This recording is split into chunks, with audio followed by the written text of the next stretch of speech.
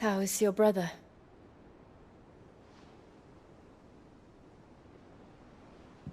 Asleep since I returned from the Dominion.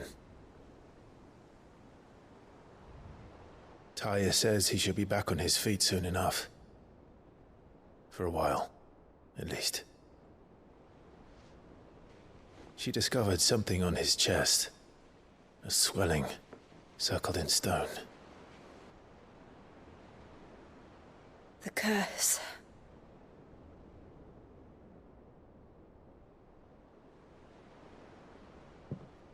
For every mountain we climb, another rises up to greet us, doesn't it?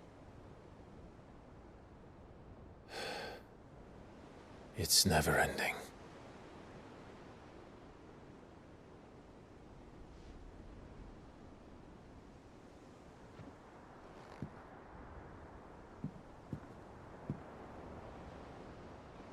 Even the sky seems to have grown tired of it all.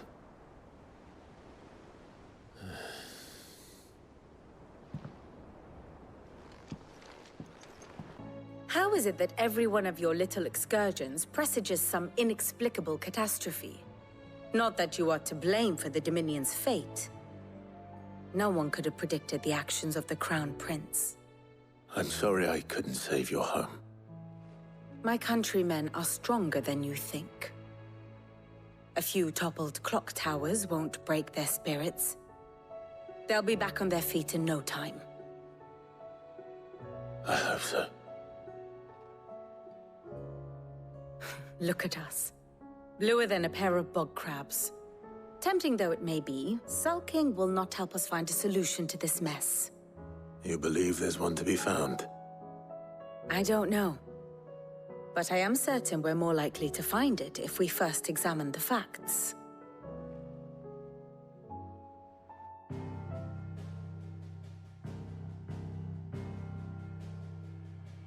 Beneath these darkened skies, fear and confusion reign over Valisthea. Oh, the lands around the fallen Mother Crystals had already begun to wilt for want of ether. But not like this. Crystals that filled wells and fueled furnaces, now nothing but pretty shards of rock. And those that hang from the people's necks cast nary a glimmer of light to keep the dark at bay. It is only a matter of time before the common folk convince themselves that the end of days is upon us. Yet I fear a swift end is more than we can hope for. While most of the world thirsts for ether, the remainder drowns in it, spawning Akashic in droves. And amidst the hordes of mindless beasts, with magics as like to fail as function, even the strongest nation would falter. Rosaria and the Iron Kingdom teeter on the brink of collapse, while the tragedy in Twinside has all but paralyzed the Holy Empire. Dalmekia fares little better. Rumor has it the ministers fled the capital after the fall of Drake's Fang, leaving their beloved republic to crumble. Waloed, meanwhile, moves in earnest. The Einherjar has been sighted off-storm. The world, in short, is in chaos. It would seem our civilization was nothing but a castle of sand, to be washed away at the whim of the waves.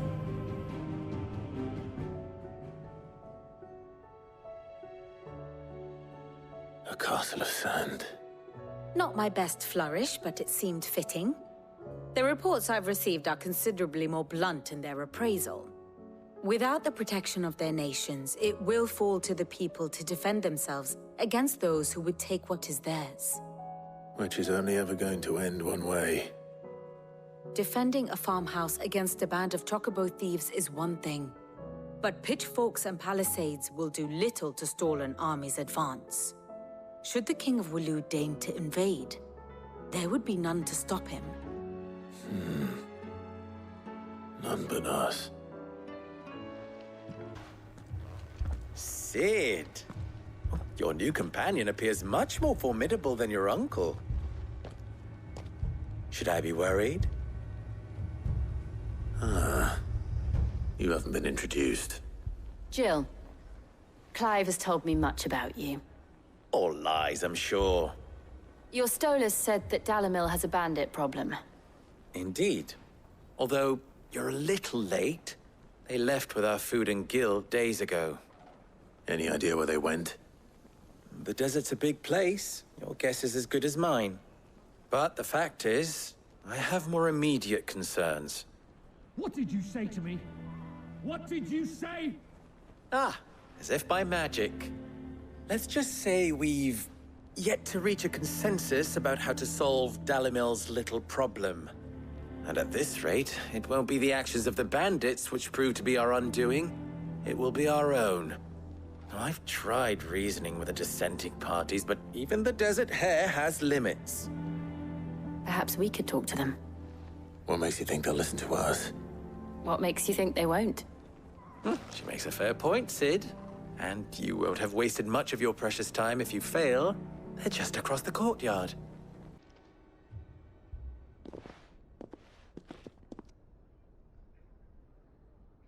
You wouldn't talk like that if it had been your men whose throats were slit. Blood for blood, it's the only way. We hire mercenaries and have them mount the bandits' heads on our walls as a lesson to the rest. And what happens when those mercenaries are slaughtered like your men? Are you going to hire more?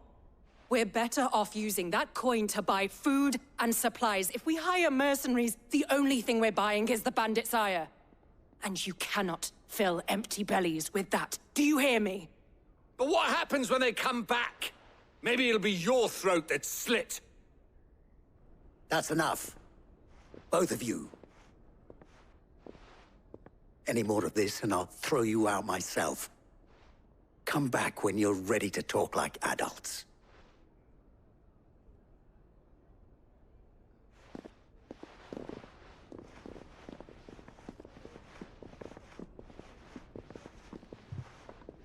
Victor. What's he doing here? Sid. And Lady Jill. What brings you here? I was about to ask you the same thing. Costness is in chaos, and the markets have all but ceased to operate. The Briar's Kiss here in Dalamil is the only place I can reliably obtain supplies. I was here to do just that when Master Lubor told me of his troubles. He thought I might be able to talk some sense into these fools. But if you're here, I suppose his patience must be waning. Who are those people? Those were the thorns in Lubor's side. And the reason this place might be headed the same way as Costness. It's these accursed skies. The darkness is enough to drive a man to madness. Or an entire city, for that matter. We're still working on the skies. But in the meantime, perhaps we can find a solution to Dalamil's problems. I hope so. For all our sakes.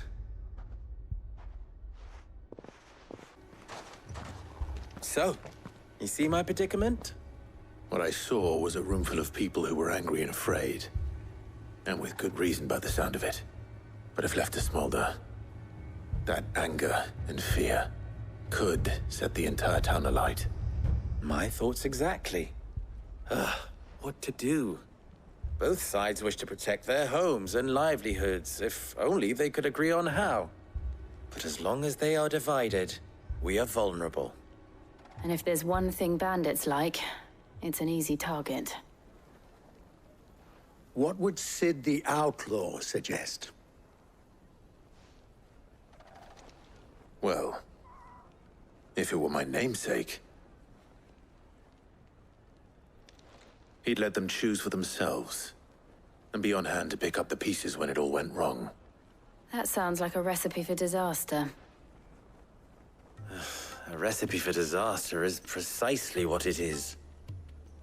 But perhaps that realization would be enough to make them question the ingredients.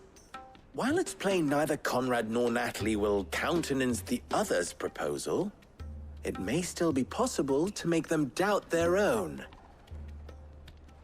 Before presenting them with a third option. And that would be? To pool our resources and save the city ourselves. Why fight each other? When all that fear and anger can be directed at the bandits. It appears we have a plan of action. Victor, pay Conrad a visit. See if you can't convince him of his folly. I'll speak with Natalie. As you wish. Your faces are not well known in this town. That may prove useful. Don't worry, Victor and I will do most of the talking.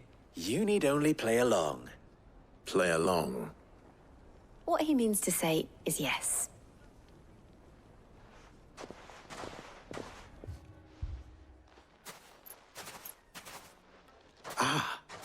Here she is. The Lady of the Spear herself. Conrad. May I introduce you to Jane, commander of the Red Wings, the oldest mercenary guild in the Free Cities. A pleasure, my lady. The pleasure is all mine. As I told you, I summoned the commander here from Canver to inquire about a contract. Victor says you told him no. That there aren't any men left to hire. Is that true? True as the crystals cracked.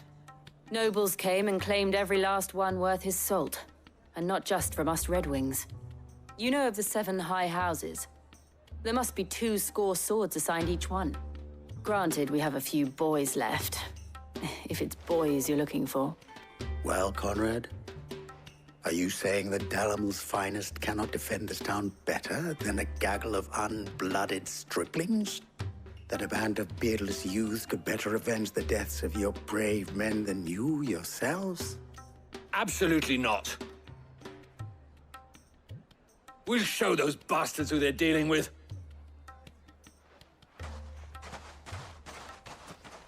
I can't believe that actually worked. Conrad's not what you call the brightest candle in the crypt. And there's a reason why I had you do the talking and not Sid. Well played, my lady.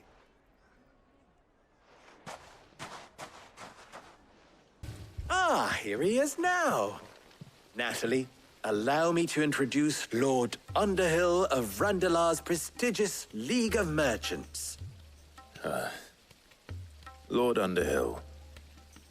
At your service. Underhill.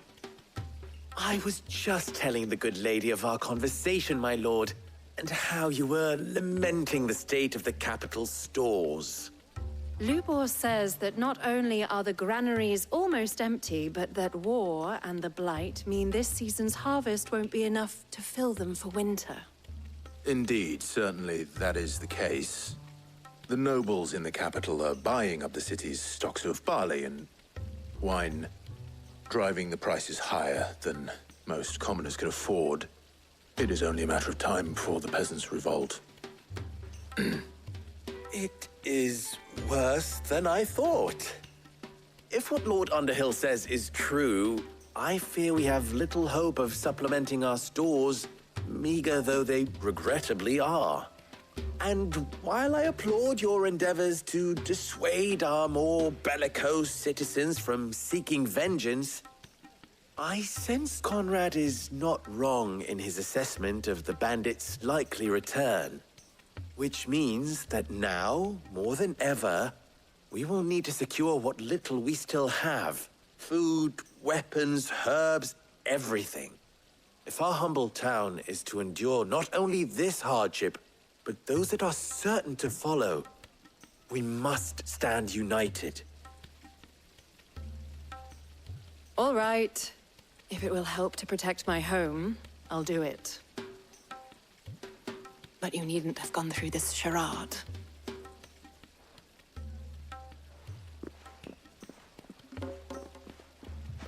Thank you, Clive. Your performance was nothing if not workmanlike. She saw right through it. I didn't say it was good, merely that it produced the desired effect. Now, my scouts should be returning shortly. Meet me back at the Briar's Kiss, and we shall see what we face. Good news, Sid. Both Conrad and Natalie have somewhat gracefully accepted their new roles. With time, they may even learn to. Time no longer appears to be the luxury it was before lunch.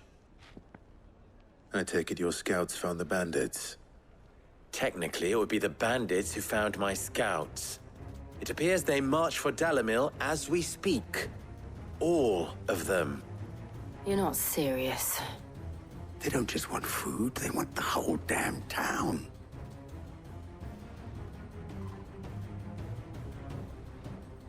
I have a favor to ask. I'm told the bandits march in two groups, one from the south and one from the desert, in a move doubtless intended to stretch our already gossamer-thin defenses. Very well. Jill and I will meet those from the desert. But what of the rest? The rest, my friend, the city shall fight. Together. The stakes, I concede, are high. But if this does not unite Dalimil, nothing will. That is a lot of faith to put into those who had their hands around each other's throats but a moment ago. Then it will be for us to see that their hands are kept occupied. And I do mean us. I thought you might say that. We'll hold them off for as long as we can. And we will do the same.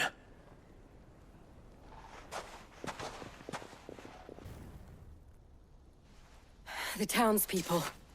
Could they have held out? I don't hear any fighting. What do you think? That we should hurry.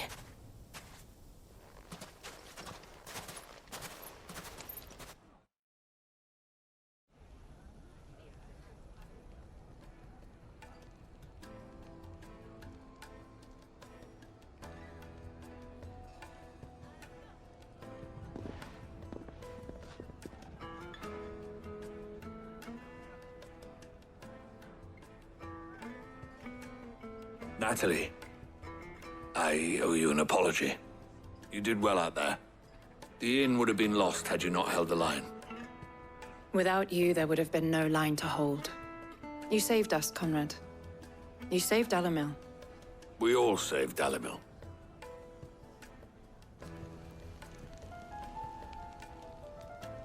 Conrad seems to have had a change of heart. I'd say they both have. I take it from your presence that our visitors from the desert won't be joining us either. Pity. The plan worked, Sid.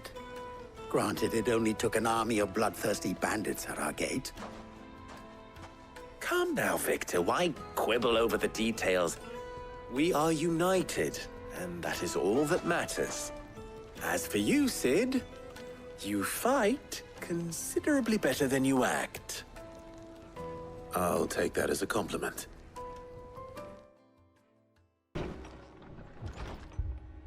Martha, it's good to see you. And you, Clive. Jill? Otto said you'd been attacked by a Kashik. What exactly happened here? Those skies are what happened. Not long after they fell dark, we had our first visit.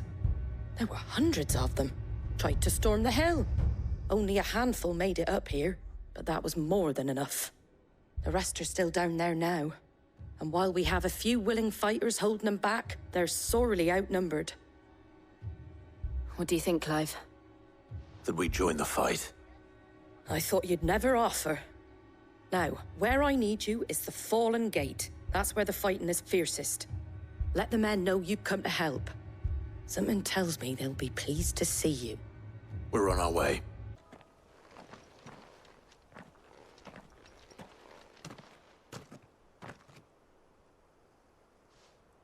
Clive, wounded. We deal with the Akashic first.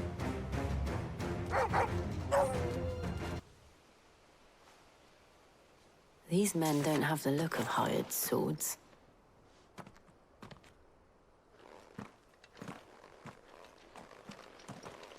If you've come to rob this place, You are mistaken, my Lord Rosfield. We're here by Madame Martha's leave. how do you know my name? Forgive me, my lord. There wasn't time for introductions. We're with the Guardians of the Flame. Wade's men? But how did you come to be here? Where is your commander? Sir Wade left earlier with a scouting party to find out where the Akashic were coming from. Did he? Take your wounded back to the inn. Martha will see you're looked after. We'll join you anon.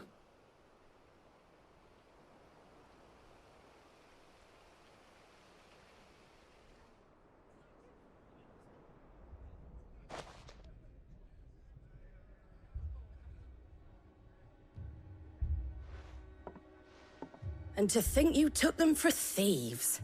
A fine reward for holding off the horde, that is. When did Wade and his men arrive? Not long after Rosalith fell. The Guardians asked me to shelter some of them that had lost their homes. They were making ready to leave just as the skies turned, and we agreed it was best we stuck together. Martha!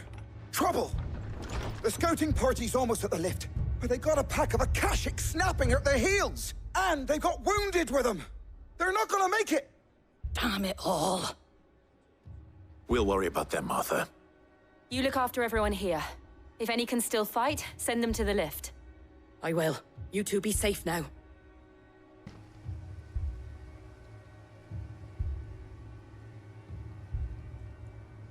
Squire, I need you to get those who can still walk up the lift to Martha's. But what about... I didn't ask, Oscar. Sir. Sir Wade. Lord Rosfield. If you aren't a sight for sore eyes. Martha seemed to think you might need some help. And by the looks of it... We thought we could sneak by them. But we didn't know there would be so many. How could we have? Behind you!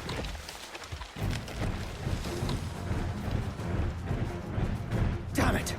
We need to get the injured to safety. Do you think we can hold them off? We can certainly try. Are you with us, Sir Wade? Always. Then let's do our duty.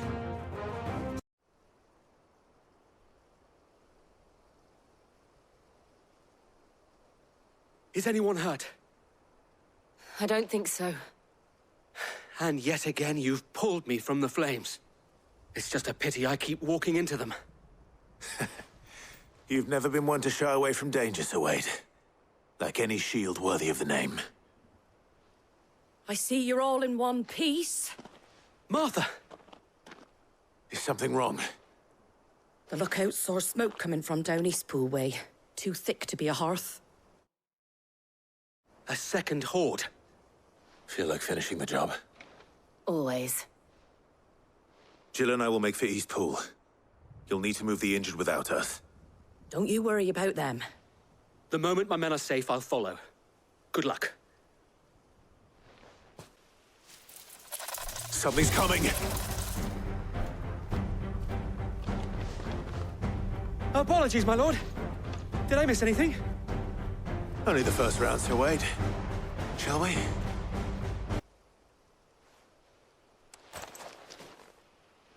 Do you see any more? No. I think that was the last of them. But it won't be long before the next lot arrive. Then we make for Martha's while we can.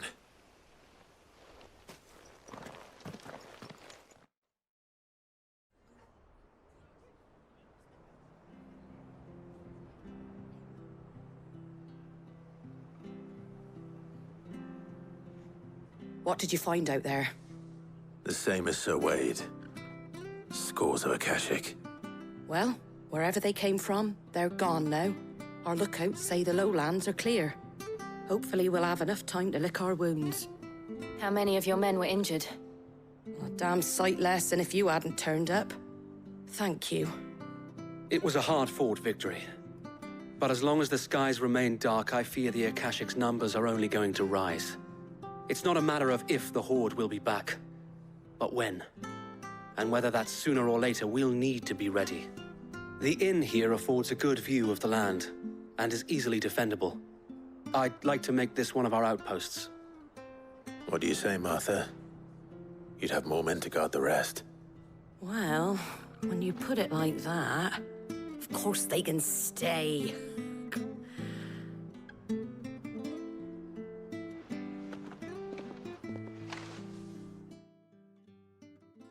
My lord, there's someone I'd like you to meet. Oscar, over here.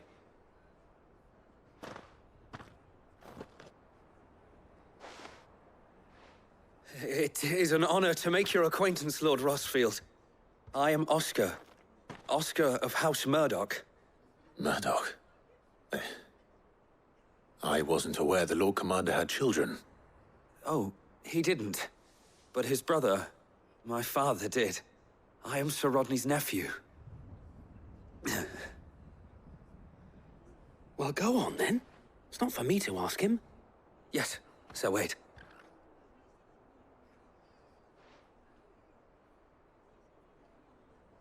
If it please you, my Lord Marquis, might you take me as your squire? I would learn the duties of a shield from the finest. I'm sorry to disappoint you, Oscar, but I'm a shield no longer. Nor was I ever the finest. And spending time in the company of an outlaw hardly seems a fitting education for one aspiring to take his oaths. My Aunt Hannah once told me that a man is not defined by his title, but what he does in its name. You have accomplished much since taking on the mantle of Cid, winning no little honor in so doing. And I would sooner serve under an honorable outlaw than an unworthy shield. Not that Sir Wade and the other Guardians are... I mean to say that, they're... It's all right. We know what you mean. There is only so much the boy can learn from me, my lord. But a squire... Would that really be so bad? You were a squire once. And I'm certain Sir Rodney would approve.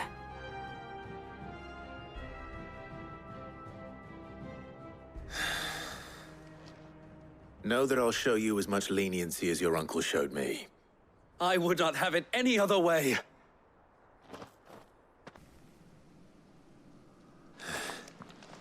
Do you think there are more?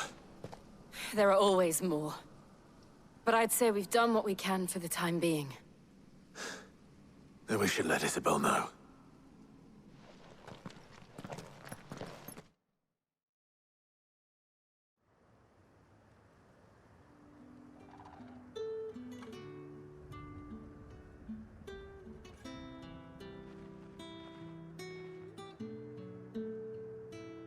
You have the town's thanks. Don't thank us yet. There will be more. Many more. And you'll need to be ready for them. Oh, we shall. Isn't that right, Captain? Yes, milady. The garrison will be ready. Philippe here has convinced most of the men to remain at their posts. For now, at least. Hearing that the Dane would look kindly on any man who committed himself to the task certainly didn't hurt. It's not the most selfless of motives, I'll admit. But whatever it takes, eh? Now me, I never needed convincing. I became a soldier to protect the people I love. And the people I love include the ones standing before me. Handsome and chivalrous. Now, if you don't mind, I have sentries to post. Milady.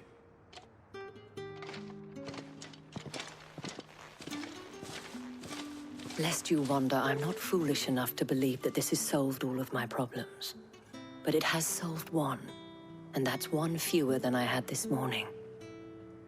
Thank you again, Clive. Was wondering when you'd turn up. Had owls from all our friends thanking you for your timely intervention. How is it you always manage to arrive at just the right moment? Luck, I suppose. Any word on the rest of the realm? Let's see. Storm's still crying out for mother crystals. The nations are still in chaos. And the skies are still the color of a kick in the kidneys 2 days on. So... Right. Clive, we knew this was going to happen. Well, not the bleeding skies part, but you take my point. Now's not the time to second-guess yourself. Now's the time to visit the infirmary. Talia says your brother's awake. Thank you, Otto.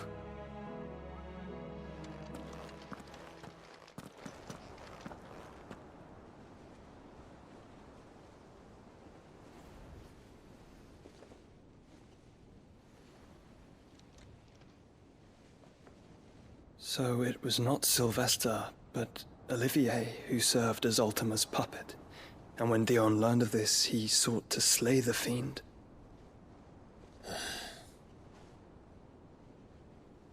Only for his father to take the spear that would have freed him. Enough to drive a man to madness. Small wonder he hasn't stirred. I would be afraid to wake. Had I but reached out to him sooner, warned him of the threat Ultima posed. But now, both an empire and her prince lie broken. Joshua, what do you know of Ultima?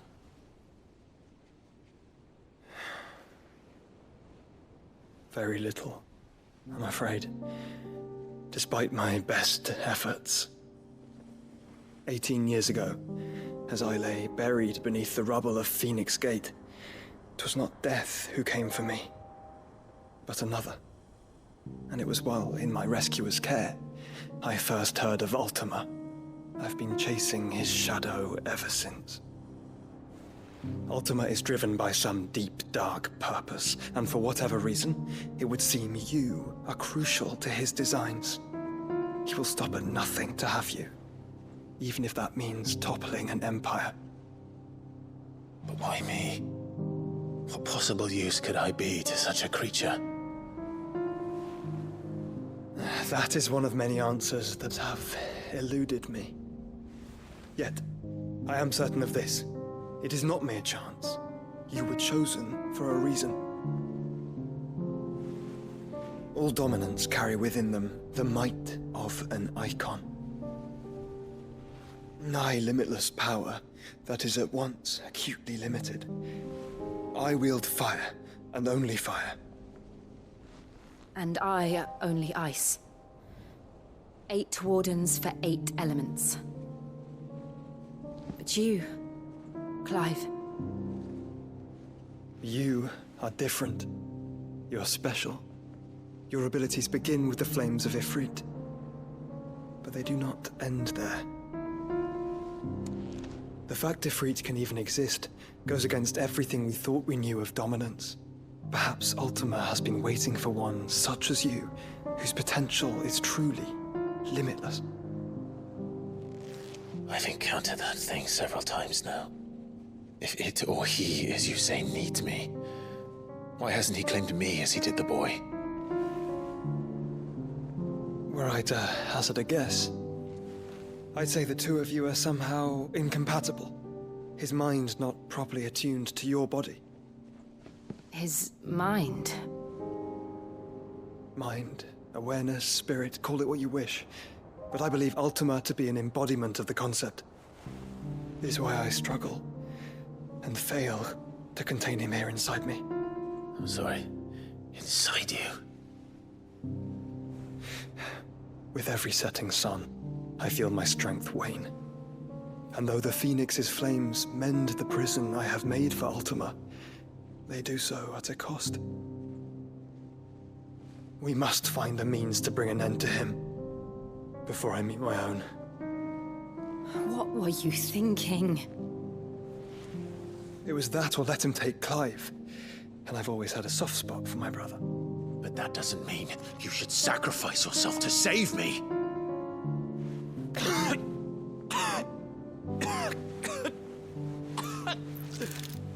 Joshua. Clive, it's Gav. There's an army of Akashic at the gates of Canver.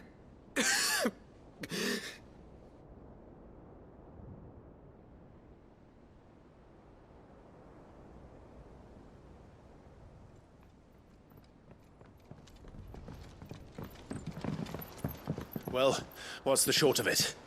Thought Tyre told you. The capital of the Free Cities is under siege by an army of monstrosities. The city guard are doing their best to stem the tide, but numbers ain't on their side. What of Lord Byron and Mid? Were they able to escape? No, but they're all right for now. They're hiding with Gav at midship. We have to get them out of there. And we shall. Otto, prepare a Stolas. Tell Gav to stay exactly where he is. Understood. Vivian, what's the swiftest route to the Free Cities? That sounds like a question for the map. Look here. This road, through Tabor, should provide the least trouble. Good. What a coincidence. Tabor is exactly where I'm bound. Joshua, bed is where you should be bound. You don't think I told him the exact same thing? Were Tyre not such a talented healer, I would surely have been inclined to agree. But, thanks to her ministrations, I feel I may safely rejoin my attendant, who was to wait for me in Tabor if we became separated. All right, we travel together. Clive. If he stays close to me, he'll be fine. Thank you, brother. I'll look after him.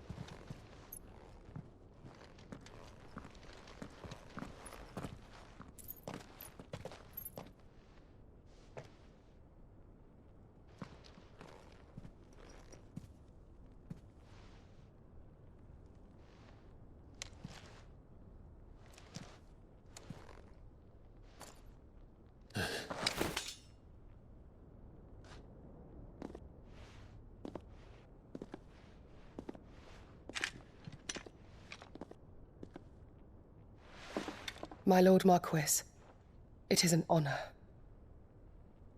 I am Yote, Knight of the Undying, charged with the protection of His Grace Joshua Rosfield, Keeper of the Flame of the Phoenix. Of course. It all makes sense now. Would you care to elaborate? The Undying are loyal servants to the ducal throne. Or more specifically, to its heir. They have served our family for generations, albeit from the shadows. Since their inception, they have been tasked with the preservation and enactment of the rites of ancestral communion. After the events at Phoenix Gate, it was the Undying who delivered me to safety. And since the day I left Rosaria, Yote has been my constant companion and protector. Without her sword, I would not have survived my journey across the realm. Rise, Lady Yote.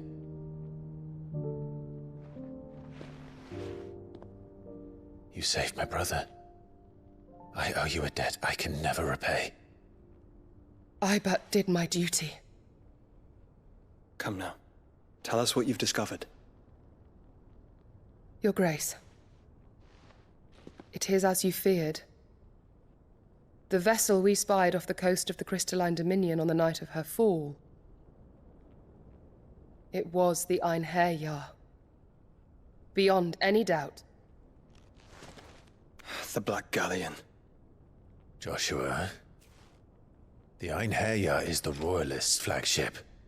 What business would they have in the Dominion?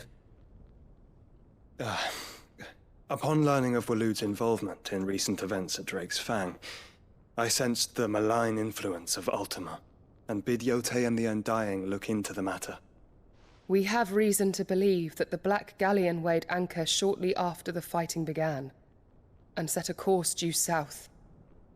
For Canva. Then it is Waloed knights who besiege the cities. What is left of them? Yes.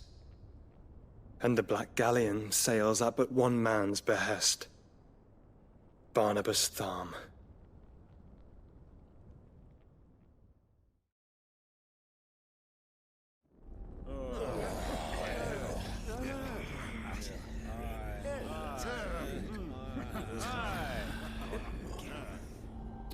But are we truly safe here in the Agora? The city guard have been paid, if that's what you're implying. All the more reason for them to run. Well, you are free to leave, Lord Minister. Markets abandoned, warehouses aflame, blackened hulls choking every port in the capital. Canva is ruined.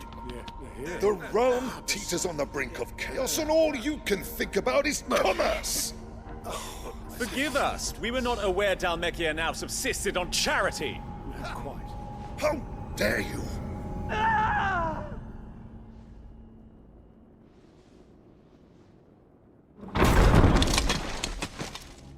Distinguished members of the Council, you must forgive His Majesty this intrusion. What is the meaning of this?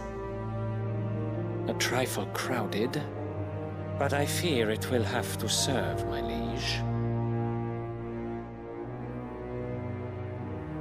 Very well.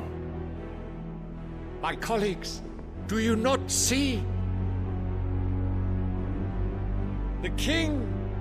He has come to save us from the Akashic!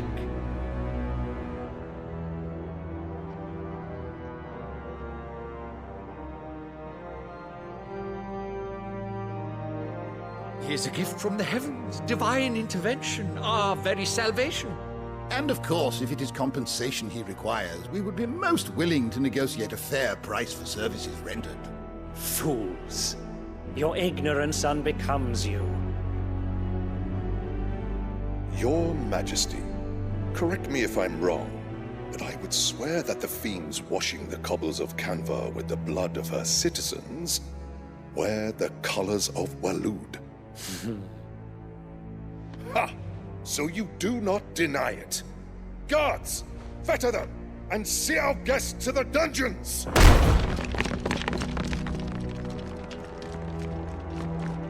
Enough.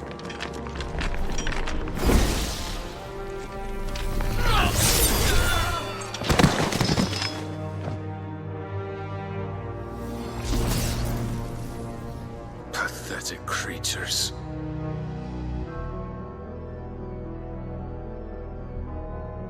That you should imagine yourselves worthy of salvation. The girl is still here, somewhere in the city. Her consciousness fair dripping with her late father's hubris.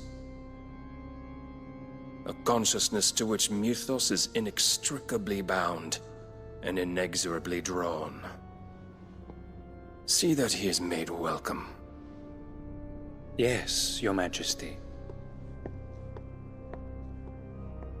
Come, Mythos. Surely the prince's light cannot have sated you.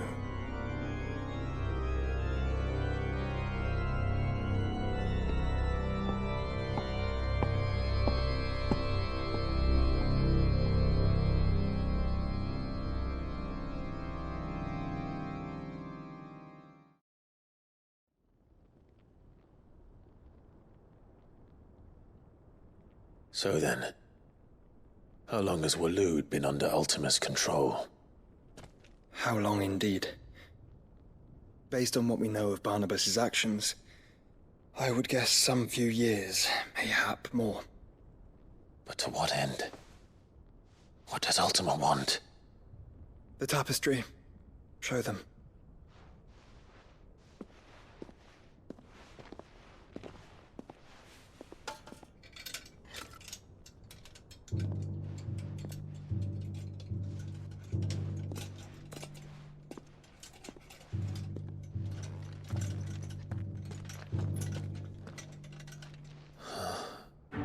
By the flames. Phoenix Gate, Drake's Breath, and now here. But what is it? It is old, ancient, even. Naught remains of the faith it represents, save what can be gleaned from the image itself. None could tell me what the one in the apothecary meant, even the Undying. But I believe it may be the key to discerning Ultima's purpose. That figure in the center, the one beneath whom the icons congregate, that I believe to be Ultima. He is a god, or at least godlike, his very existence beyond our ken. The icons, and by extension their dominants, are meant to be his subjects, and while some, like Barnabas, have accepted this role, others have rejected it, like you, Clive, which is rather inconvenient, as it appears he needs you most of all. And gods don't like to be disobeyed. No, I don't suppose they do. Clive, may I tell Yotei of the lake? By all means. Yotei, I will be accompanying my brother to the Free Cities. Whilst we are afield, I would have you watch over those Clive has made his wards. Omielos delan tuisag ilith. Though well concealed, the hideaway lacks trained fighters to defend its occupants should they be discovered. But it is my duty to... As it has ever been my brother's duty, remember. If that is your wish, Your Grace. But please be safe. If aught were to befall you, You have my word.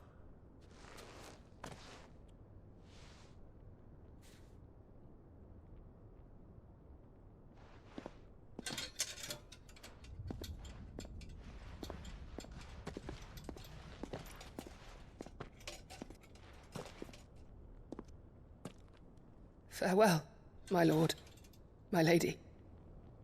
We are in your debt, Yotei.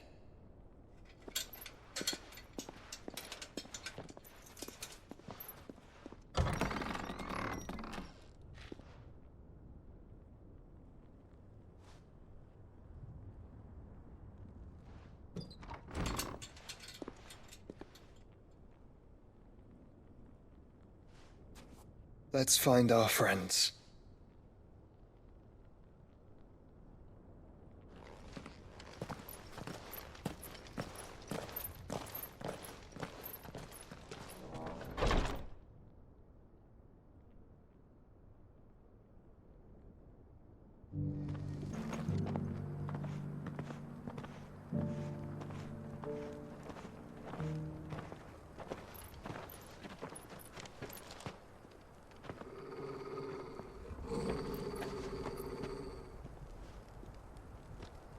Cyril. How fares the search? Well, Your Grace, my report shall be with you ere long. Ah, yes. Yotei is otherwise engaged, at my behest. And the duty of wardenship? Fulfilled.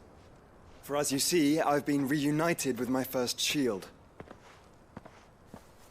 I am Cyril, Knight of the Undying and bearer of the Burning Quill, charged with chronicling the mortal deeds of His Grace, Joshua Rosfield, Keeper of the Flame of the Phoenix, and rightful Archduke of Rosaria. I entrusted Cyril here with overseeing the investigation into Ultima's origins. Findings from his brothers and sisters afield are delivered here to be collated and catalogued. Just how many Undying are there? Not nearly enough, milady. Yet we are glad to give our all in service to the Phoenix. Such is, and has ever been, our creed. I see. You have your associates, I have mine. But you may now think of them as ours. That won't be a problem, will it? The Phoenix is our sun, and we but the shadows that quicken in his radiance. It is from the darkness that we serve, both him and now you.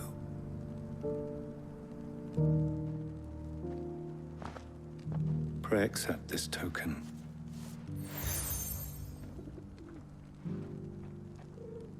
For as long as you bear it, members of our order will reveal themselves unto you, if there is nothing further. No. You are dismissed. Your Grace.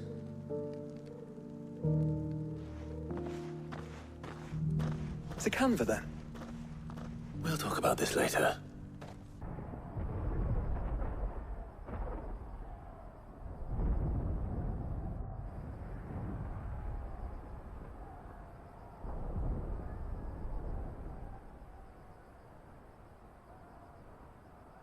The free men are still holding their own, then.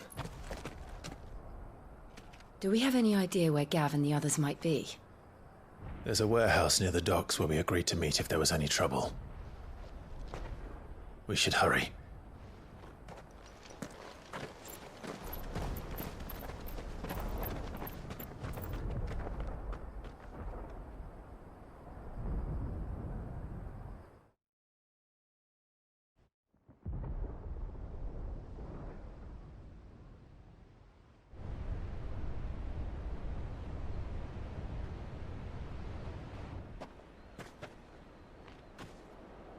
Sounds like thunder.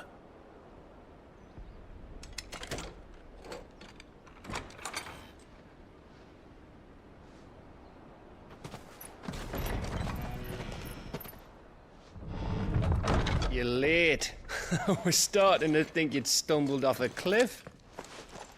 I seem to recall that was you, Gav. Good to see you. Any trouble on the road? Nothing we couldn't handle. I knew you'd come. Is that who I think it is? Yes. Allow me to introduce my brother, Joshua.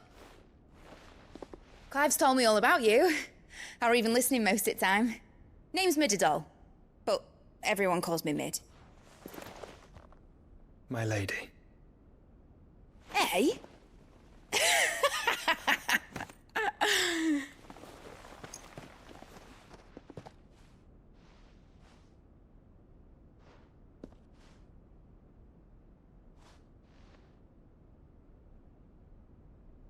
My boy. Uncle Byron. It's really you. I never thought I'd see the day.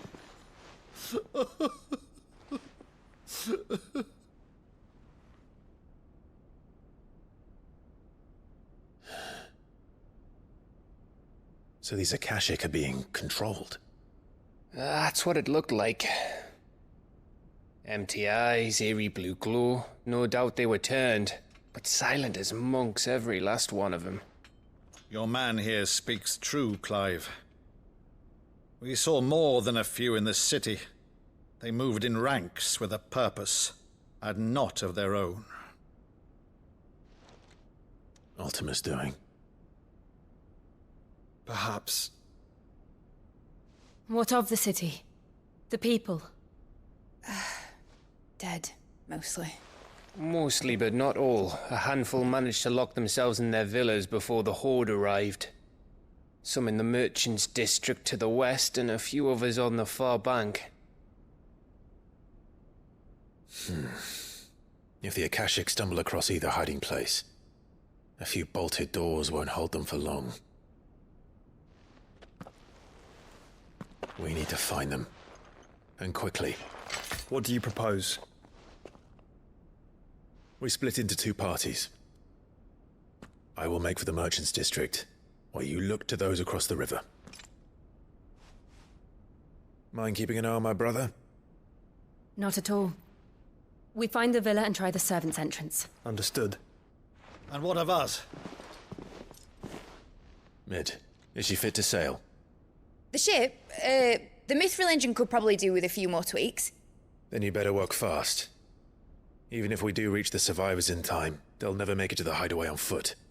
You leave that to me. See that Mid doesn't get herself into trouble, would you? Think I can manage that? I'll keep him safe. Looks like you stuck with me, Byron. That's Lord Rossfield, you little gutter snipe!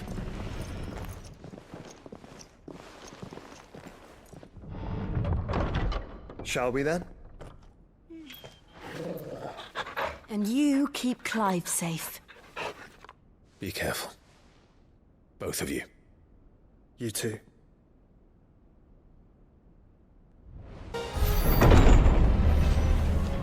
You've caused quite the commotion. But then I would expect no less from you, Muthos. You again. I don't believe we've been introduced. You were in my family's crypt. And now you're here, with an army of Akashic thralls. Manners, Lord Rosfield? They are men, like you and me. Albeit ones unburdened by the wills that drive our kind to madness. They are pure. They are divine. What? And they are all that remains in this once raucous city. You'll pay for what you've done. As you wish. I confess I have been very much looking forward to this. Pardon me this indulgence, Your Majesty. The vessel shall not be spoiled.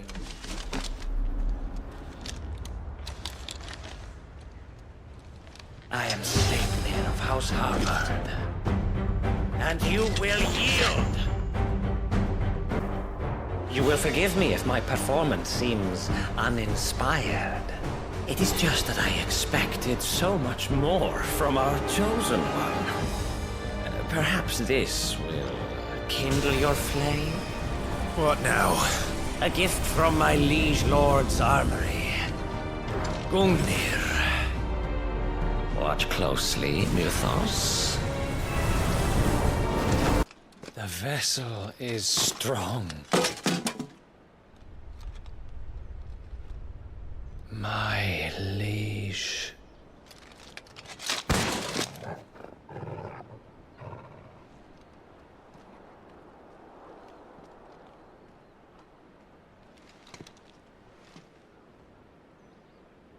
Clive! You're all right. As are you, I see. We are, yes. I'm sorry, but we couldn't save them. It was over before we arrived. Well, you did what you could. I fear we were all too late. What's wrong? Nothing. I hope.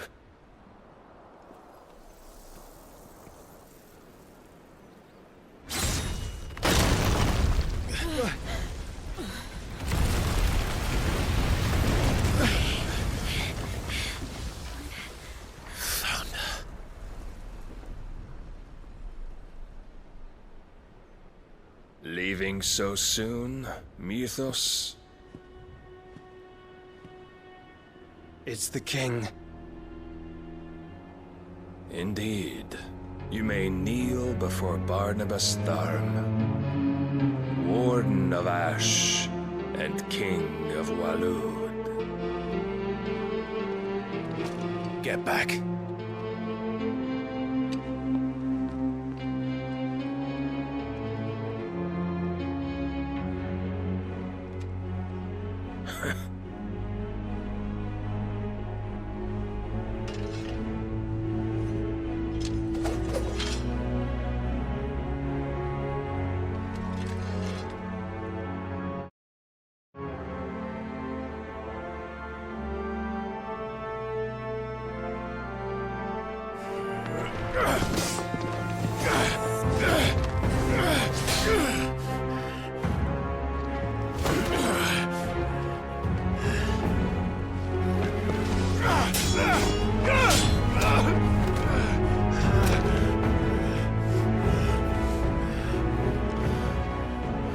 Wild and impetuous. I expected more of the boy who bested my Lord Commander. Yet I see why my master covets you so. The power within you, Mythos. The potential.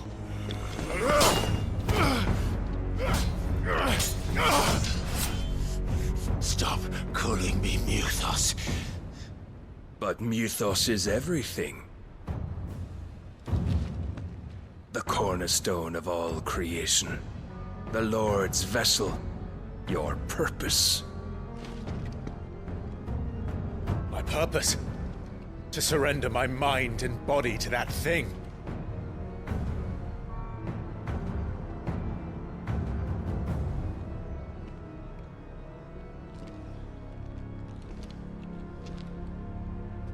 No, Your Majesty. My purpose is my own. I made a promise to my friends, to my people. And nothing is going to stand in my way. You would allow this delusion of free will to bar your path to greatness? Truly, your volition is a cancer, one that must be excised.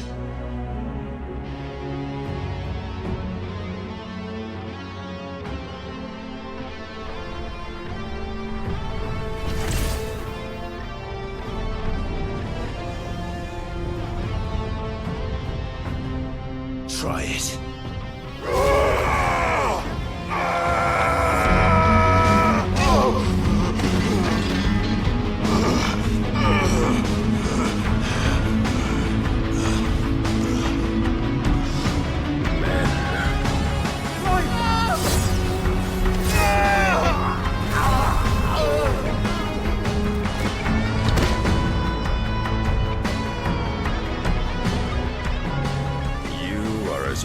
As all the rest. Joshua!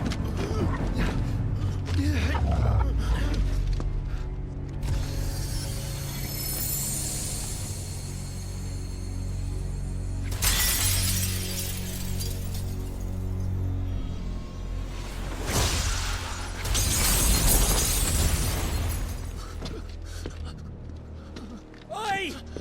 Oi! This way! Hurry!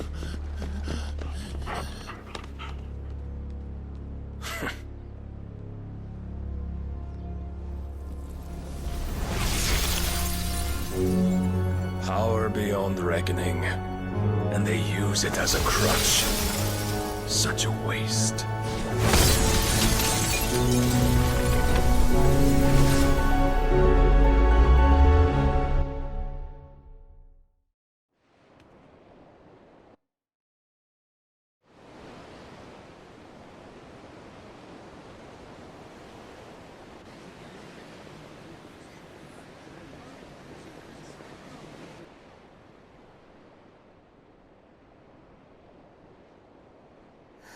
Will he be all right? The Phoenix can mend flesh, but the spirit must recover on its own. I'm afraid the rest is up to him. This place is remarkable. Outfitting it must have been no small feat. But why go to such trouble? That beauty's belly's filled with wonders the world ain't ready for.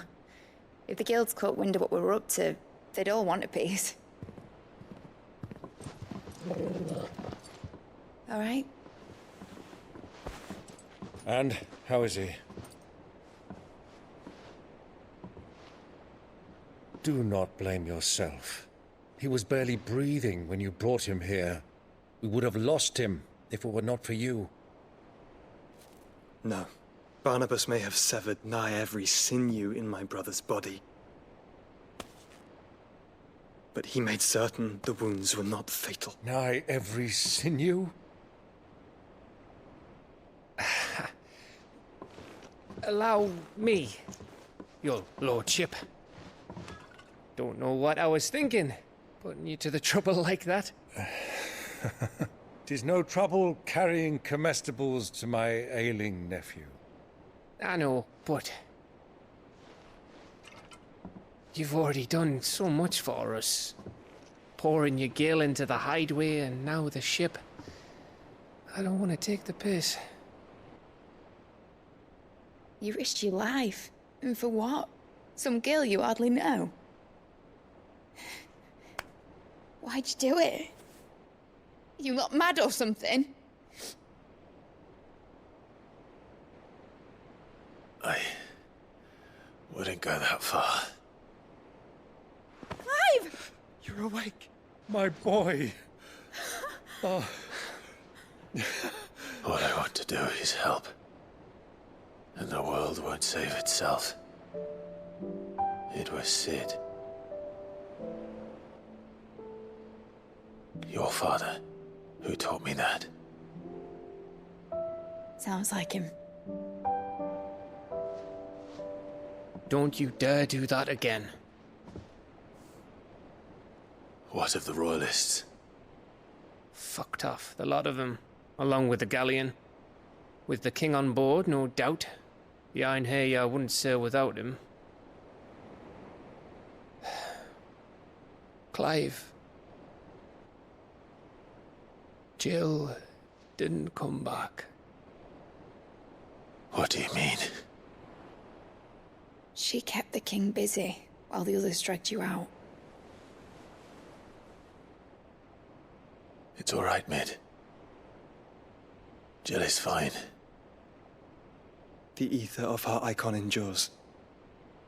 And as long as it does, we can be certain she is alive.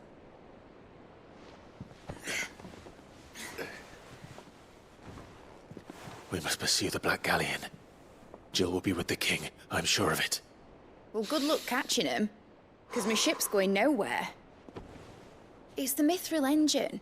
She's got a kick like a wild chocobo and a mind to tear the hull in half. But do you have an idea? Well, of course I do. My dad'll have seen this coming a league off. If I had his old writings... If you had his old writings, you'd be sitting under a fuckload of rubble. The ones Otto didn't save anyway. I suppose he might still have a few pages in his stores. We'll have to hope it's enough. Do what you can to ready the ship. I'll speak with Otto. In your condition, you really are mad. Perhaps. But the world really won't save itself.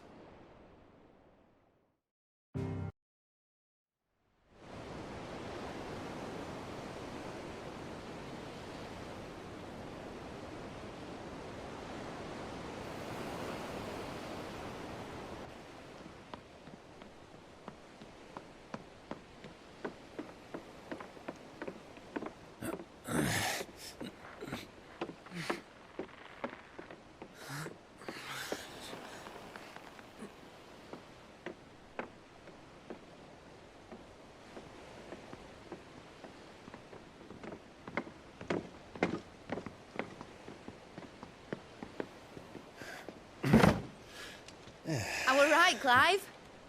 My dad had it all worked out. He'd be proud of you, Mid. His writings may have helped, but this achievement is all yours. Can we catch them? The Iron Yar's one of the largest, fastest vessels ever built. And it won't help she has the wind at her back. Any other ship would be hard-pressed to keep pace with her, let alone reel her in. But this isn't any other ship. This is the Enterprise! And the world's never seen anything like my dad's engine. It certainly hasn't.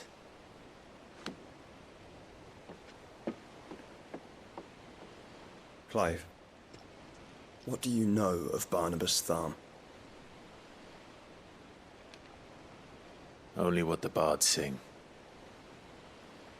That he sailed to Ash from southern lands. That it was his mastery of the blade which won him the throne. And that his sword, Odin's sword, can sever the very threads of creation. But don't lose any sleep over a last tilt. We'll do what we must to survive. What we must. The light! I thought this cove was meant to be hidden.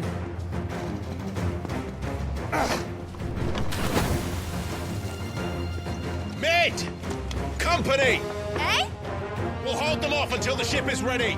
But hurry! Bollocks! All hands! Man your stations!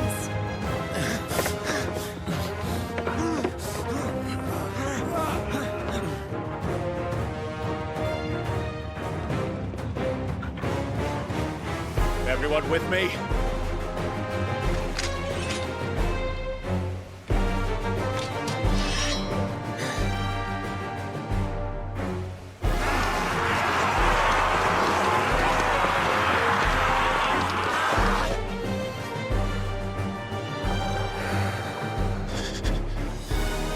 Here they come!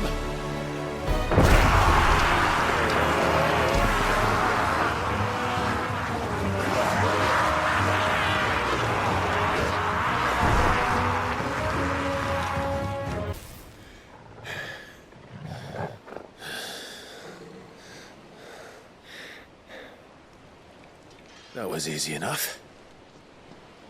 All right, you lousy lot. Get your asses on board. She's ready to sail. You heard the captain?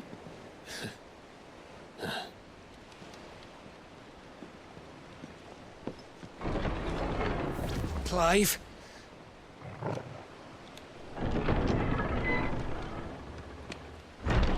But I thought he was... Confounded. Then it is as I feared. Sleipnir is no man, but a creation of Odin.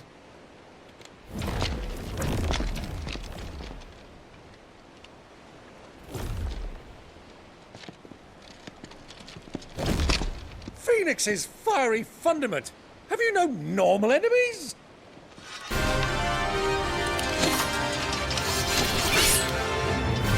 Up for another round? Of course we are. Right, Lord Rosfield? My boy, there was a time people called me the Executioner. Or was it my axe? No matter, heads will roll, all the same. Mate! New plan!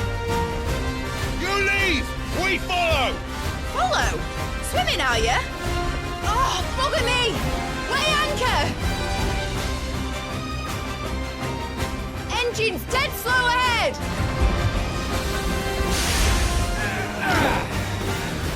In your own time, Clive!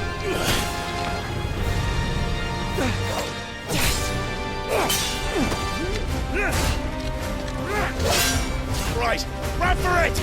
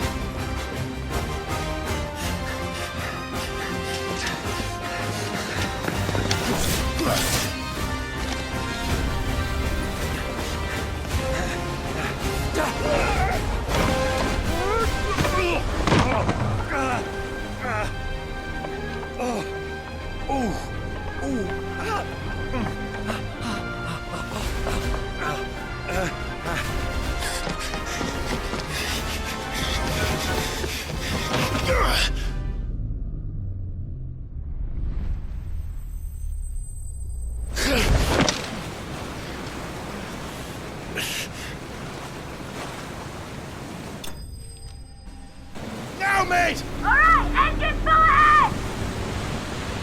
And hold on tight!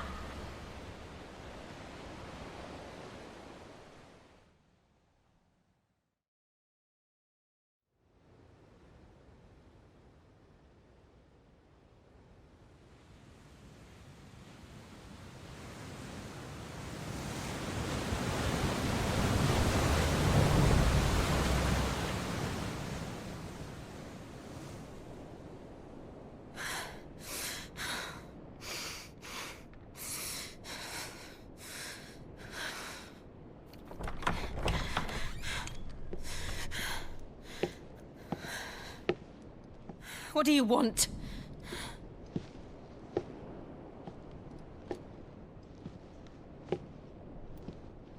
That's quite a mess you've made. And wholly unnecessary. You are my offering to Mythos. I would not see you damaged.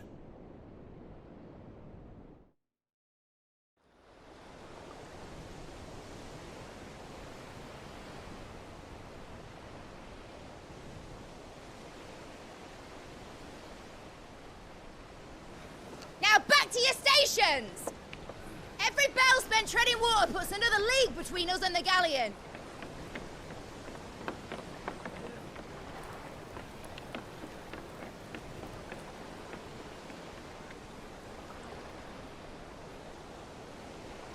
I don't suppose Mid has a spare engine?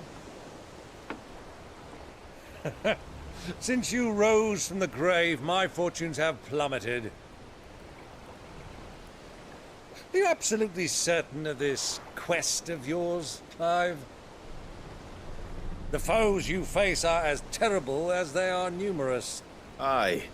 And they'd have us live and die on their terms, which should answer your question. Ah. You have that same stubborn look as your father did when he set his mind to something. On the battlefield, I am but a single axe. A deadly one, mind, but a single one nonetheless. Yet what you require is 1,000, and I believe my old friend in Randalar can provide them.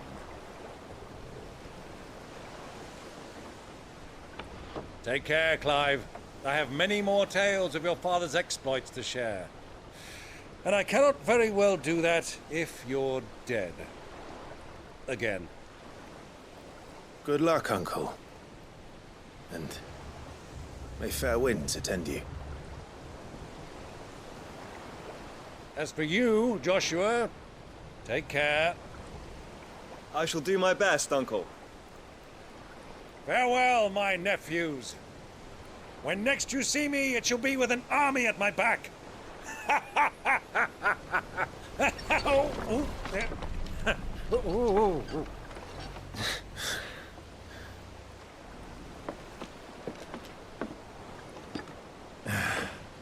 Cheerio!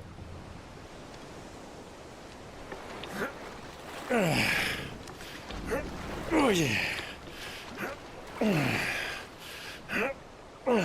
Do keep up, my boy.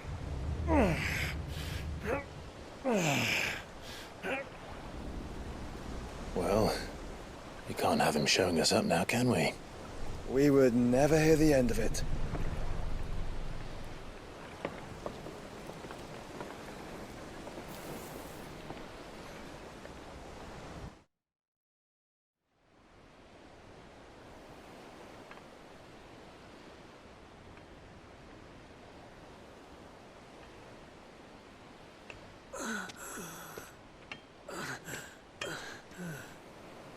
Greek of mercy.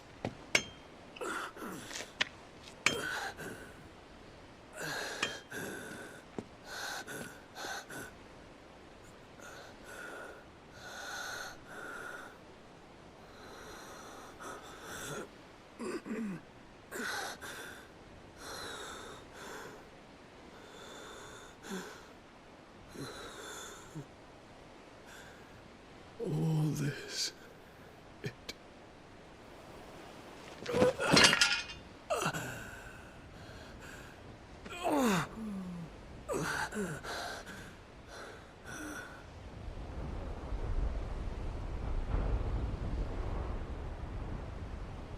What have I done?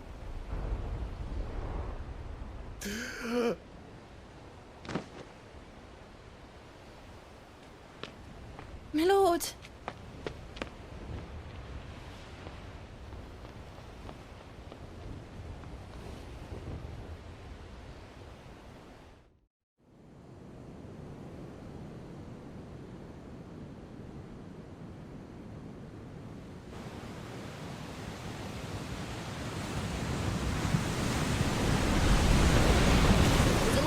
Between here and Waloed, but any ship heading north has to round Zemeckis and put through the Narrow. Maintain our current bearing north-northeast, and we'll catch the Black Galleon before she vanishes again. What's to prevent her from circling around Ash from the south? With these winds in those waters, it'd taken forever and a fortnight to reach Stonehere. Mid knows what she's talking about, Clive. Better than any of us lot, anyway. I say we do as she tells. Sails on the horizon. She's ours.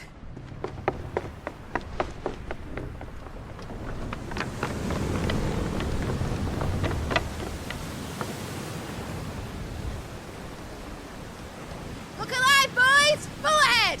And keep those furnaces fed! Aye, aye! Do you feel that? Jill. All hands! Battle stations!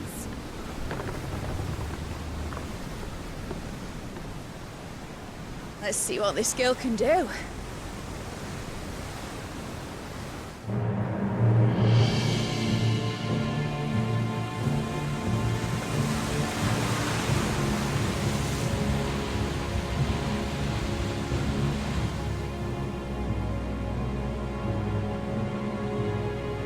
Where one leads, so does the other follow. The bond of consciousness which joins them condemning both to the same fate. Yet my every attempt to strike it from their hearts serves only to tighten its hold.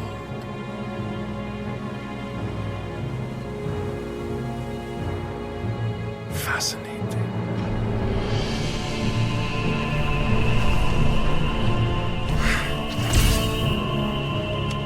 But then, there is naught my blade cannot sever.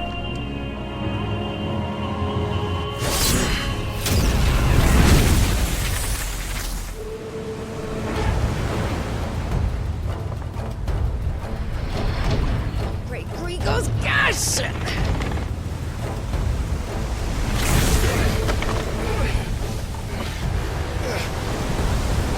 Barnabas. Hard a port! Heads down, you brutes! And brace for impact!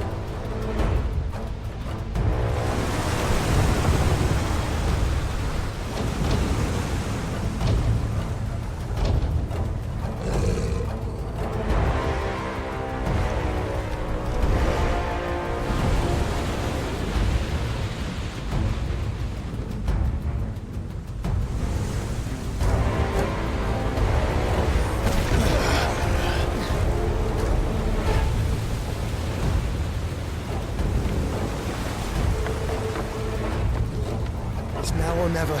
I'll find her.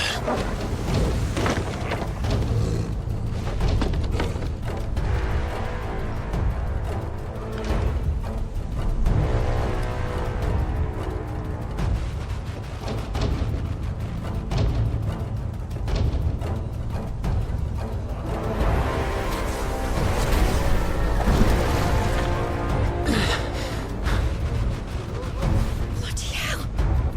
How to stop it!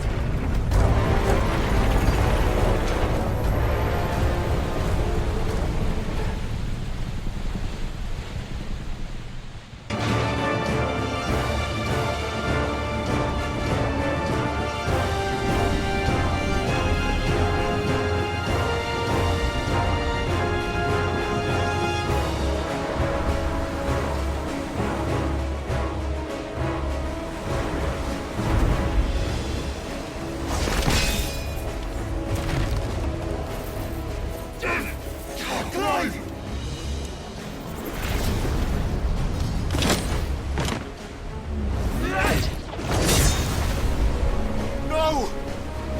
There he is! He wants him alive! Hold on. I'm coming. For both of you. Jill!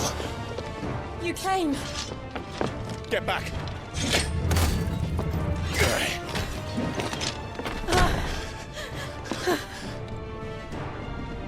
Clive, how did you... I'll explain later. Hands.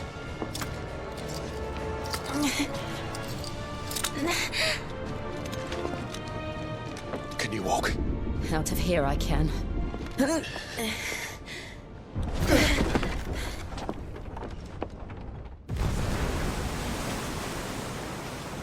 Stand still!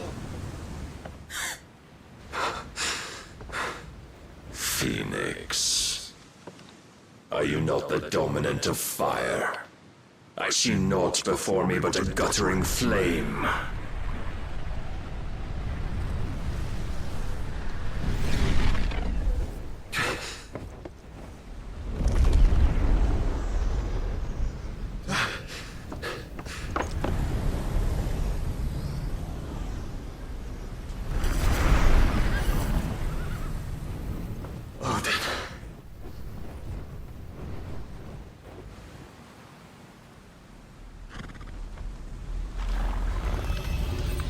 In earnest, then.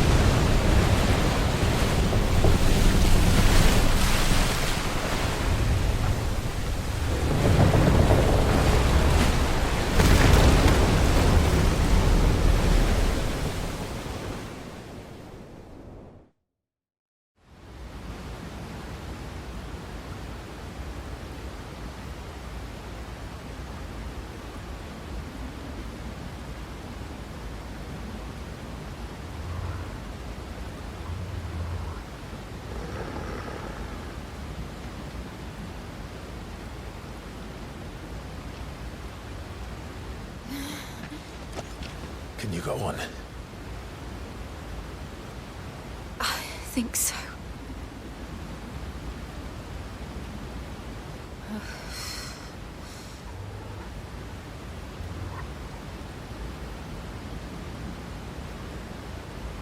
But to where?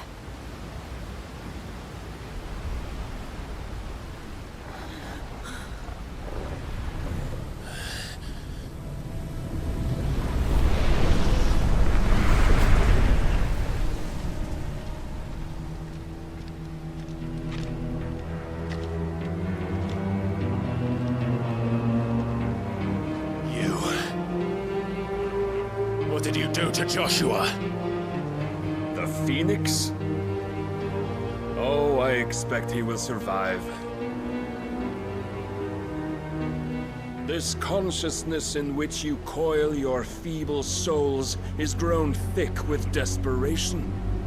And thus has my master turned to my blade.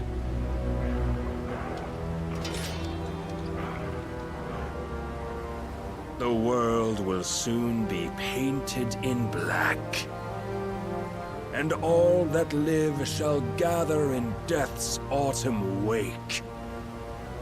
Not if we remove the cause of this misery. Not if we destroy the last of the Mother Crystals and restore balance to the world. Come. Do you truly think it's so simple?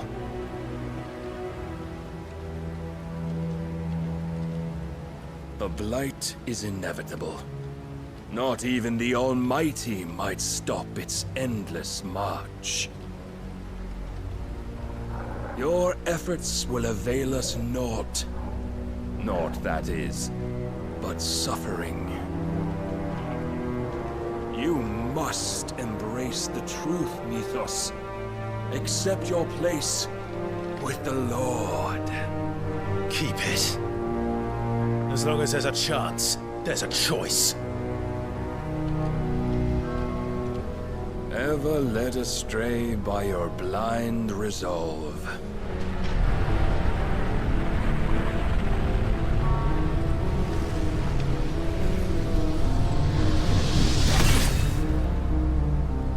Now, it is time you learn the inevitability of your divine fate.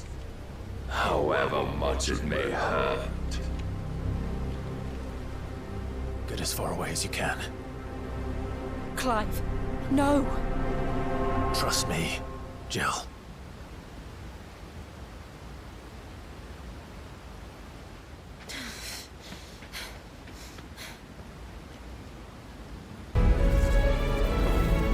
And thus is the light of hope severed.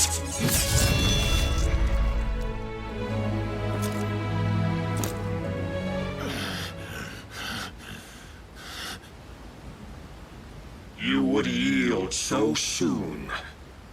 Never. Clive!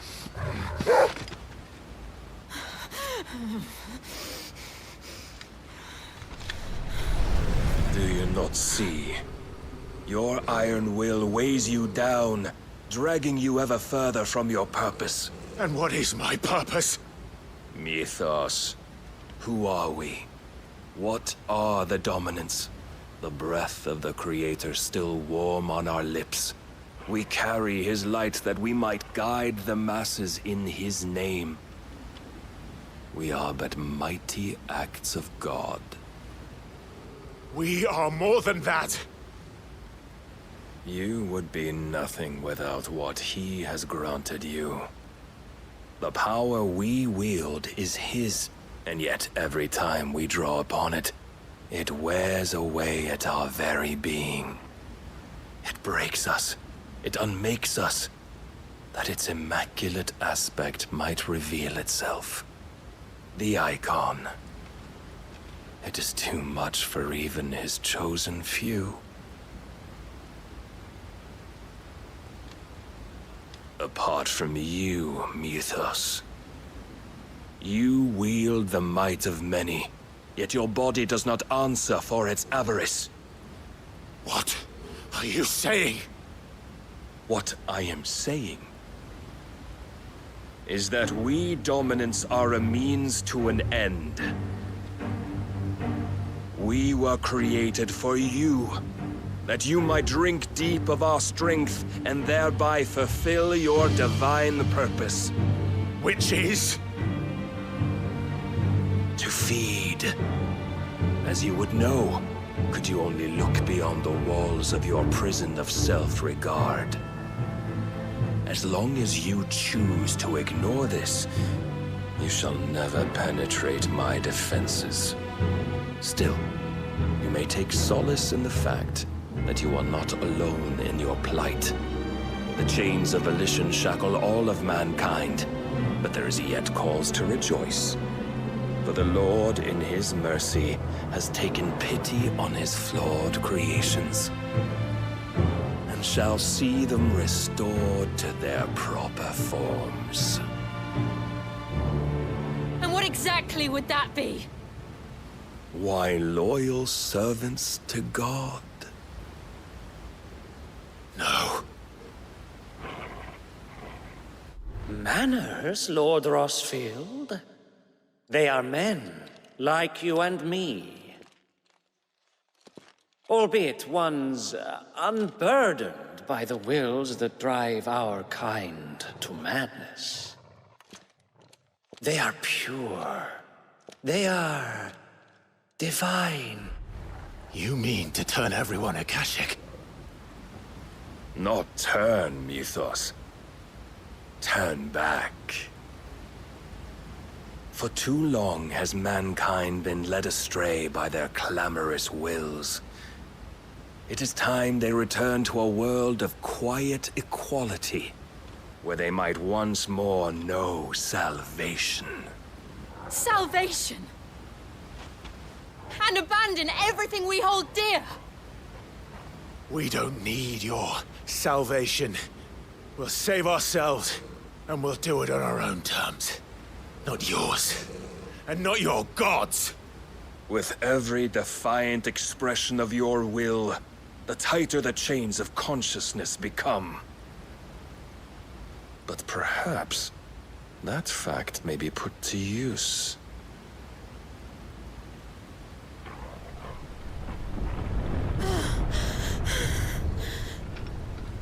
Clive!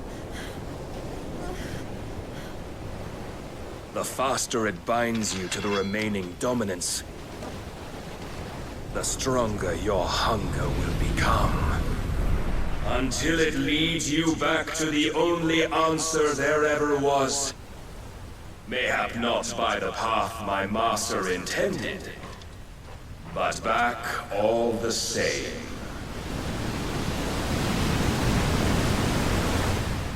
Ash is not far. I could freeze a path.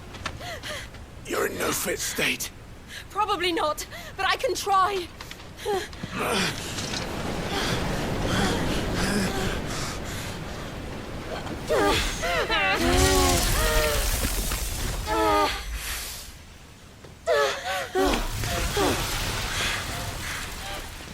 Don't look back!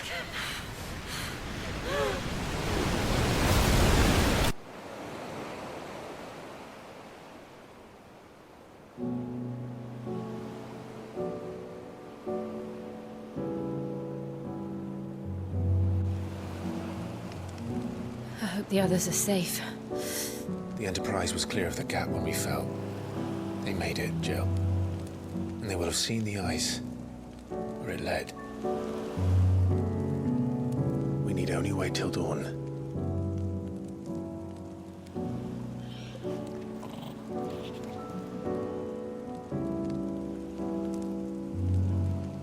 This is the second time Barnabas has bested me. I'm powerless against him. And maybe there really is nothing else for it but to give yourself to his master.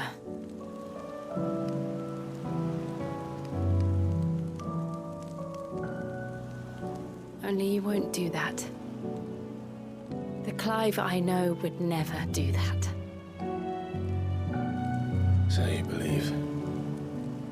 But do you really know me? If what Barnabas said was true, then I'm more monster than man. And each time I summon the flames from within, I burn away the things that make me who I am. Do you, though? Think of what you've used that power for, of all the people you've saved. It doesn't matter how or by whom it was granted, only how you choose to use it. And you've chosen to use it for good, haven't you? I've also used it to kill. What if that's my purpose?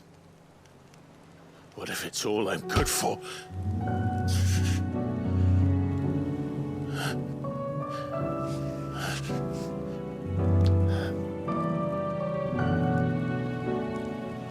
You're still that same boy I grew up with.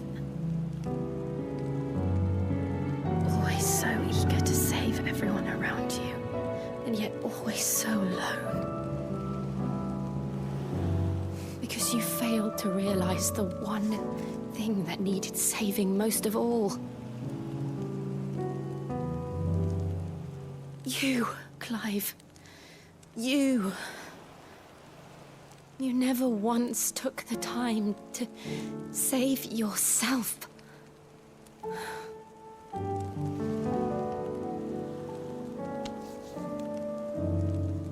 Myself. I think I might be beyond saving. No one is beyond saving, provided they want to be saved. You fight to survive.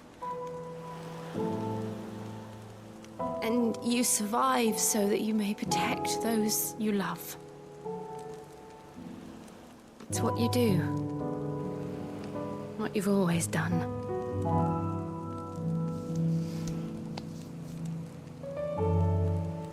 And I know you're not about to change. So I'm going to help you. To give you what you need to protect us all.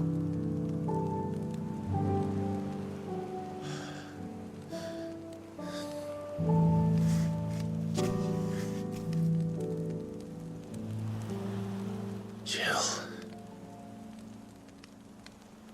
Are you sure?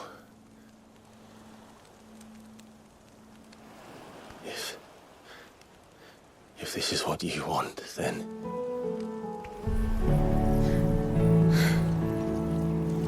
Don't worry, Clive. It is.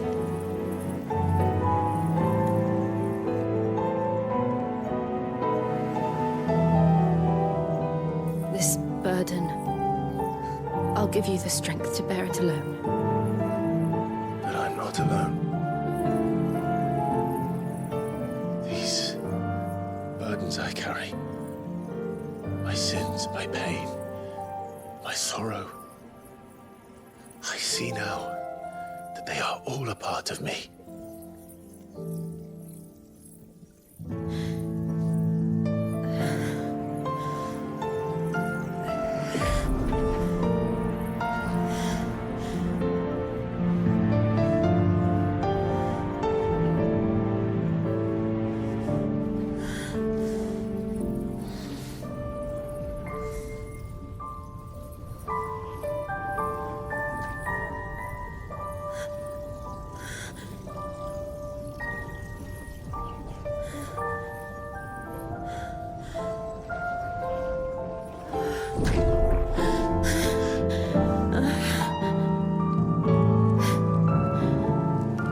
If I'm to continue on, having pledged my life to those I love, then I will gladly bear your burdens too, until my last breath. Clive.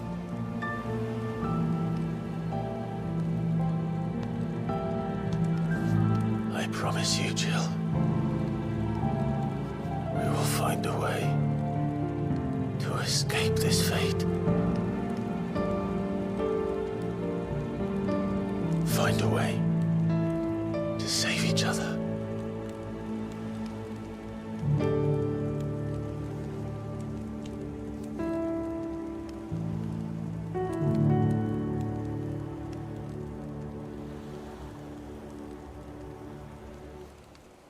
that we might one day look upon the moon again, together.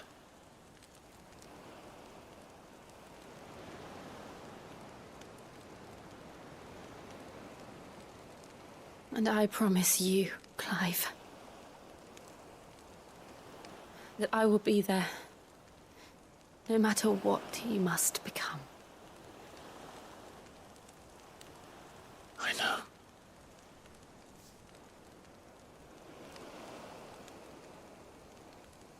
I never thought a smile could bring me so much joy.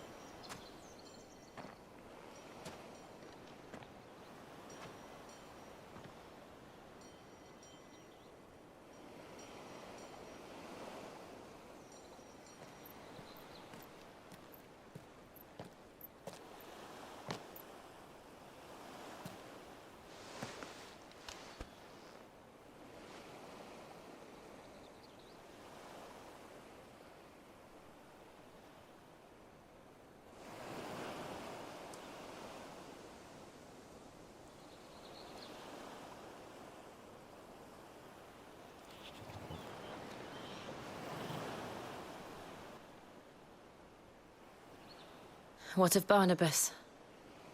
Do we pursue him?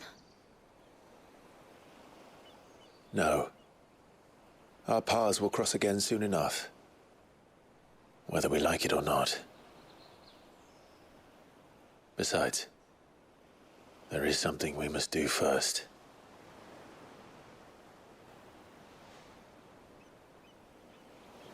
Of course. Drake's spine. The last Mother Crystal. The Einherjar is at the bottom of the sea. Waloed won't dare move on Storm without her. But they know we're coming now. We'll need a plan. And a damn good one at that. Then let's go home and find one.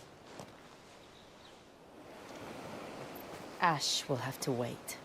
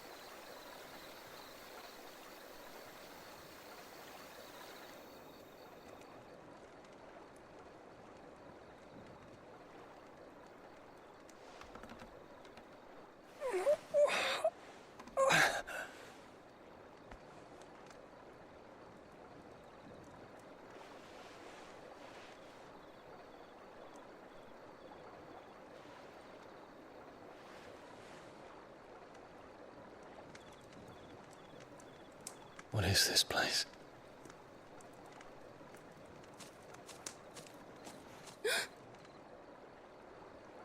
Don't move.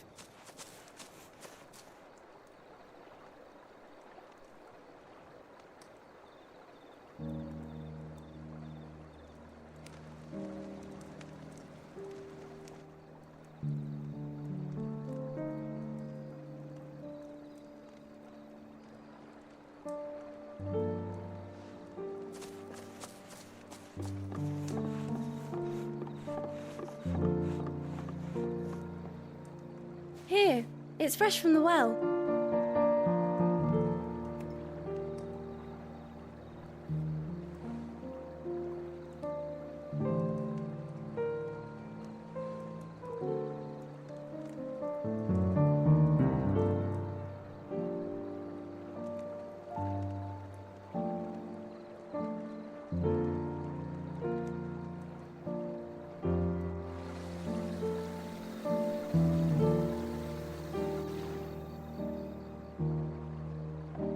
Grandmother told me spirits sometimes get lost, and that the lanterns guide them to their proper place. I set one on the river for her when she passed away.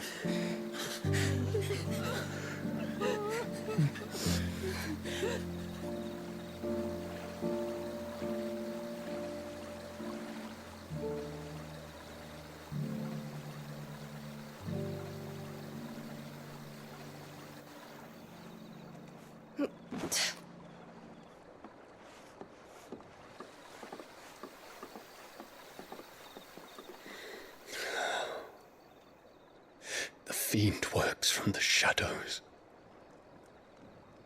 Was it you who guided my hand then, Ultima?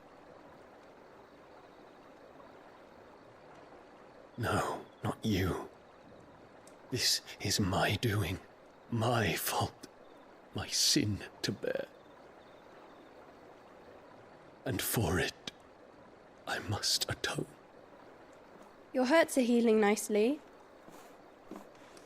It was my poultices that saw you well. You make them? And sell them, or try to. Earns me enough for bread, most days. Forgive me. I have nothing to... I know, but I couldn't just leave you lying there.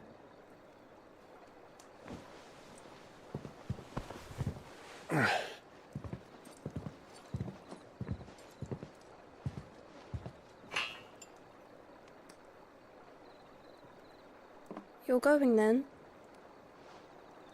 Of course. I'm healed. Thanks to you and your poultices.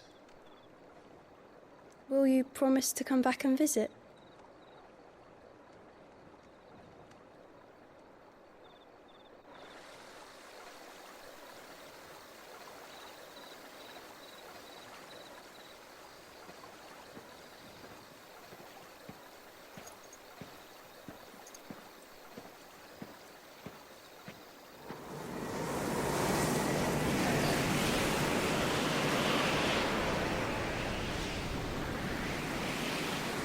Well, Phoenix, it would seem that I owe you my wings.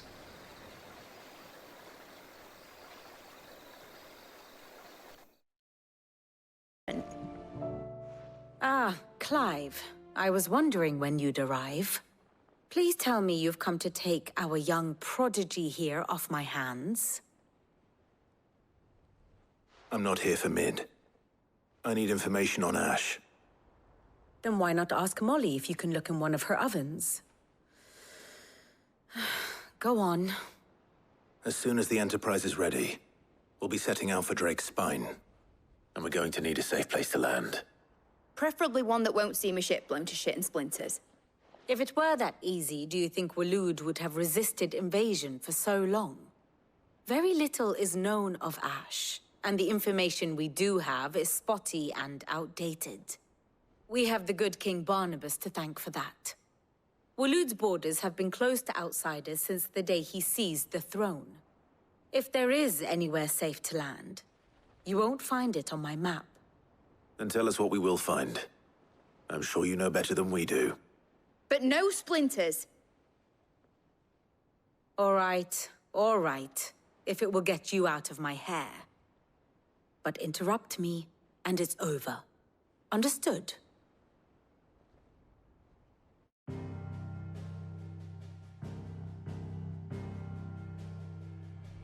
Barnabas Tharm, the one they call the Last King. Understand him, and you will understand the kingdom of Waloed. Barnabas was only a boy when he arrived from beyond the southern seas, and barely a man before he united the ragged tribes of Ash. And having unleashed them upon the formidable Veldemark, he set his throne upon the ancient kingdom's ruins. The victory sent shockwaves around Valisthea, tales of Odin's might spreading through every court, parlor, and drinking hole in the realm. Note that this was in the year 843, and that the king still sits upon his throne some 40 years later, quite untouched by time. Waloed's recent inaction left many wondering if Odin had lost his appetite for war. And yet here we are. The Einherjar was committed to the fray, a bold declaration of intent. Orcs swarm around Drake's Fang, and throngs of Akashic haunt canvas streets. Though how precisely the havoc they wreak serves Waloed remains unclear. Regardless, if the order to attack truly came from King Barnabas, then one thing is certain. Waloed has achieved the impossible, and made bedfellows of beastmen and the ether-addled alike. All of which is a roundabout way of saying that you will be in unknown territory when you set foot on Ash. Much of the continent has already been lost to the Blight, and what few ports remain will be fiercely guarded. And that is to say naught of its natural defenses. Offshore currents will cast an ill-equipped ship out to sea one moment, and dash it against the rocks the next. But then the Enterprise is anything but ill-equipped. And Mid has made land there before. Now, if only there were someone with an intimate knowledge of the Shadow Coast, and where a daring gentleman might put ashore.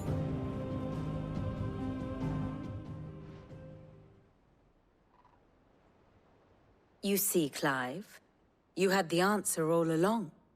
Do you think you can get us back to that beach, Mid? Picked you up from it, didn't I? Not that it were easy. The currents were a right bastard. But then, if it wasn't hard, it wouldn't be worth doing, would it? Well said. Thank you, Lady Vivian. If a few morsels of common knowledge and a sprinkling of tavern talk are worthy of your thanks, I wonder what genuine intelligence might earn me. Probably more visits. Mid, I need everyone in the ale hall now. I'll fetch Joshua from the shelves. Aye, aye, Captain. Reason to assume. Clive, you must listen to this. Lawsman, tell him. Do you recall when we spoke before on the divinity of Ultima? Well, it inspired me to delve deeper into the subject. And what I discovered appears to agree with the findings of His Grace. You will recall that my quest to uncover Ultima's origins began with the mural at Phoenix Gate. But while I've always known it to be important, its secrets have heretofore eluded me. Now, however, I believe I know where to find the more complete example. One that will reveal all we seek. Master Clive, have you ever in your travels chanced to hear of the Circle of Malleus? I would think not, if you have. But there was once a time when the faith flourished, the oldest known religion in the Twins, and though its popularity eventually waned on Storm, hints of its dogma remain embedded in more modern faiths such as the Crystalline Orthodox. Wait, you said it waned on Storm. What of Ash? Religious monuments are often torn down or repurposed when new faiths rise to prominence. But if no new faith arose, then perhaps the ancient temples might still stand. And so, you see now why I must accompany you to Waloed. It would appear the past still has much to teach us, though in this case, it would not have been possible without the musings of Moss. To think that you carried a copy of my old mentor's chronicles all along. I am relieved to discover it in good hands. I shall guard it with my life. Joshua, if you're finished here, join me in the ale hall. I need to speak to everyone before we leave. Right away.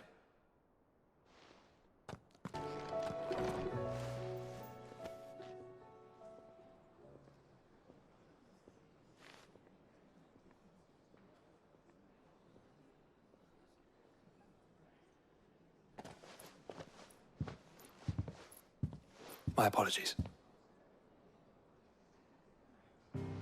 By now you've all heard where we're going and why. So I won't bother you with the boring details, only the important ones. If we attempt to approach Stone here by sea, there's a good chance we'll be sighted and fall prey to the capital's artillery. So instead, we'll disembark on the southwest coast and make for Drake's Spine on foot. I say we, but it's highly likely the entirety of Ash is under the rule of Ultima. A large party would only attract unwanted attention, as well as slow our march and require supplies which may be difficult to obtain. Only Joshua and I will be going. And a scout. Preferably a good one. Gav, do you know of any? You bet your ass I do. Might still borrow some of Lady Vivian's maps, though. Just in case, like. Once you've dropped us off at the Shadow Coast, you need to retreat into neutral waters, fly merchant colors, and stay inconspicuous. If you sense any danger at all, you leave us behind and return to Storm. Inconspicuous is my middle name. But like hell am I leaving anyone behind. The ship ain't going nowhere till your scurvy mugs are smiling on deck. Jill, the Enterprise will appear a tempting target for royalists and pirates alike. You're to stop anyone boarding. Don't worry. I'll keep the ship and her crew safe. You'll be needing passage home, after all. But... very well. If there are no questions, I'll see you all at the docks.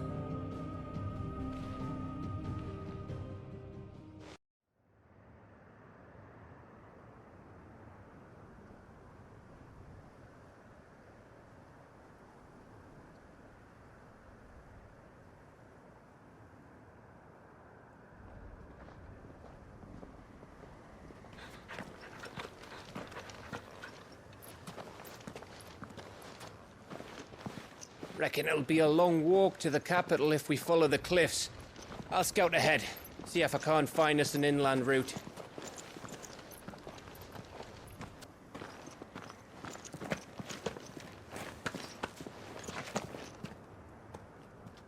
Clive.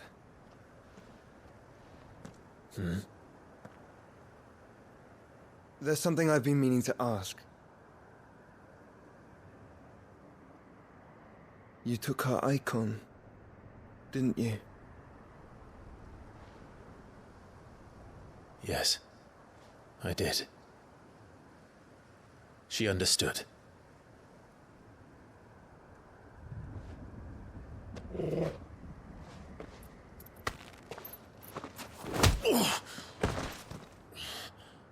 Oh, she understood. Understood that you decided to save the world all on your own, and that you'd die without her power. How dare you make her choose?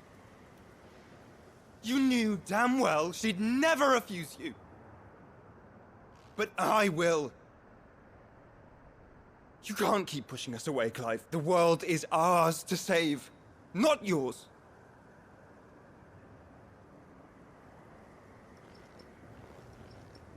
I used my gift because I thought it was the right thing to do.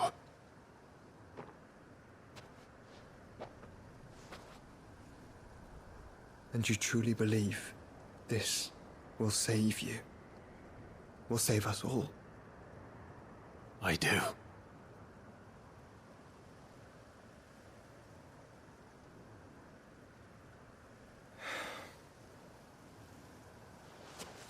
Then so be it.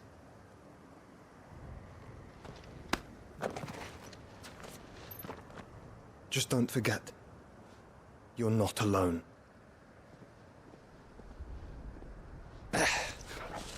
Think I found us a trail.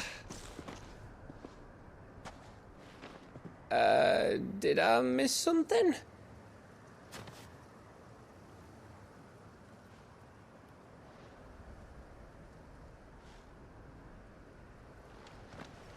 Only that Joshua didn't. I don't get it.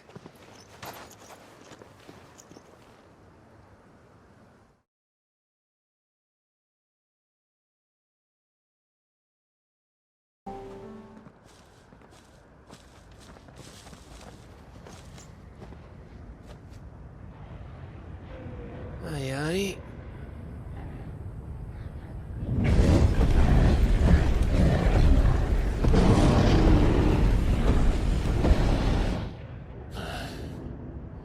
Is the whole of Ash fallen into Ultima's hands?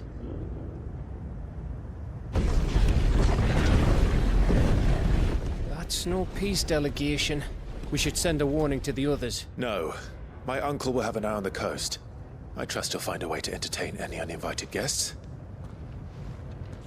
Our mark is Drake's Spine, and there's a lot of road between us and it. We press on to Stone here. Aye, you never know. It might not be a nest of slavering monsters.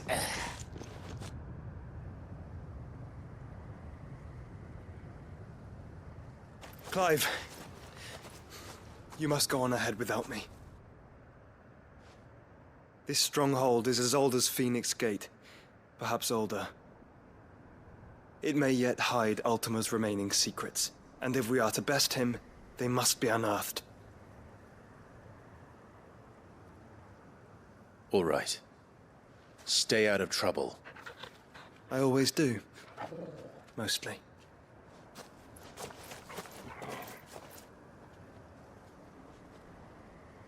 You sure about this?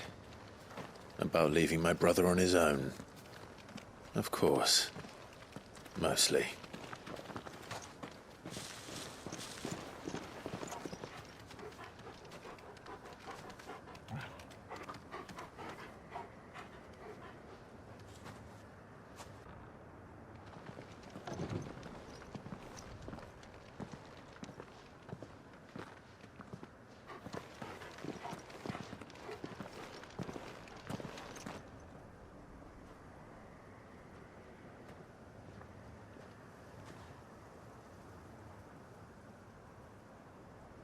What do you think, Clive? Then we're too late.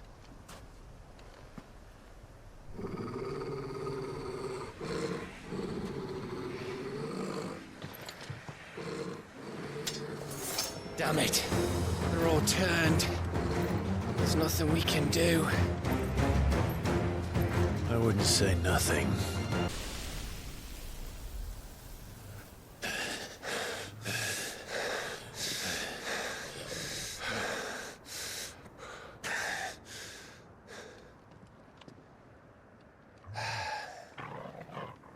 Gav? Gav! Don't tell me there's more of the bastards. Oh, fuck.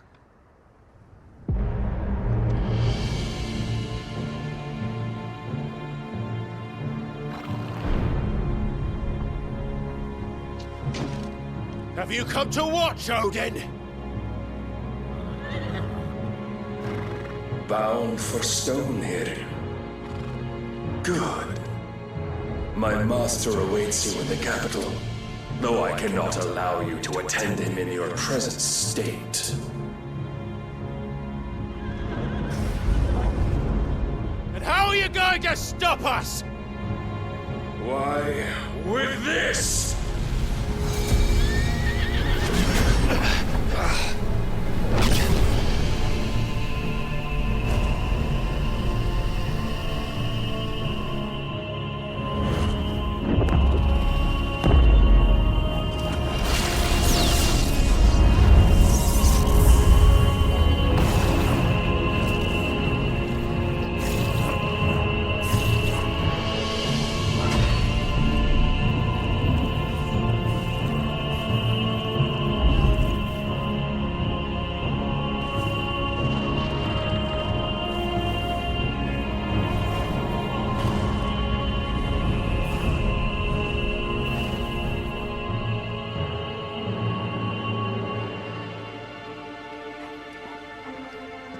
What did you do?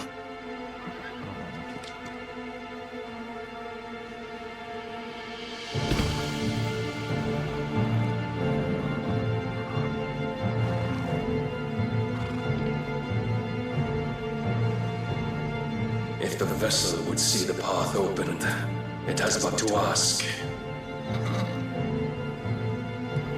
I shall see that my master's prize is made presentable.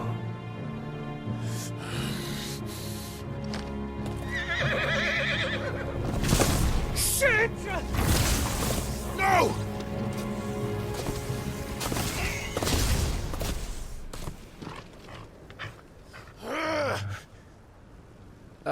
Clive, would you mind telling me what the fuck just happened?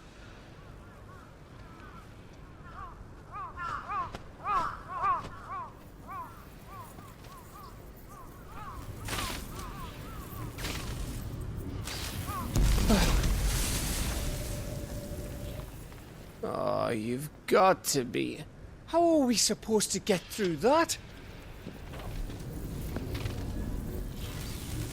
We seek an audience with the king. If His Majesty wants me to come and ask him, then that is exactly what I'll do. Before you go practicing your petition, we don't even know where the fucker went. How about we cool our heads and think this through, eh?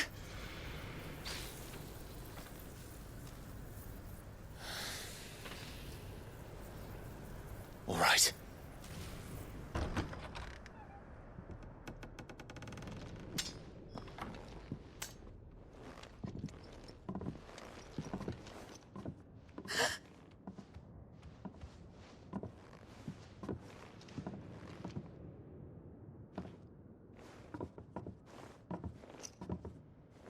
Please. Please. Please, no. Miss. Whoa. Easy. Easy. We're not turned, all right?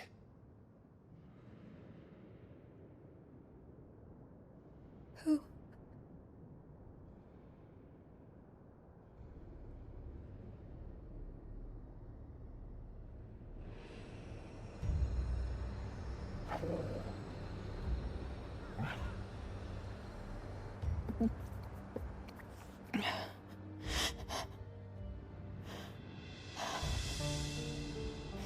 My thanks, kind travelers.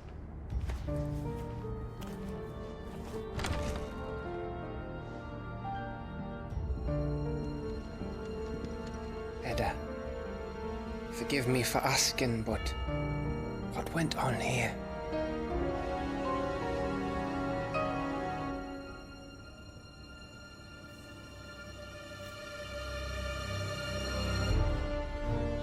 It all started when the skies changed.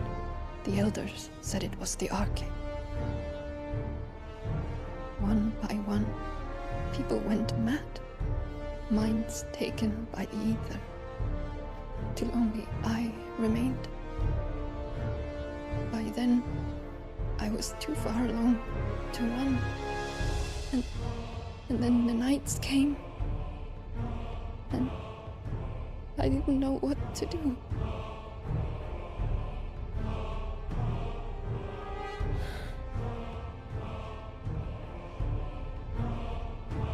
And this, Arcade is... Just a story. Something our grandparents told us when we misbehaved. About how the heavens would grow dark before the land took her last breath. The end of the world. You said the others went mad. But where did they go?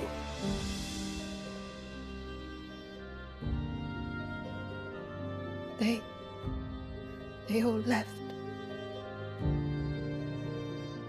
Drawn east to the tower, to reverie. The elders, the healer, the blacksmith, my husband.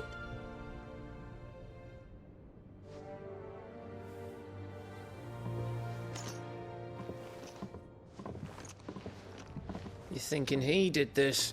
Of course. Who else could it be? You were in Canva. You saw what he did to the people. But then what about her? How come her nut hasn't cracked?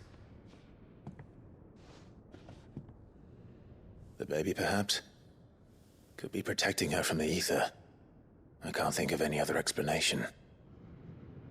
You mean... it's a bearer? It won't matter what it is once Ultima's magic takes hold. Time's running out.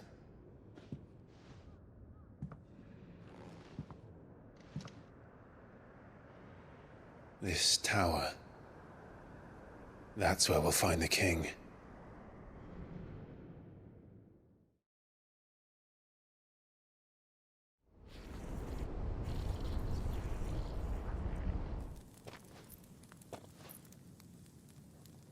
I knew it. It's the same as Phoenix Gate.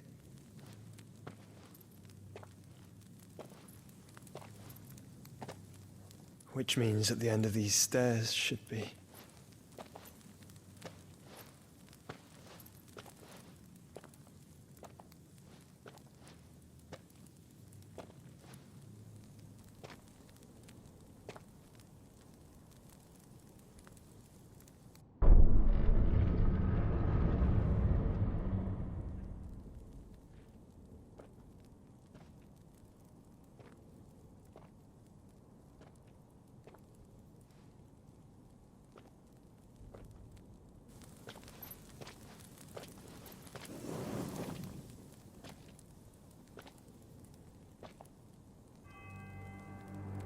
The mural is complete.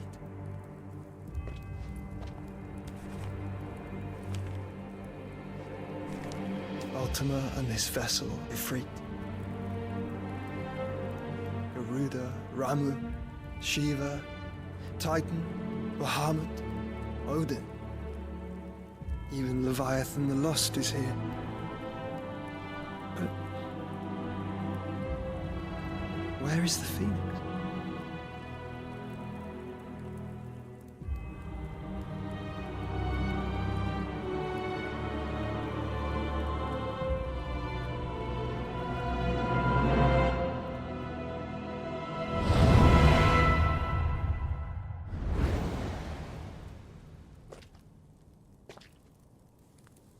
By the Founder.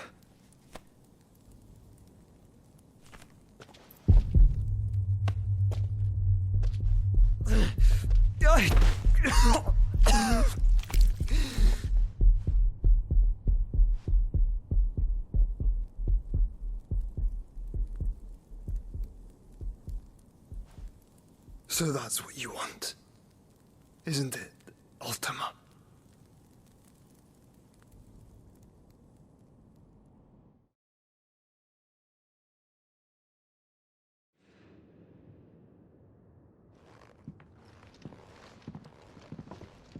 So that's how it's gonna be then? I'm not asking, Gav. I need you to stay with Edda. What? I must do this alone.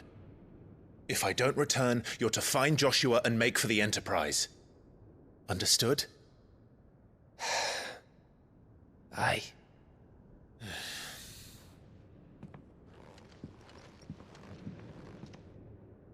Just don't you go dying on me. Sid's name suits your miserable mug better than mine. Don't worry. I haven't finished with it yet.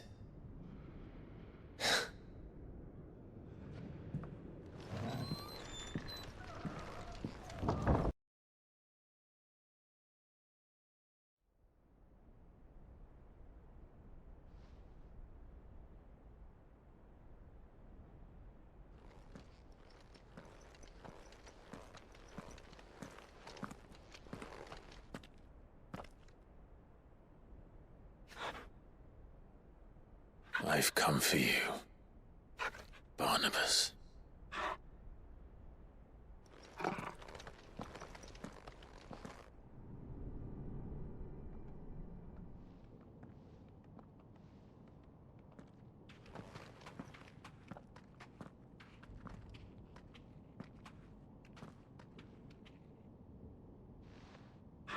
Stay close, Torgal.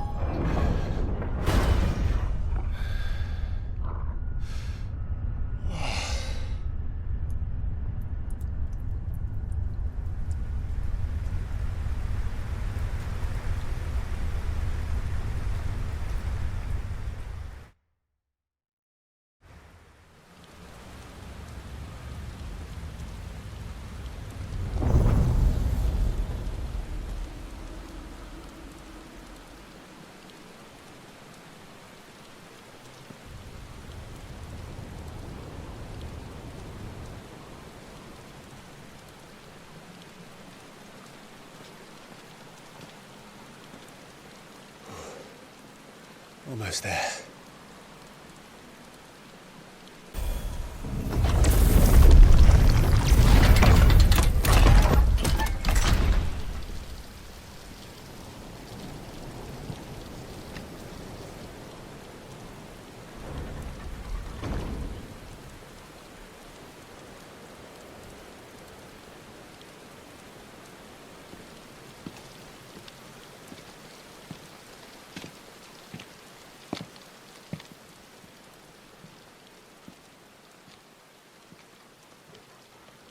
Why?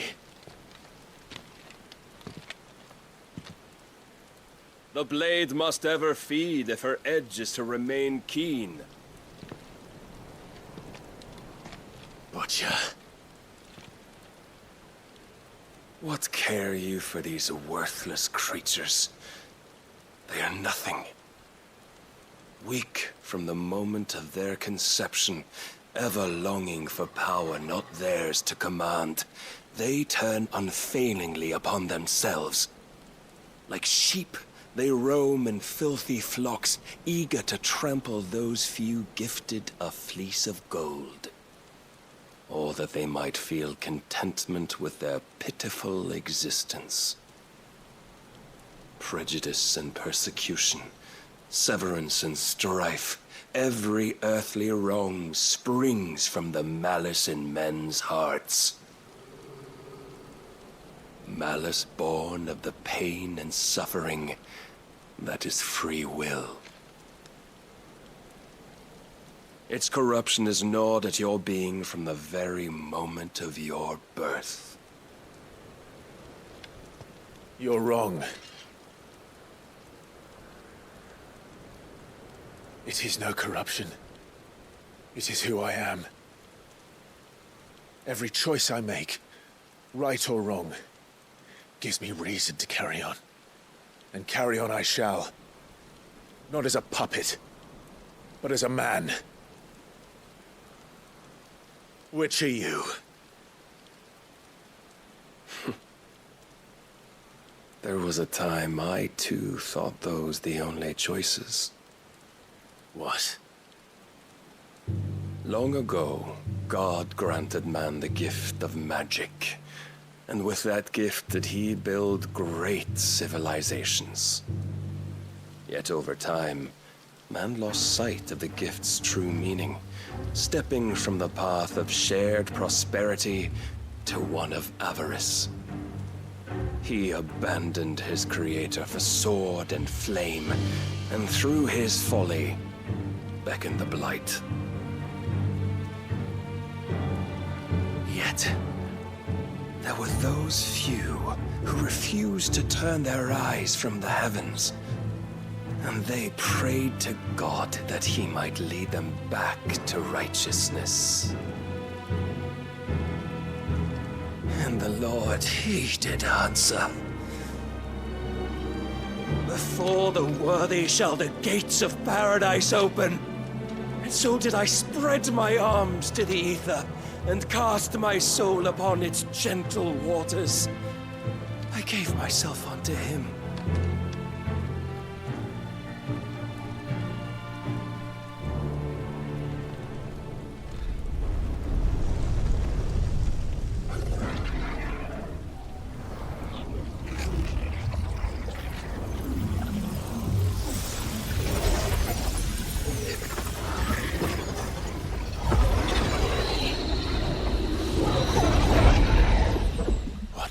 Is this?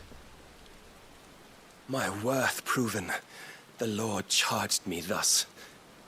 If your kind are to find salvation, they must be made to serve. You see, paradise lies but a single step away. Could we only take it? Could we only leave our transgressions behind? For none save the pure of heart and mind may set foot in the new world. I will save us. But it all begins and ends with you. You are the key, Mythos. And with this humble offering, shall I prove my faith once more. So you forsook your kingdom. You forsook yourself to serve. Tell me, how is that living?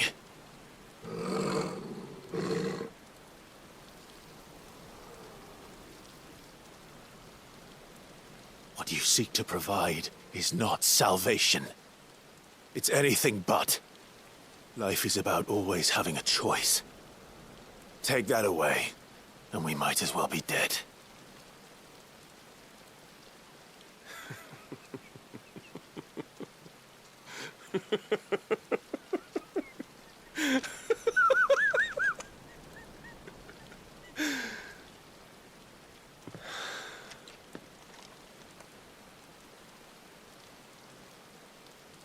Very well.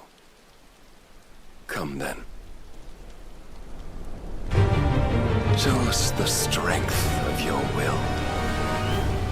It's not the strength of my will that should worry you, but the weakness of yours.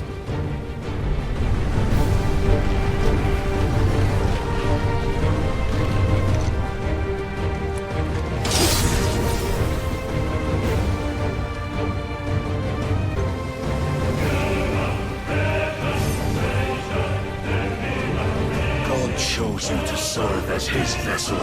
And you cling to this foolish notion of hope when there is none.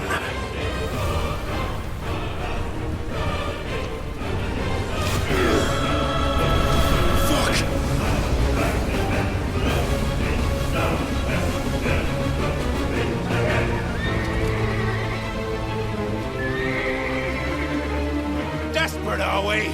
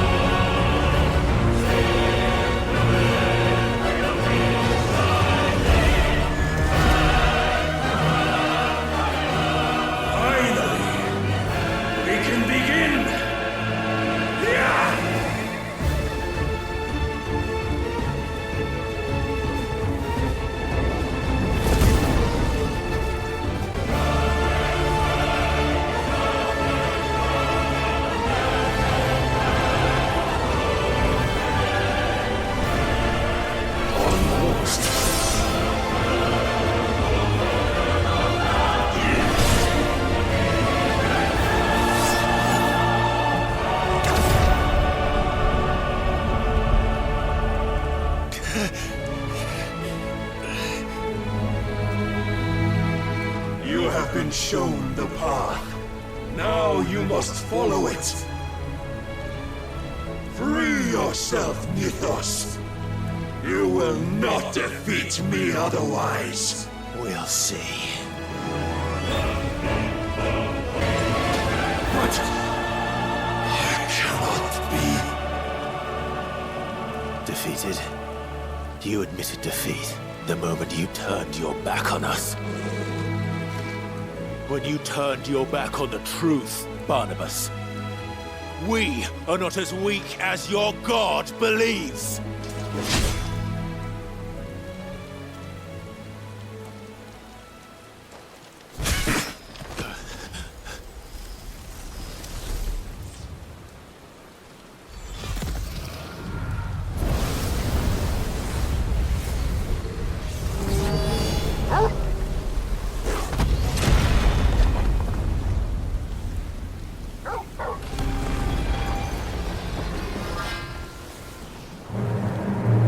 Damn it.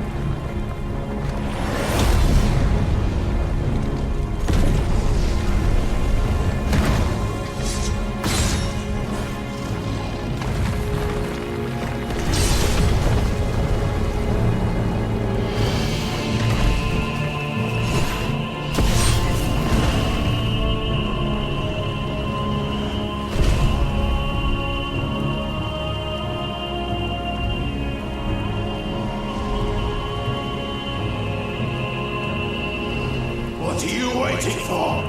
Men know nothing of strength.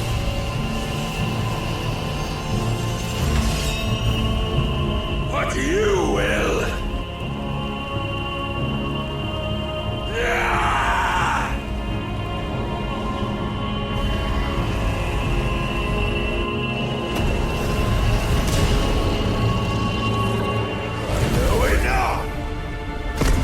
Would it be you have made a weapon of your weakness?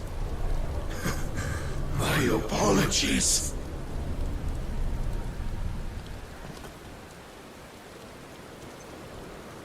You are not the fool I took you for. And so it ends. No!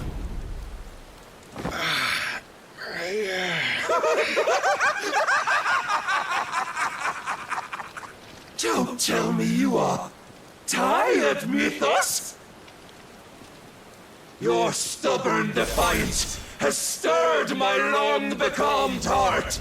filling it with a joy that I have not known for generations! I had thought the tantalizing kiss of self-indulgence a dream forever out of reach. And now that its sweet ruin courses through my veins, I shall not be quick to relinquish it. Show me your work, Mythos, that I might revel in it!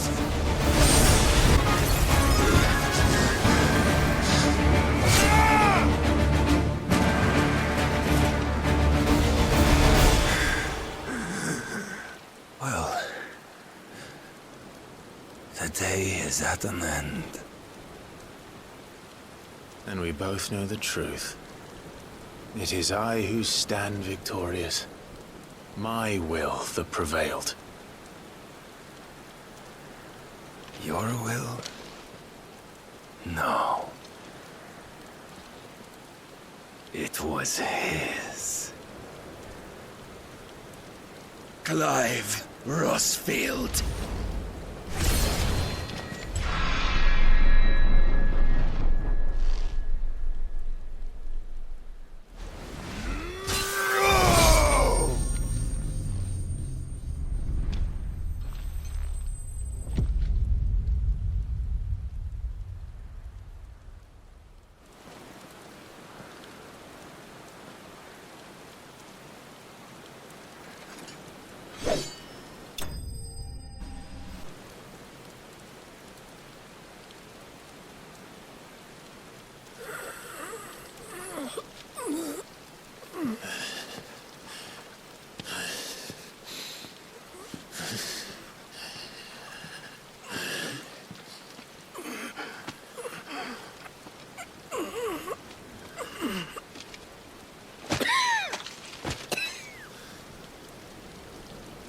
Perhaps there is strength in will.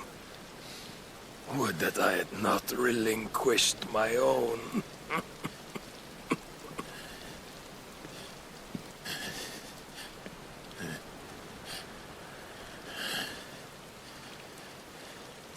You relinquished nothing. What was it, if not will, that made you strive for a new world? Strive to win your master's approval?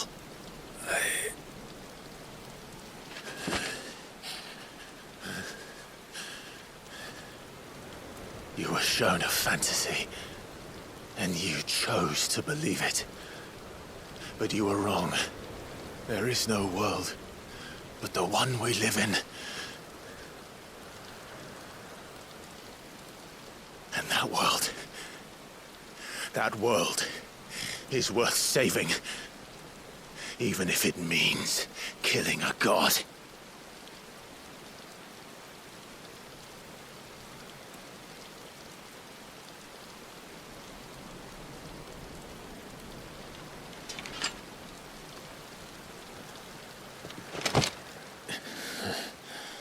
Bold words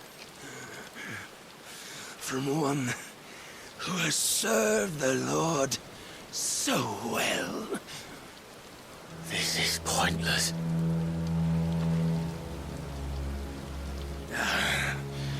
But I almost forgot. I promised that I would make you presentable. Did I not?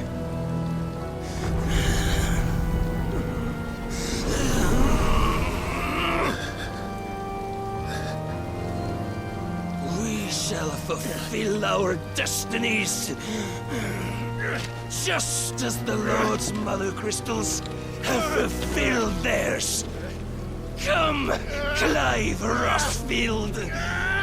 Take what is rightfully yours. Become one with God. No.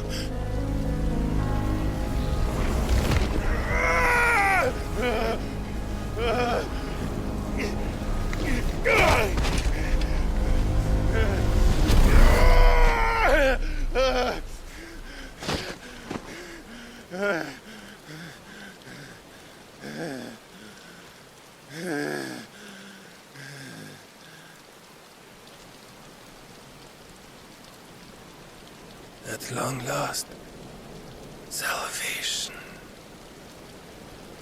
I'm coming home. Mother.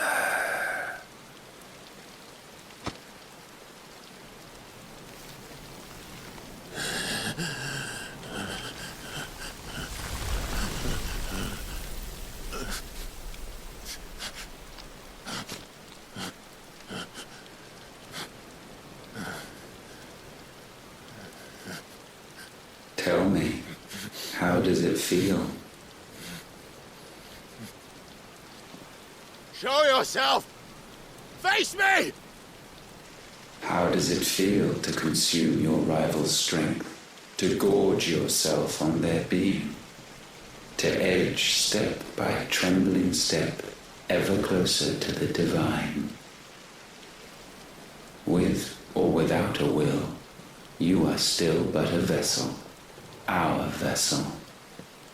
Behold, how your body shudders in anticipation of its fate.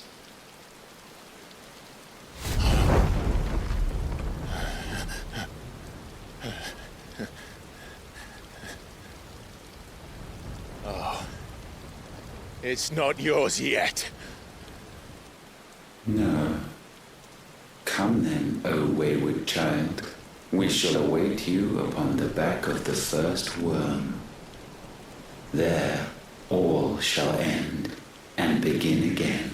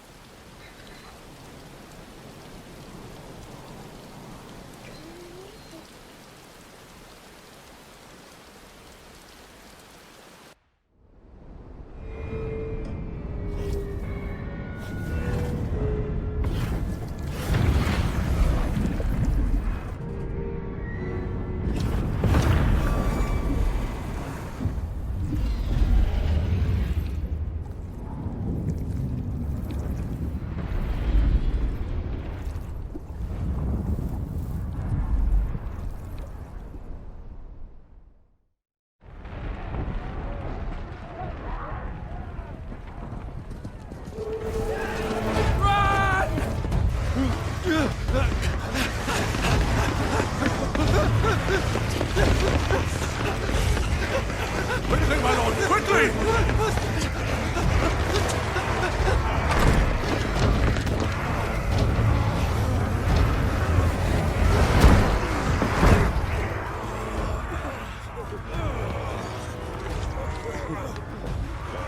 Why the hell is my city crawling with the captain? Don't ask me, ask them! Since when was Eugen Hamel one to hide when there was a fight to be had? Since they stripped me of my rank and banished me from the battlefield. Now I'm stuck wiping the backsides of this lot while the city burns and my wife tells off the man half my age! And then you turn up! What the hell are you doing here anyway?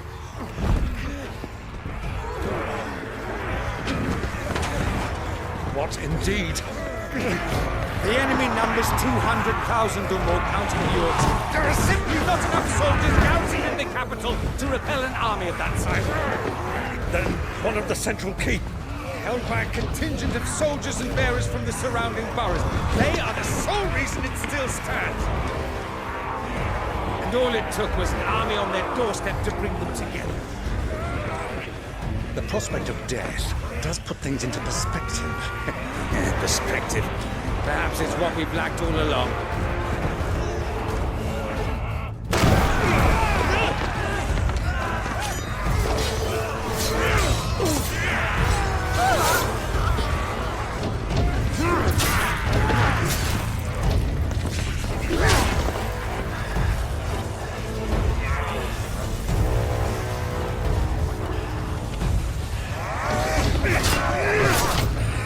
Hamel, I need you to lend me some of your best men, preferably all of them. My best men? Does it look like I need more? I admit this might not be the most convenient time, but my nephew's in trouble, and I may have already promised him your help. Your nephew, the outlaw? Never! My soldiers have better things to do than die for nothing. And you and he are of the same mind.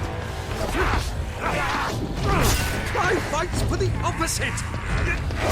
He fights for a world in which we shouldn't have to live and die for nothing.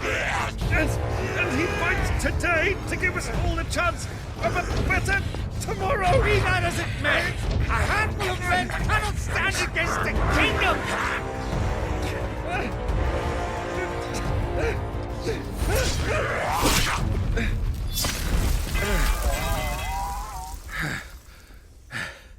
Then mayhap they are the wrong men. Well, I'll be damned. Our numbers are few, but I shall rally as many of my dragoons as I'm able. You, apprise the Lord Strategist of the state of the city's defenses. Yes, Your Radiance. And you would fight alongside us? I owe the Phoenix a debt.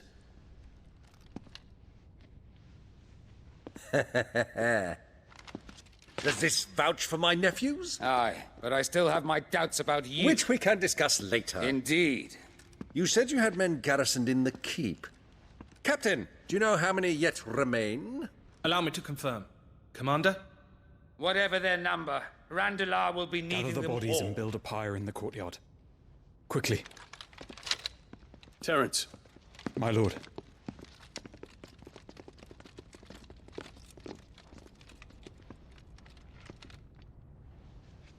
You will find a girl there. A girl? We are in the middle of a war. I owe her my life, and I always pay my debts. You are to see that she is provided for. Dion, I cannot leave. But you shall. If I am ever to be worthy of the forgiveness of our people, then I must earn it. And I must earn it by my hand, and my hand alone. Know that I do not ask this lightly. And know that I will do it.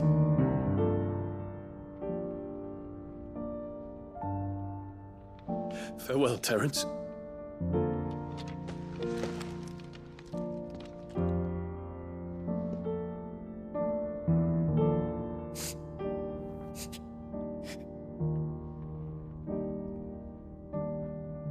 Farewell,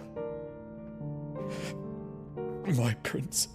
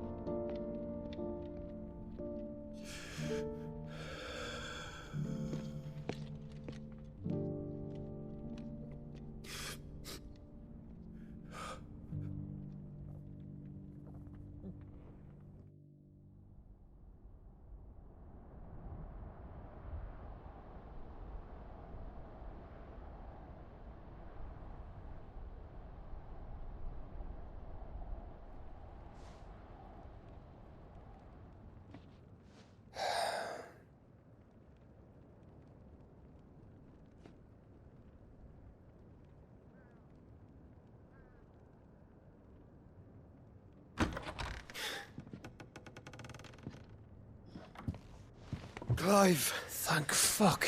You alright? I am. But I'm a damn sight better for seeing you, Joshua. And Barnabas. The king is dead.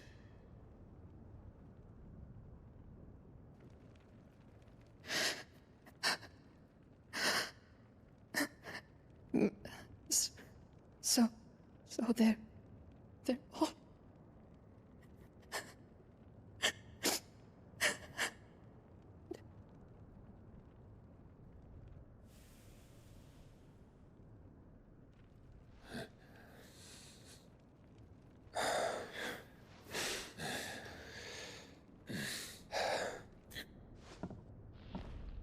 They are, but so is their killer. He can't hurt anyone anymore. You're safe.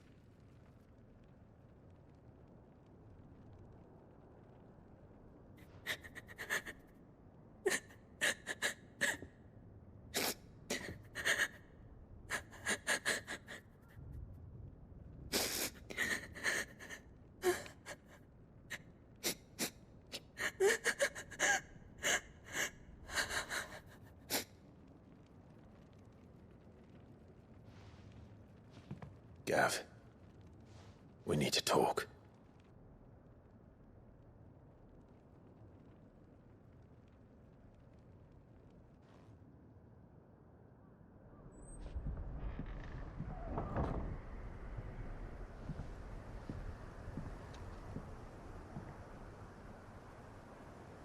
I'm sorry, Clive. You know I want nothing more than to go with you. I do. But I'm glad you're heading back to the Enterprise nonetheless. And not just for Edda's sake. Our people need to know what happened here. You can count on me. As can she, I hope. Thank you, me lords.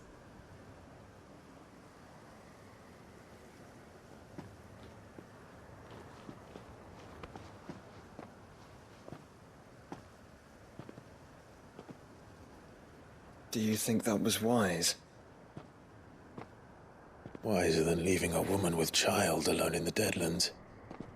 They'll be safer at the hideaway. For now, at least.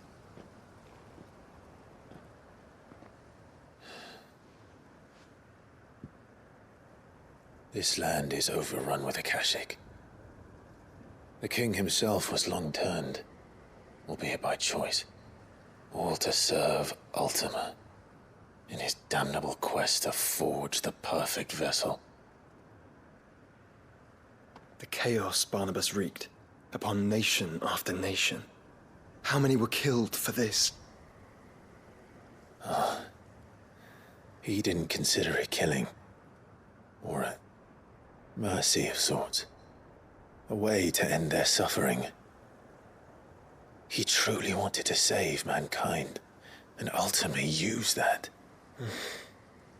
As he uses us. But why us? What are we? What are we? We are dominance. That is our fate. But that doesn't mean we have to accept it, which is why we fight. For the right to deny it. Is that not so? It is. For our sins.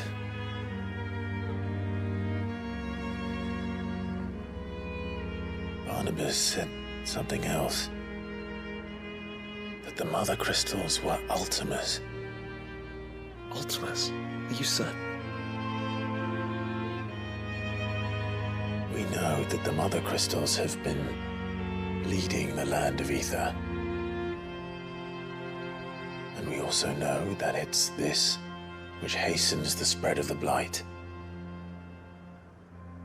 But what I cannot fathom is what Ultima stands to gain from that. What did you find at the Stronghold? The truth about Ultima's prize. For so long, I believed it to be you, and you alone. Yet, it is not merely a fruit that he desires, but a Efreet and Phoenix both. That which we became in the skies over Twinside. Only when the twin flames are joined shall his vessel be complete. Quite why he needs a vessel is another question. Unless there is something he cannot achieve without one.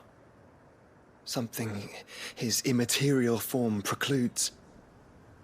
Something requiring an unthinkable amount of ether and a body resilient enough to channel it. If I did not know better, brother, I would think that he meant to cast a spell.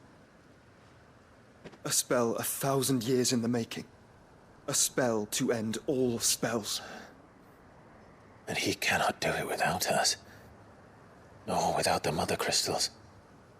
But if we destroy them all, we will stop not only the Blight, but Ultima as well.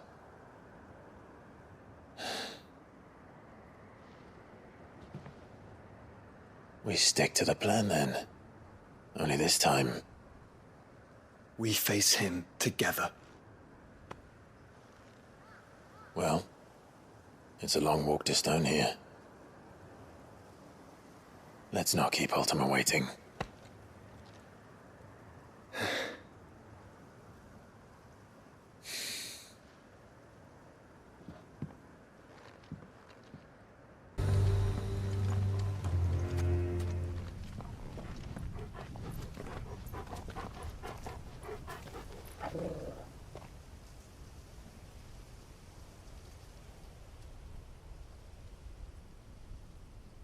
The calm before the storm. There's only one way into that city. Across the bridge. Through the main gate.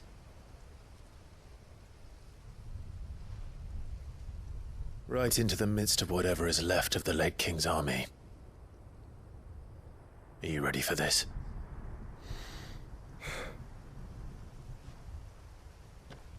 As ready as I'll ever be.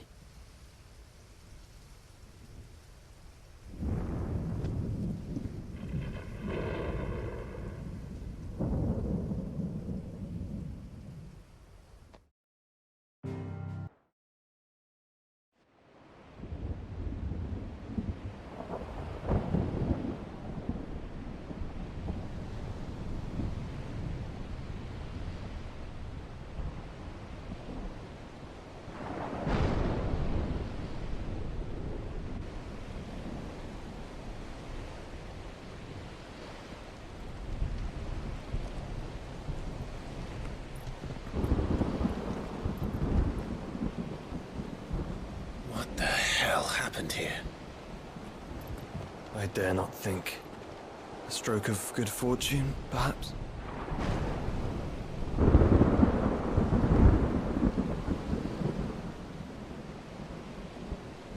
I hope you're right. So do I.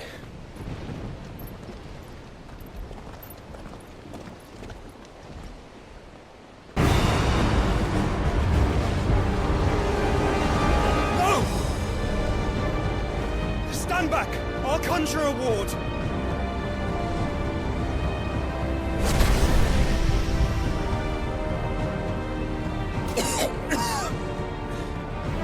Joshua!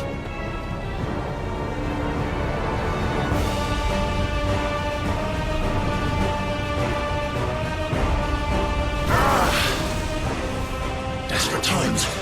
Clive, no! Trust me. I will shield, remember?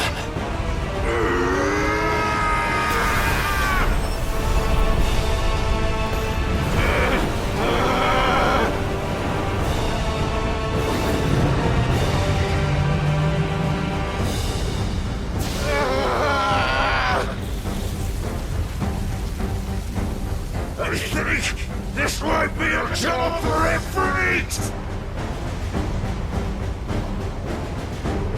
Why would you turn to him, brother?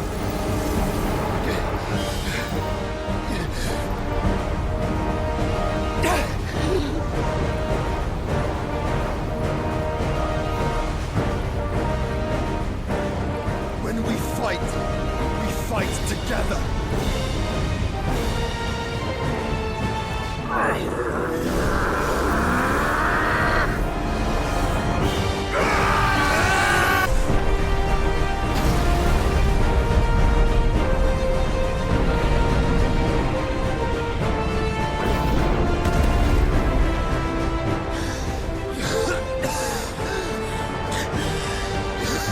That wasn't too bad. That was just the beginning.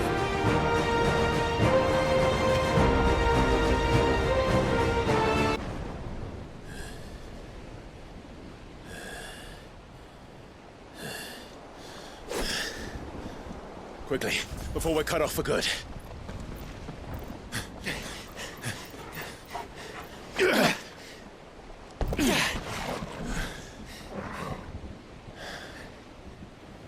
If it is like the others, the entrance to the inner sanctum will be at the foot of the crystal.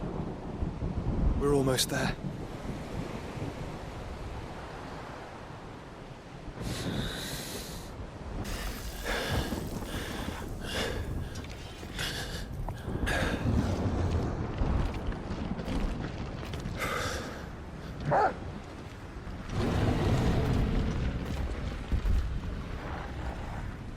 There's no end to them. The whole bloody army's here. Stand back, Joshua. I'm summoning Ifrit. Stop, Clive! You mustn't. We still have a long way to go. If you tap your strength here, you'll have none left to destroy the heart. Then you'd rather die?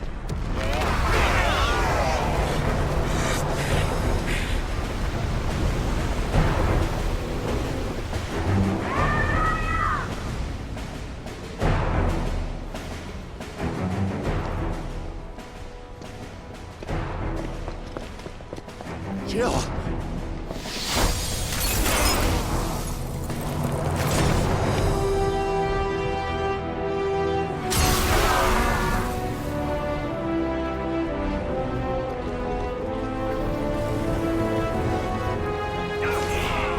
She's not alone.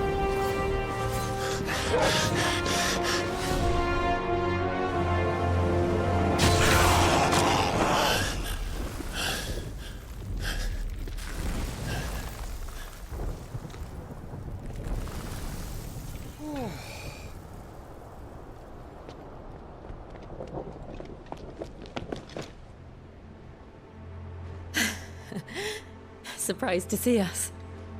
How did you? Gav. He told us exactly where you'd be. Even sniffed out a crack in the castle wall. And when we saw the heavens come crashing down, we had no choice but to believe him.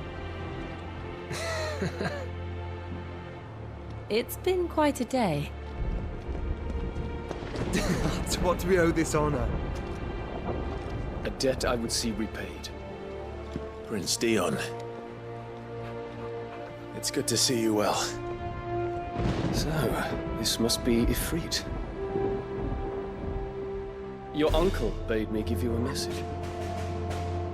Listen to your heart, and guide your steel true. Your father would expect no less. That is all. Thank you. For everything, Your Highness. Dion, please. You do realize the only thing we've freed so far is this wall from its foundations, right? Now, if your lord and ladyship's quite finished... Well said, Gav. We have work to do.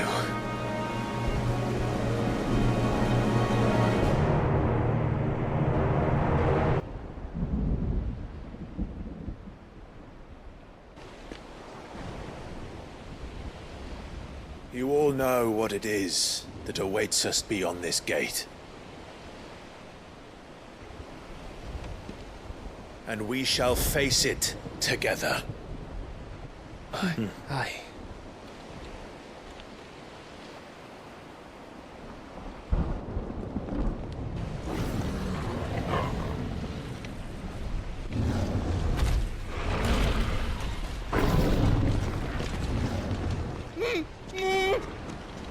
It seems our hosts would rather we remain.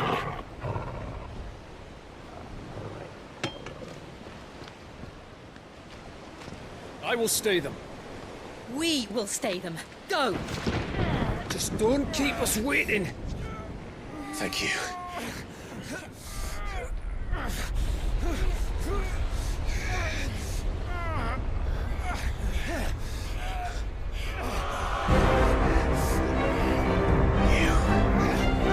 Welcome, sons of fire.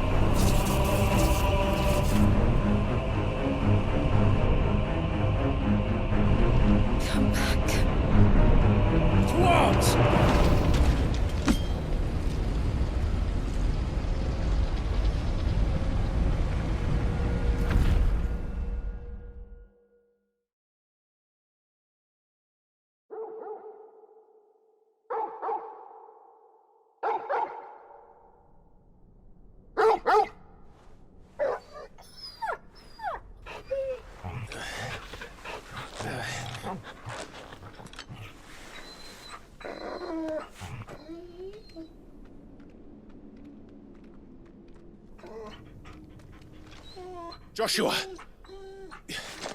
Joshua! Wake up! Clive, is that you?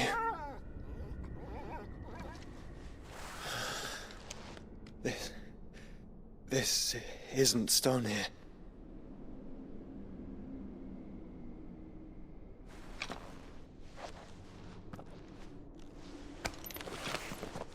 Welcome to our darkness. A rift between worlds wherein your kind might reflect. Show yourself! Grave and many are the sins of man. And we would have you know them. All of them. As fate has seen fit to deliver you home, consider this our welcoming gift.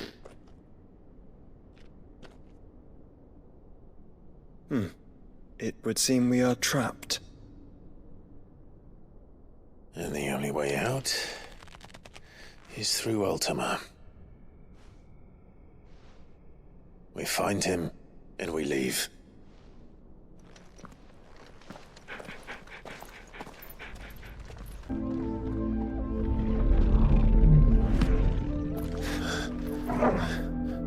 If you are to comprehend the full extent of your transgressions, we must go back to the beginning. When the world was still young, we visited upon it a miracle, magic, and in its light did all life flourish.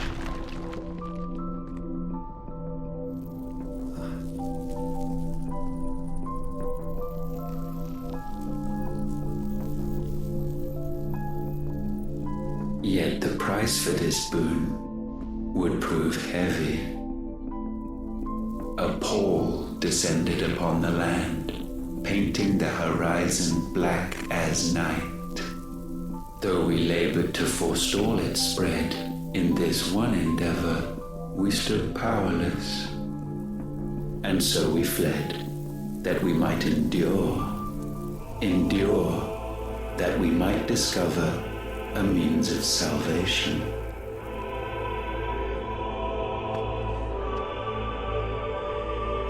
But if it was magic that caused the blight, what of the mother crystals?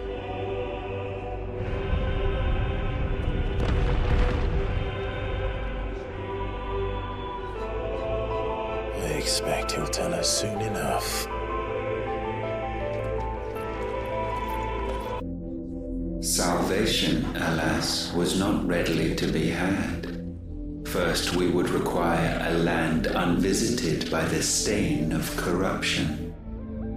An unprecedented journey lay before us, one beyond the limits of our fleshly bodies. And so we cast them off. Thus, stripped to our very spirit, did we find our new paradise. A land as pure as driven snow, Valisthea. There would the true work begin, for the black crept yet behind us.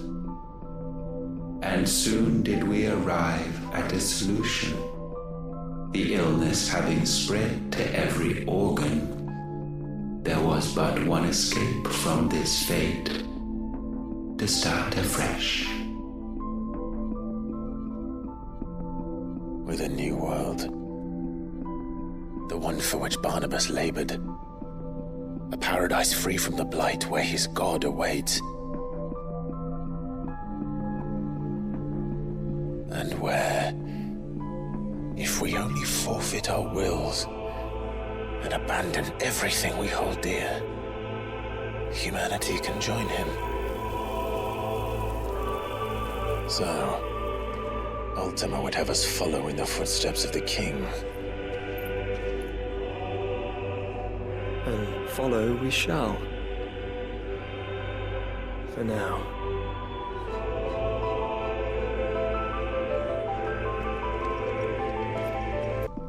To forge a new world would require not only power, but a constitution strong enough to wield it. Acquiring the first would be simple.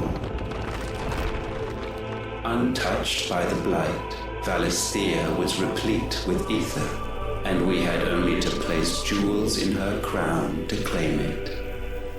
Acquiring the second, however, demanded creativity. And so I cast forth the seeds of humanity. You created us.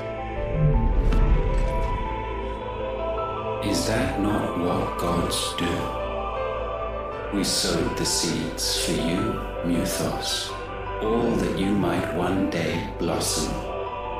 And our future thus secured, we thought to slumber, though that would prove a grave mistake. For it was as we slept that man committed his greatest sin. He awoke.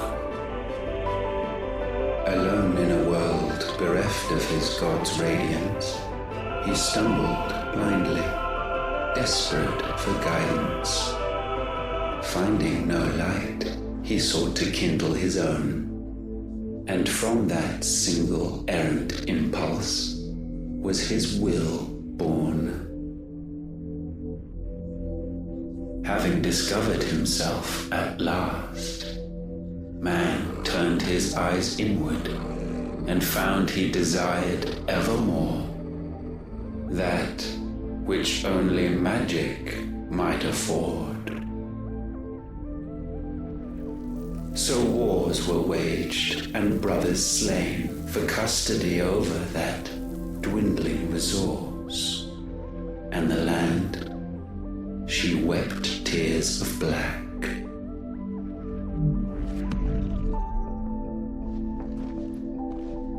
He would condemn us for this. Surely he cannot be so blind to his own hypocrisy. Not blind, just unwilling to admit the truth. Though we're one and the same.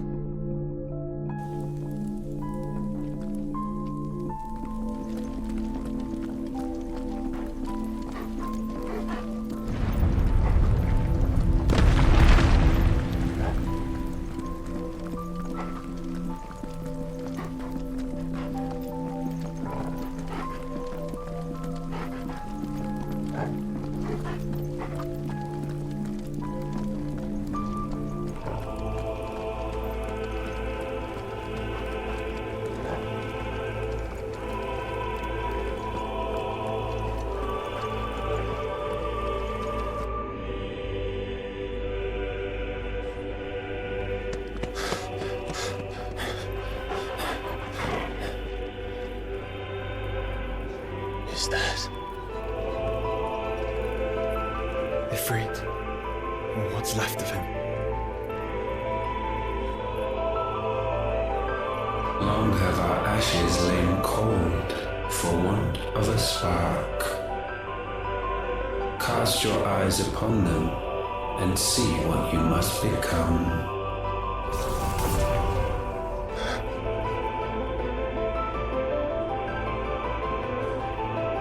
Valisthea cannot endure a second claim upon her being. The avarice of man drives her ever closer to destruction. But she may yet be saved by you. It is what you were born to do, why we nursed you and fed you, as your own mother should have. And now that you are fully grown, our Muthos, it is time at last for you to serve your purpose. to right your wrongs?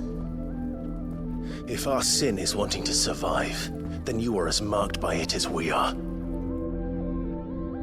The fault is yours. Our wills were born because you abandoned us. And now, you would have us forfeit them. All for a place in your new paradise. Do you imagine yourselves worthy of one? Mankind has no place in our world. Is this truly so difficult to comprehend? We only ever require you, Muthos, when the time comes to bid this wretched realm farewell. None shall follow, none shall remain. What do you mean, none? This is our world. Once the land's rebirth is complete, humanity will have served its purpose.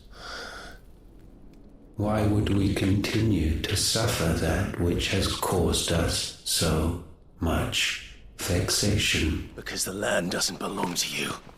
It belongs to us all!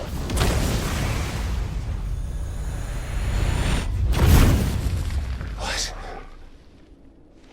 That is where you are mistaken. You own nothing but your precious will.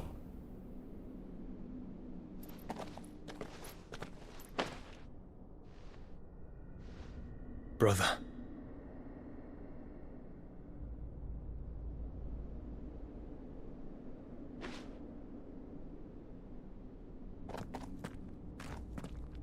I can't do this alone.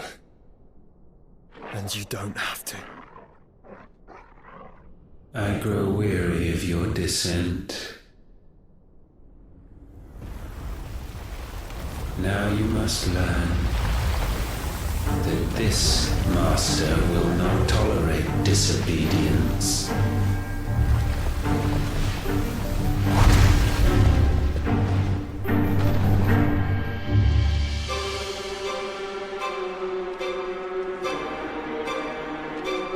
My friends, my family. We have all suffered, all fought to survive. This world may be flawed. It may be broken. But it's all we have. And if we can't share it, I see only one other choice. You have to go. You may have created us, Ultima. But it's time we lived on our own terms. This isn't your world anymore.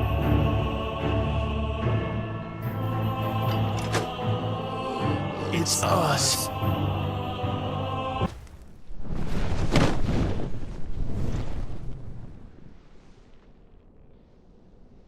At last, for countless generations, have we awaited this moment.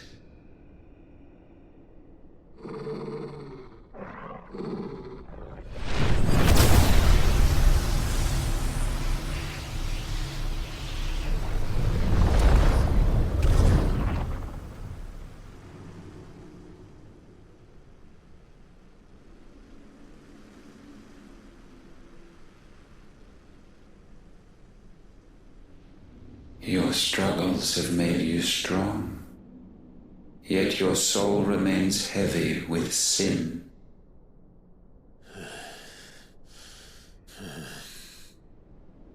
Absolution is nigh. Repent, and all shall be forgiven.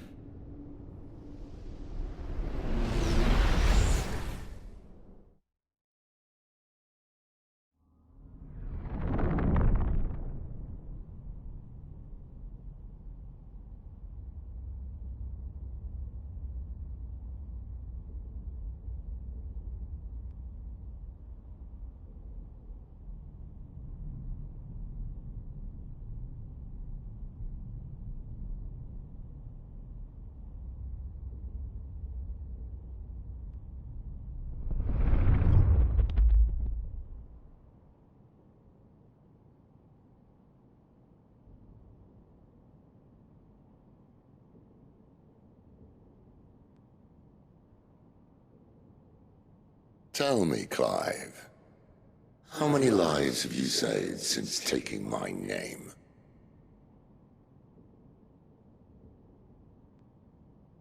Fewer than we have ruined. Wherever we go, we leave a sea of tears in our wake. These are the wages of your will, son. What good are our choices when all they ever bring, all they will ever bring, is death? There's no atoning, Clive. No matter how hard you try. So why not leave it all behind? Leave it all behind.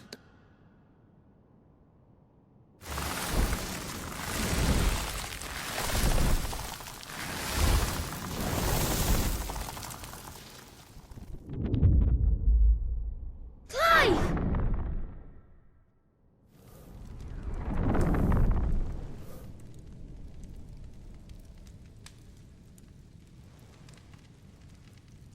Please, won't somebody save me? Won't anybody love me? I yearn, yet still she is not mine. Have I not given enough? From will is born desire, and it is this which consumes you, rendering you incomplete. Do you not see how the world bends and warps under the weight of your hungering hearts?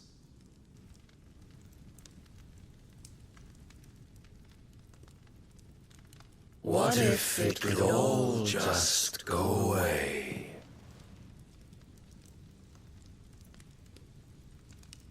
Just go away.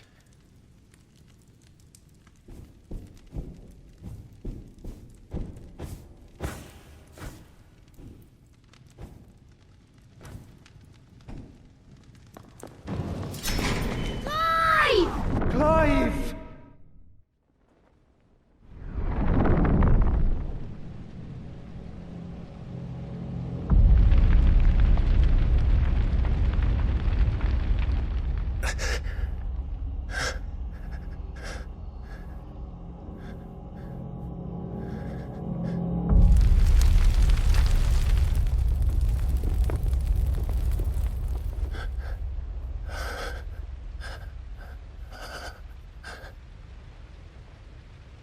None of this is real.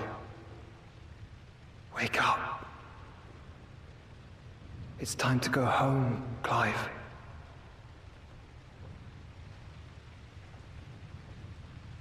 Clive. That's right. You're my brother. Brother.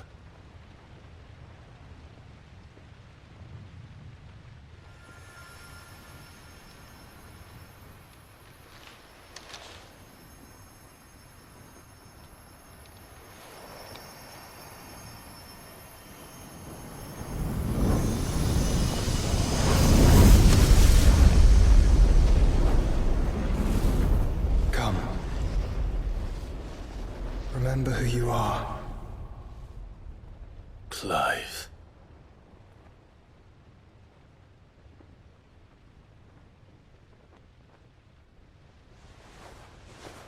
Once more, lest you forget.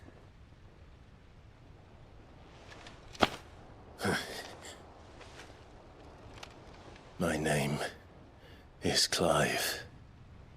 Clive Rosfield. Look, Ultima.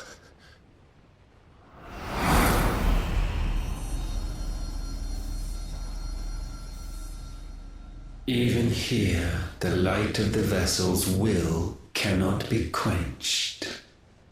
And the Phoenix, his trespass should not have been possible. Not possible unless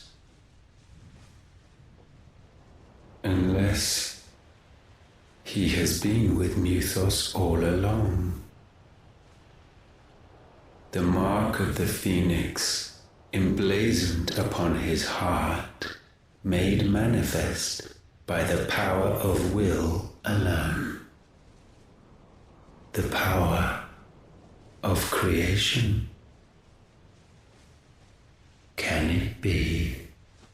Are their wills truly so potent? Are you still talking?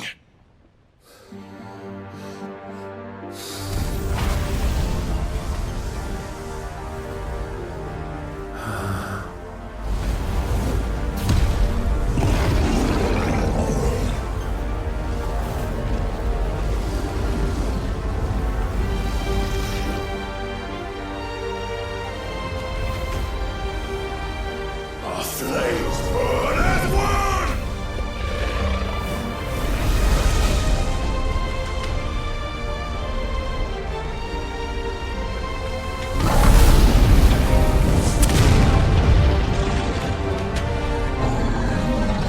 This is no mere evolution, it is deviation.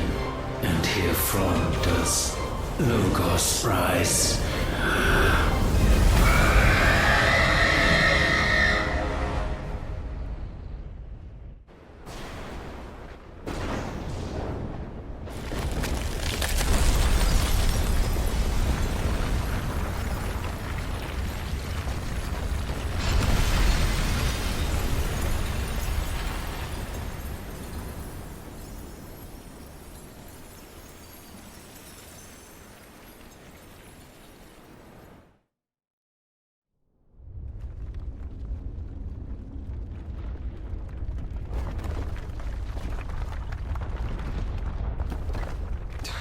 Damn it, Clive.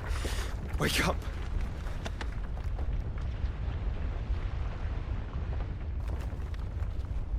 That hurt. Sorry to wake you, but I think it may be time to leave. This place.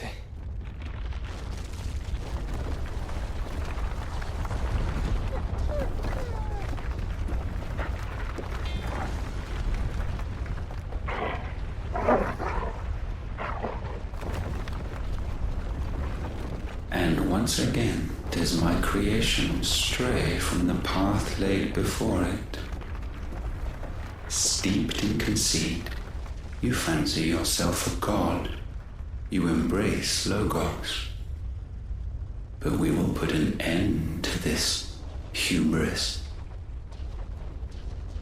What are you talking about? In the halls of origin does our true power quicken. And there shall you be made complete. Soon, Mythos, soon you will discover how little you know of suffering.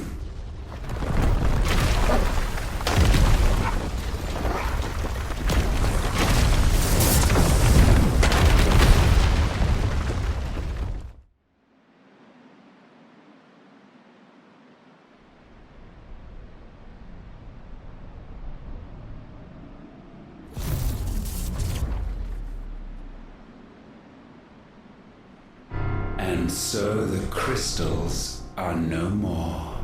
Yet in their silence, a new song rings. Its chorus building, a crescendo as it enters its final movement, stirring those long aslumber to waking. And back to their origin.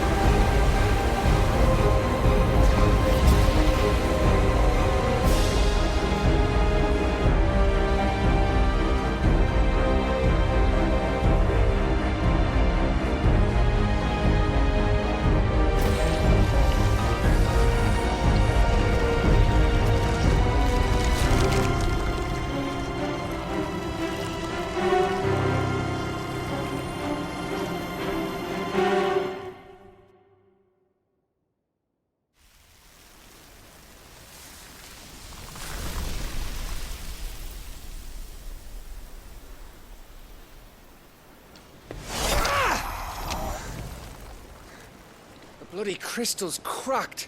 So where the hell are they?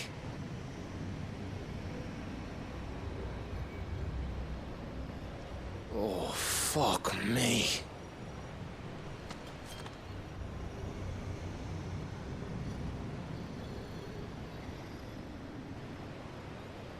Is that ether?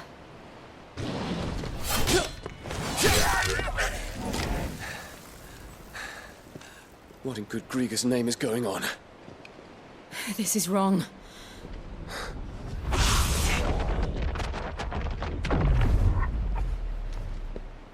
Are we back?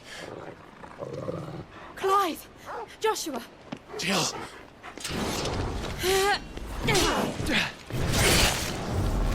Is everyone all right? We're fine. What happened? Too much to explain here. Mate! We're leaving! Now! Everyone, fall back to the ship!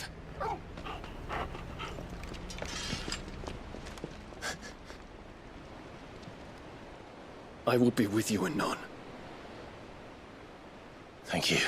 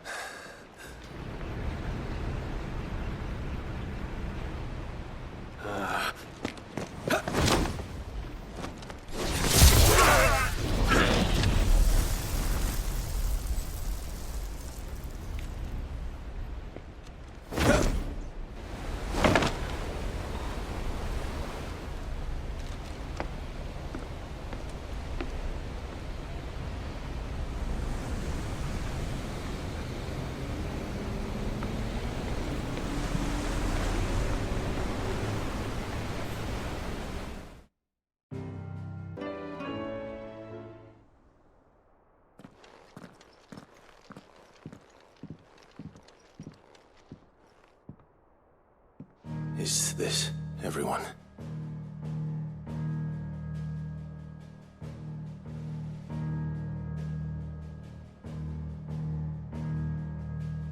As I'm sure you've all guessed, the crystal which now commands the eastern skies was summoned by Ultima. He called it Origin. Though the significance of that name is as yet unclear. What does it matter what it's called? Its emergence tore Twinside asunder and wiped my homeland from the map.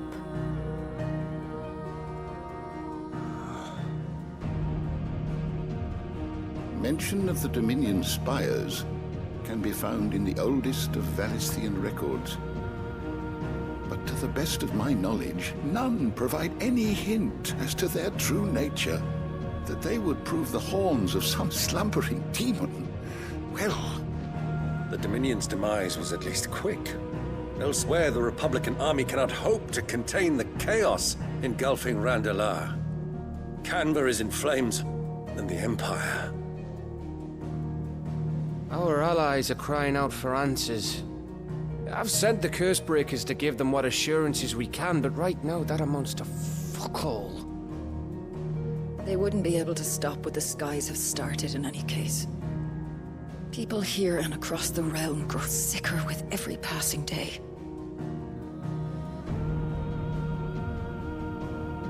Could it be that this new Mother Crystal is like the others? That it draws upon the land's ether? It certainly looked that way from stone here. If that were true, it would explain the hastening spread of the Blight since the crystal's appearance. Would it not? And as the land's ether slowly rises to the surface, it pools, corrupting all who cannot channel its energies.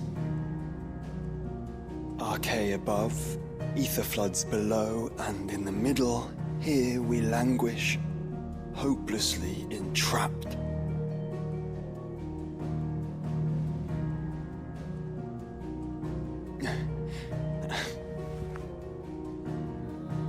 It's all right.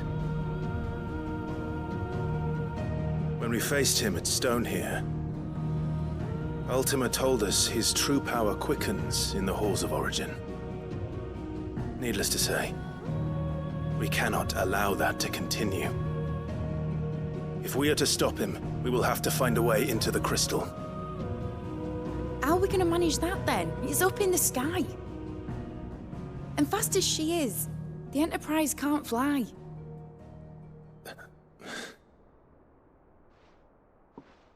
It's a lot to take in, and I reckon we'd all benefit from some time to clear our heads. The answer will come to us. Don't you worry. Ain't that right, Clive? Right. That's right. Well, go on then. Bugger off.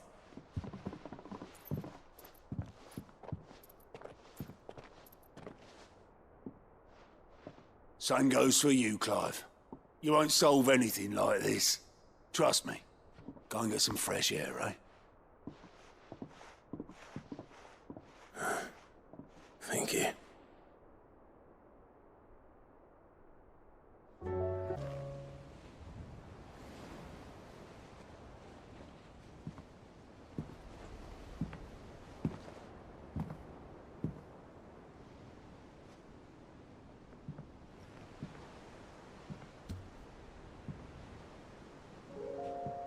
Ultima may have created us, but he doesn't make us who we are.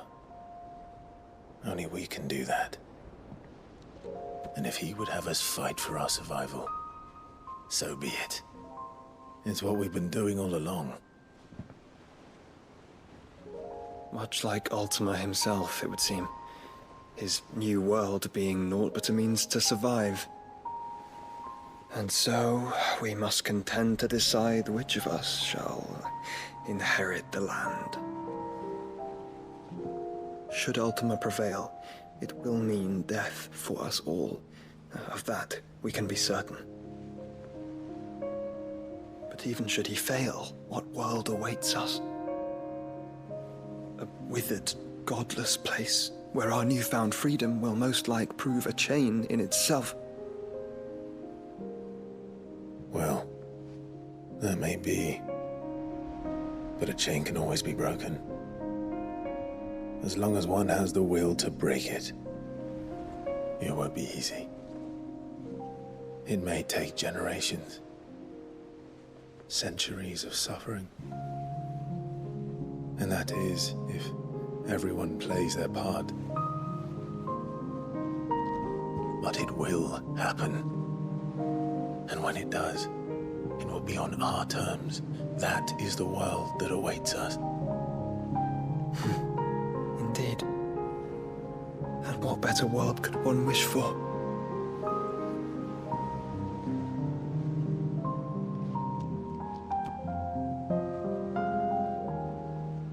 But first, we have to reach that crystal. Then it's a good thing I have wings. You can barely stand, let alone fly. And only the Founder knows what horrors await in those skies. Are you certain about this? Am I certain? I am the Phoenix. I will do what I must. This is our fight. Remember?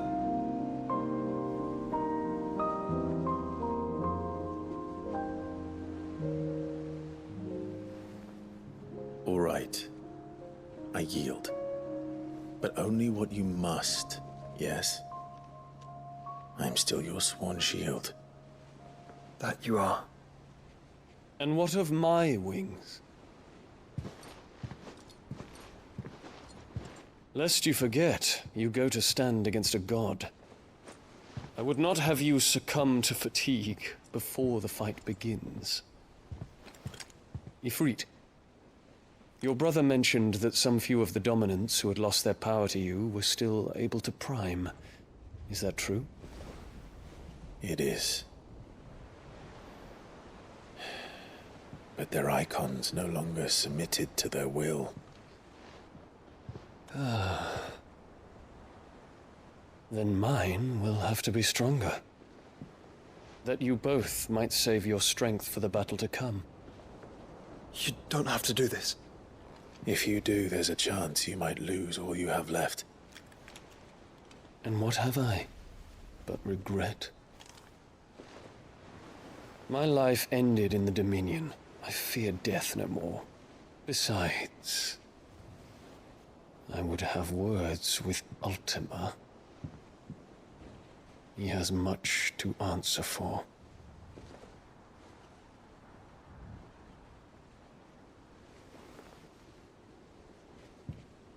We are in your debt, Dion.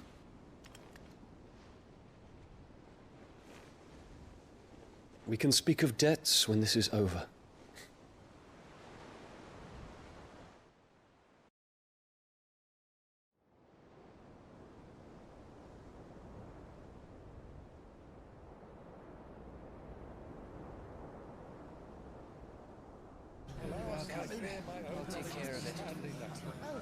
Make sure you do this time. Oh, and while you're at it...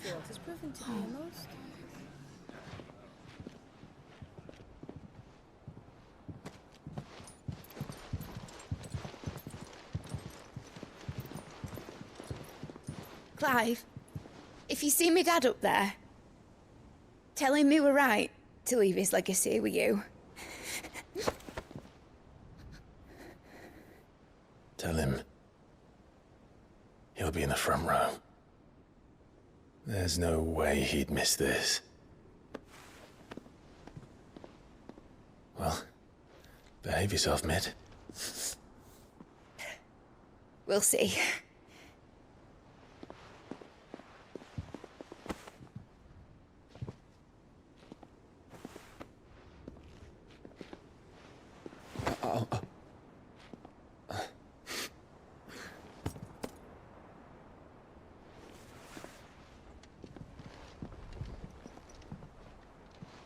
So, you're in charge now, Gav. And what does Tyre have to say about that? Come back before she finds out, eh?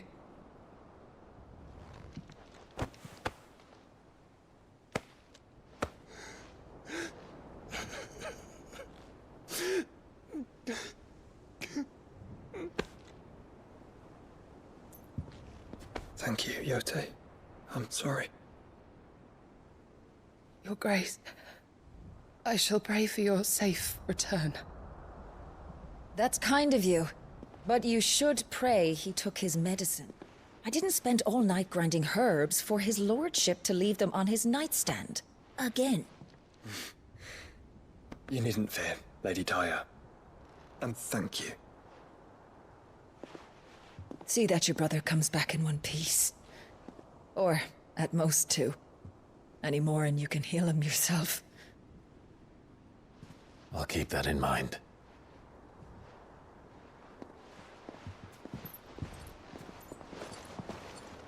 Well, there's nothing to say that hasn't already been said. But that's never stopped me before, so just you do what needs doing. And don't worry about us. We'll do our best, Uncle. That we will. If that is all? Not quite.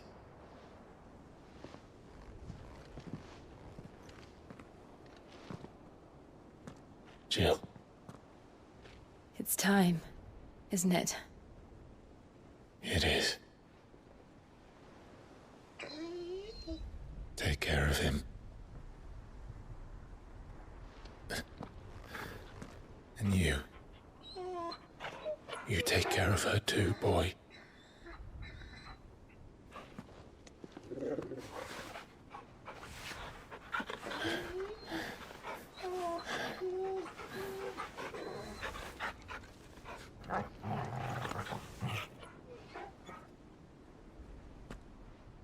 Don't forget, Clive.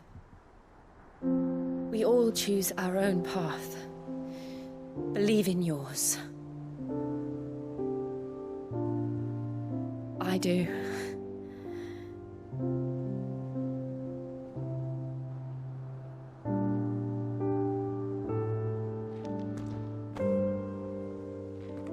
I'll be back. I promise. I love you, Jill.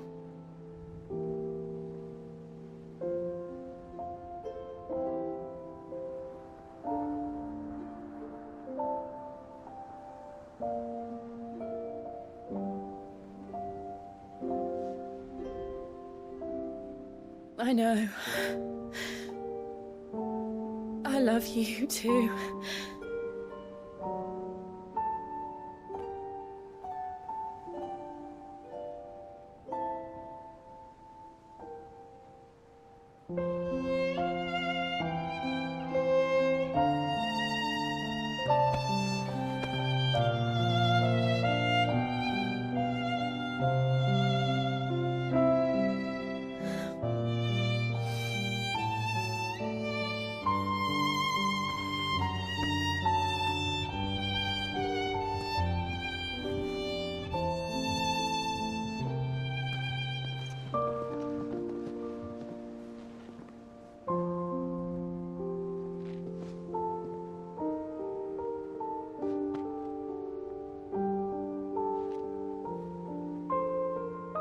Now, we have a god to kill.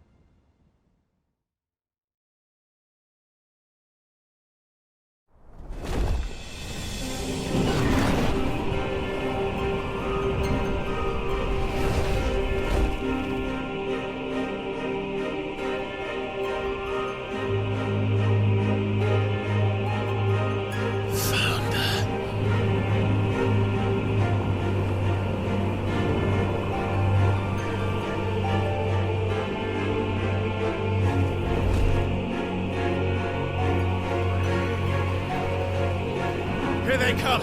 Hold on, Joshua! Already am!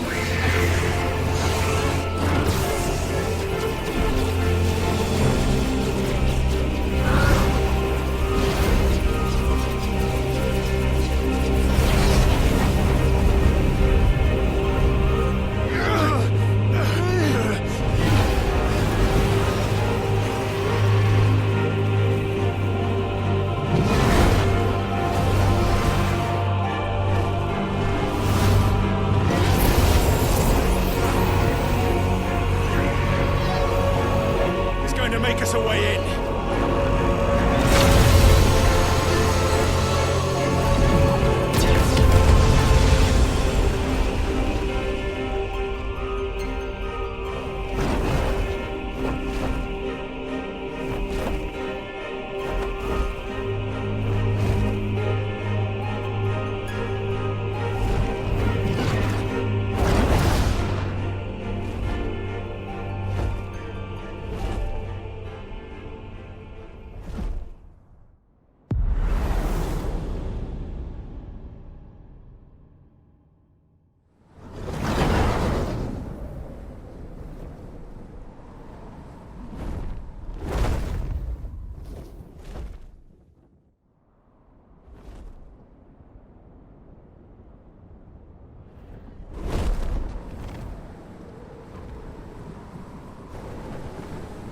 So, this is Origin. A far cry from heaven.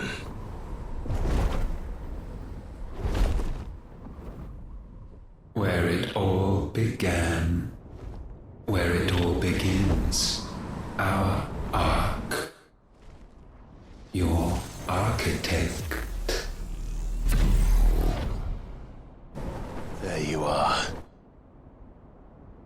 It was here that we slumbered, here that we waited for centuries, clinging to our decrepit shell, for fear that we might have need of it once again. But you have come at last. And now we shall be truly complete.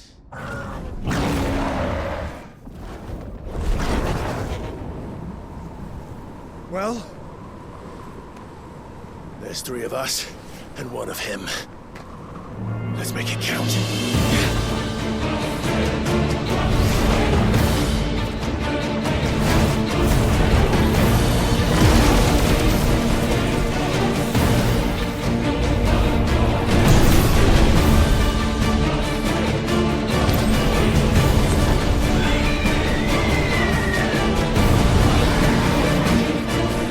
Dominance. We will show you what it means to suffer.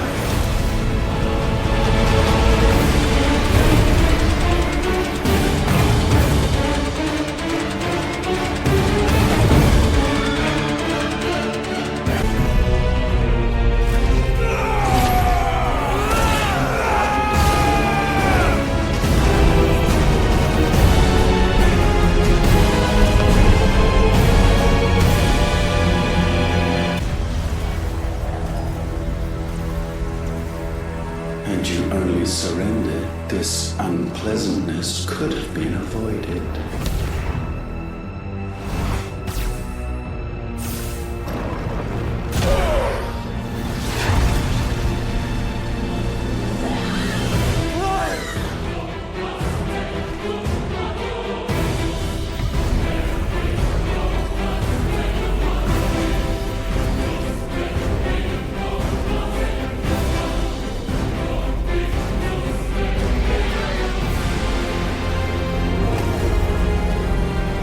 We have you.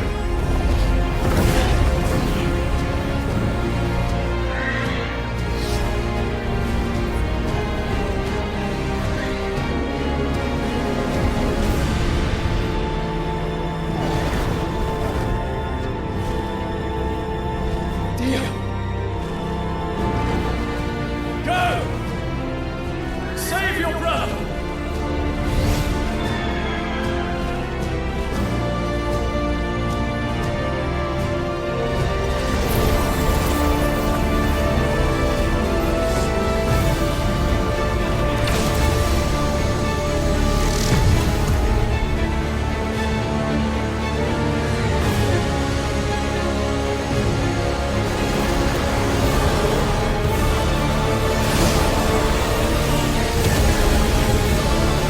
I ask not for acceptance, only forgiveness!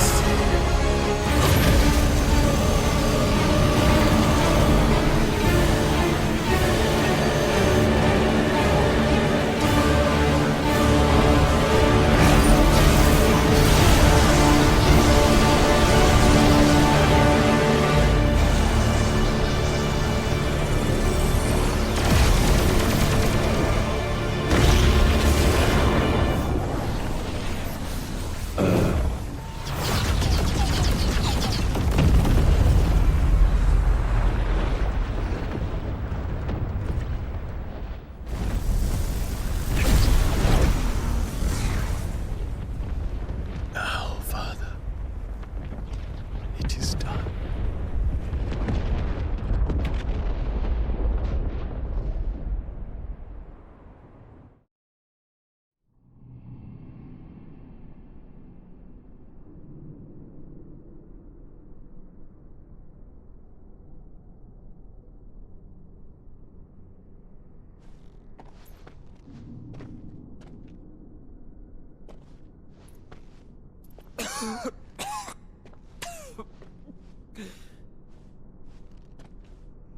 Clive! Clive!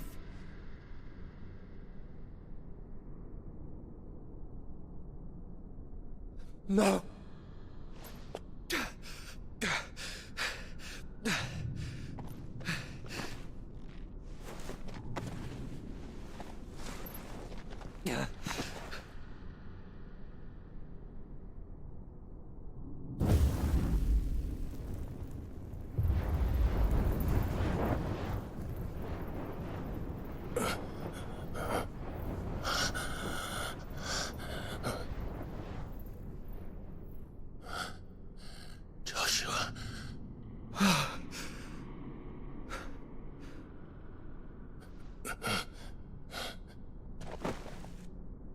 Thank the Founder.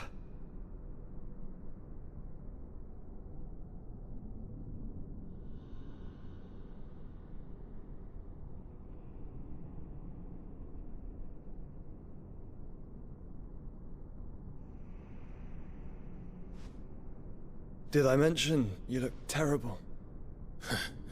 That makes two of us. Oh, I'll be alright. And Dion.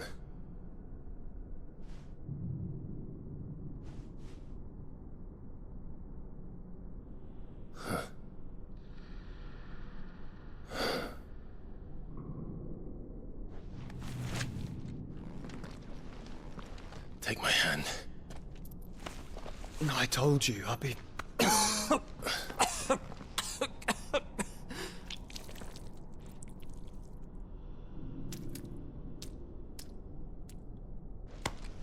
Come on. Thank you.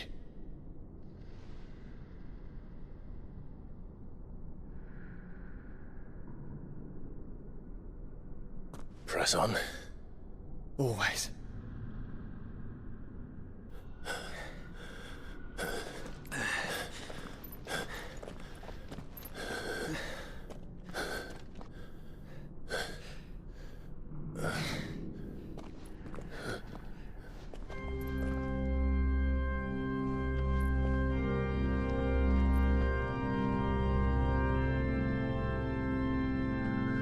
Clive.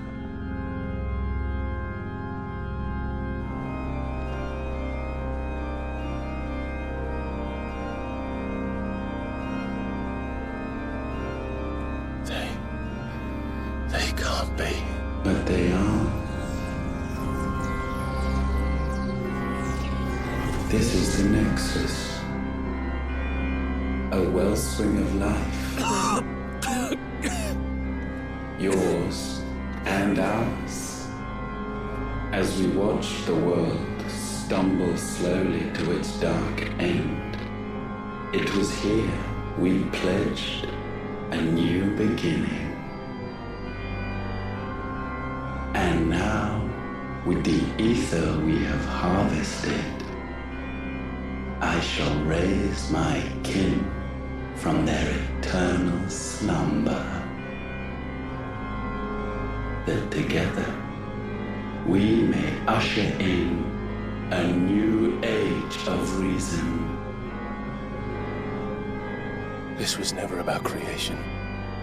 Only self-preservation. You condemned an entire world so that you alone might escape death. Alone. Him. Alone. Clive. I think I understand. He...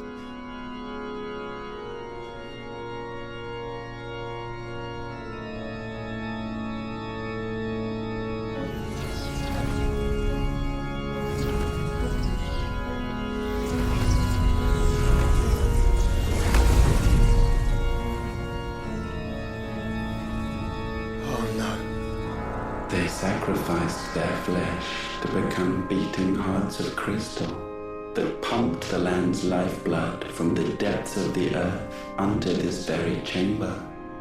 And thus would they labor still, long after their work was done, had you not set them free. You meant for us to destroy the Mother Crystals. It's what you wanted all along. You have our gratitude, Mythos. In this you have served us well. You have both served us well. Welcome home, brother.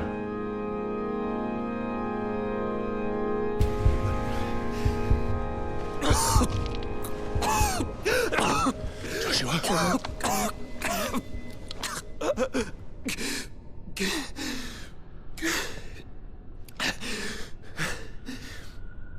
I thought it was me, but it wasn't my grasp that grew weaker.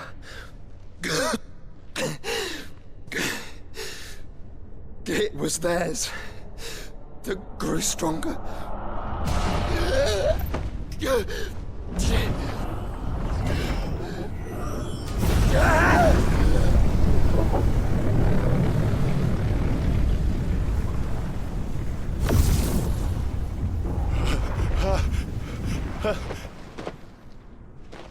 Joshua!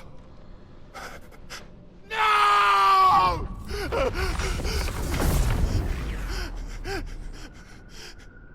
And now we can become one.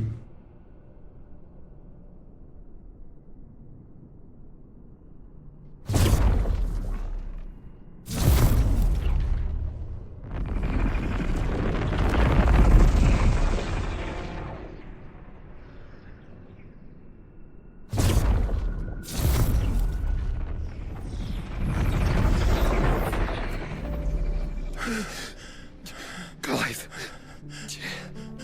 Don't speak. Shh. The one possessed of the destructive flames of Ifrit and the healing flames of the Phoenix. This, I once believed, would be Ultima's true form. But I was wrong. I see it now. Why you will never become Ultima's vessel. I don't care. Just hold on. Listen to me, Clive. You remember the murals? People once knew that Ultima was their god. That he created them. And they worshipped him, prayed to him, looked to him for guidance. In vain. In vain. For he did not listen, did not acknowledge our will, and so we strayed from his path to forge one of our own. So absorbed was he in his own desires, so driven by his own will alone, that he shunned the one thing that could have made him truly powerful. Faith. The same faith people now place in you. Faith that you will fulfill their dream, Sid's dream, of creating a better world for us. Faith that you will follow in Father's footsteps and save those who need saving most. Faith that you will answer Jill's plea to save yourself. The difference is, Clive, that you chose to listen, and that is what has steeled our bonds. Bonds that helped you stand firm when Ultima's pull was at its strongest. His power may be absolute, but so is ours. And so will yours be. With my light in your heart, not even a god might stop us. Joshua!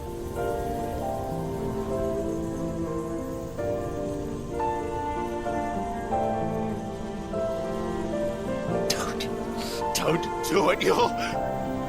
Enough, Clive. My body is too far gone.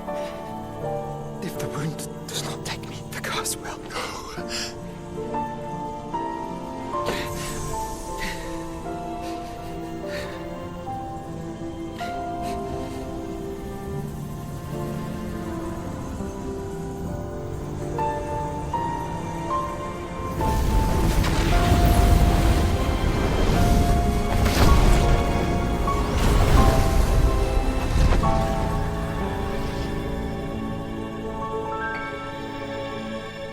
I have always been proud to call you my shield.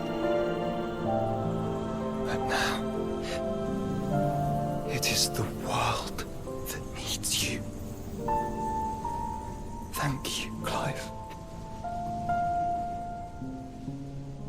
for being my brother.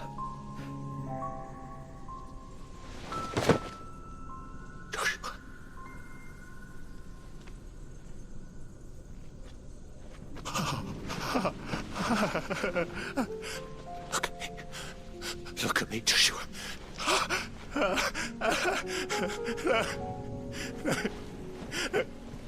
I Open your eyes!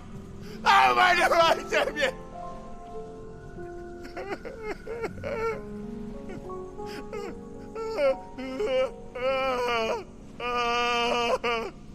Why? Why did you do this? Joshua!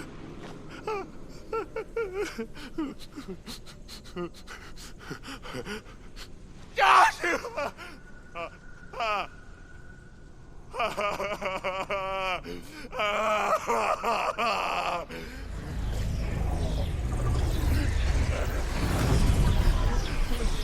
And thus does the final piece fall into place. The incantation primed, but one task remains. To empty the vessel.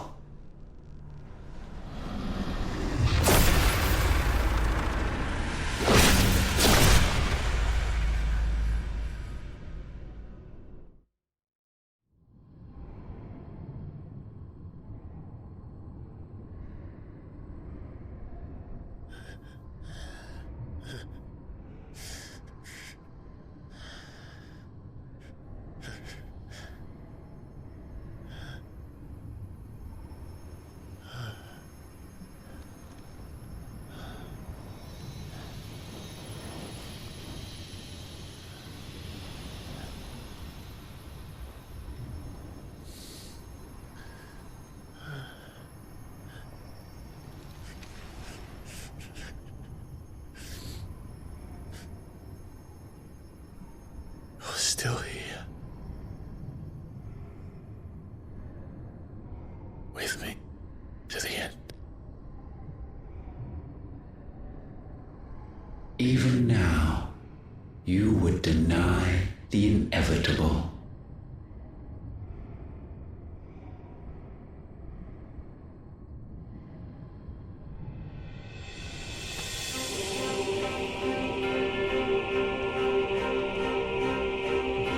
As we always have. And always will.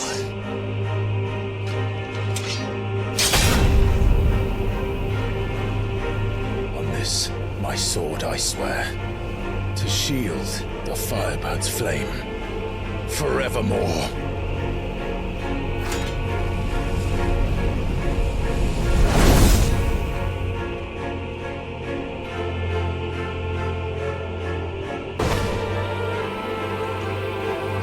Countless centuries have I waited for this moment in which I might revel in my creation, only to find it profaned and so. It must be cleansed.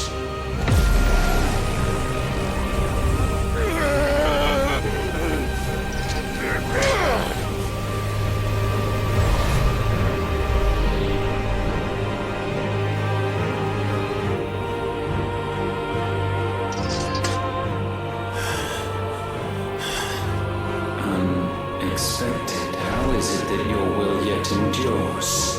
Because it's not so easily broken. Why?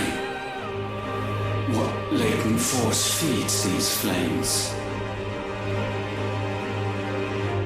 I sense more here than mere will. Is this Logos? Have you truly become free? No, I forbid it. You are not a god. You are but flesh and bone. You are not one of us.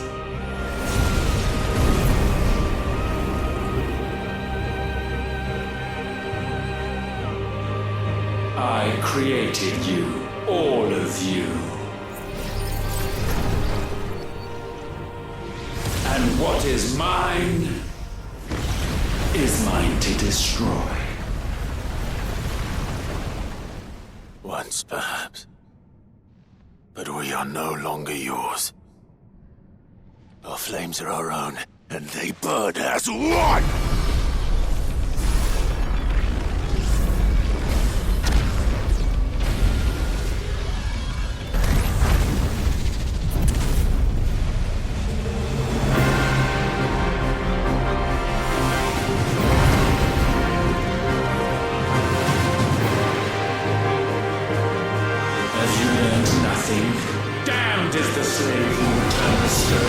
his master. Enough! With fire shall fire be repaid.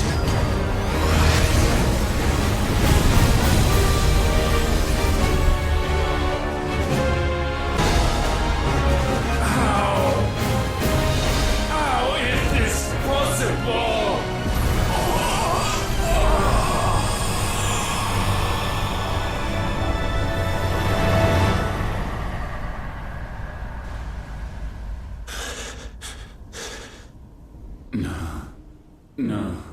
No. My will is inviolable. Something is wrong. You're afraid. You always have been. From the moment the Blight exposed what you were, weak, you conceived us to prove otherwise. But the result shook you to the core. For in us you saw yourself, and realized we had the potential to be more than you could ever be, and so you turned your back on your creation. Your back on the world, like the coward you are. You think you know me? You know nothing, Logos. Nothing!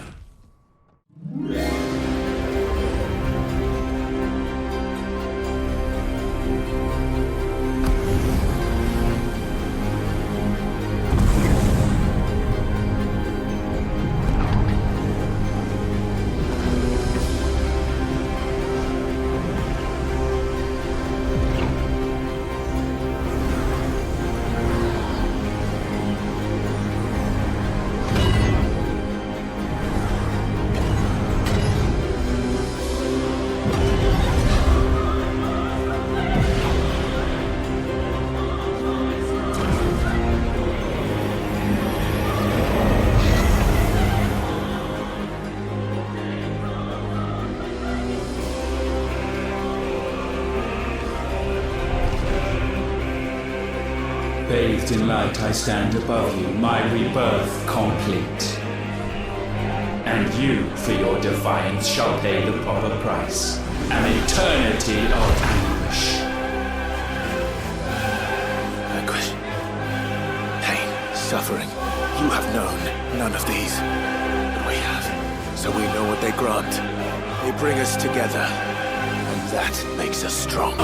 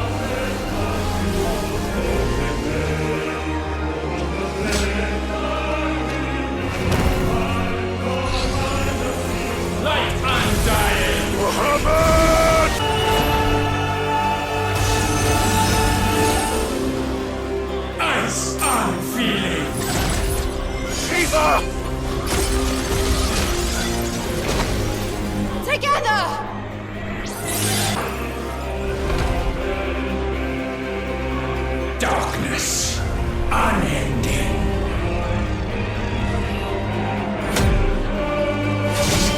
Odin.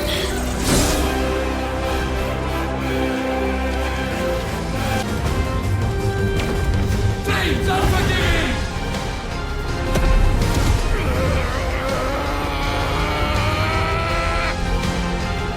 With me, Phoenix.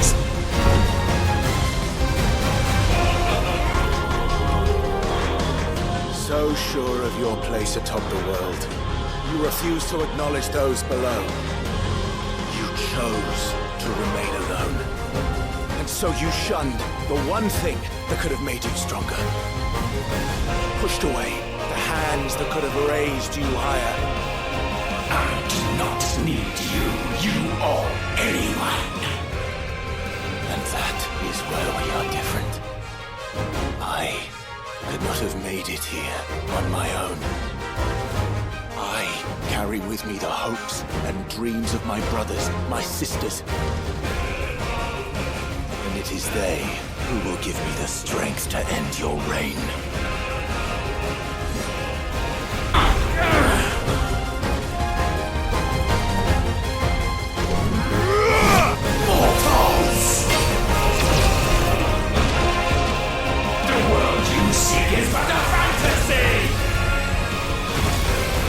The only fantasy here is yours. Then we shall be its final witness.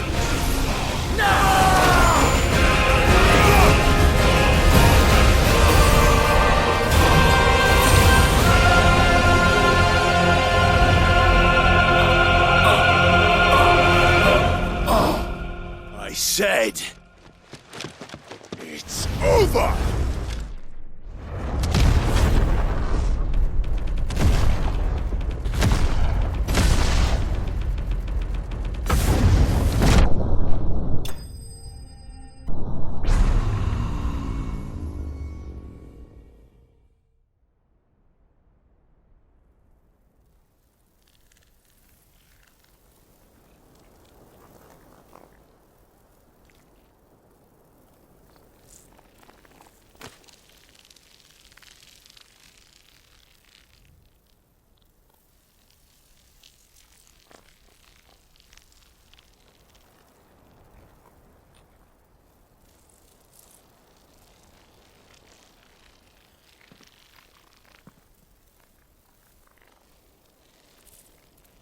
Tell me, what do you imagine will befall this world now that you have gained your precious freedom?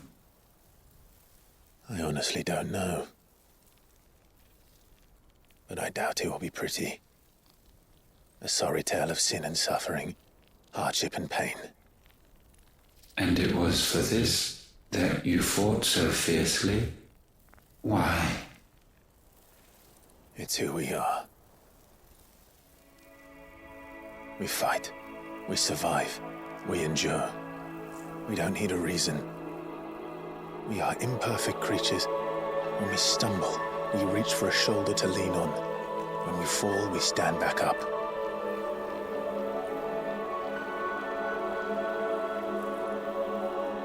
We see the horizon, ever out of reach, and still we march on.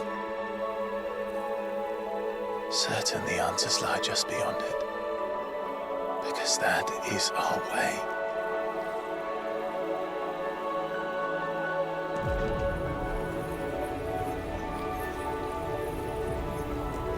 My congratulations.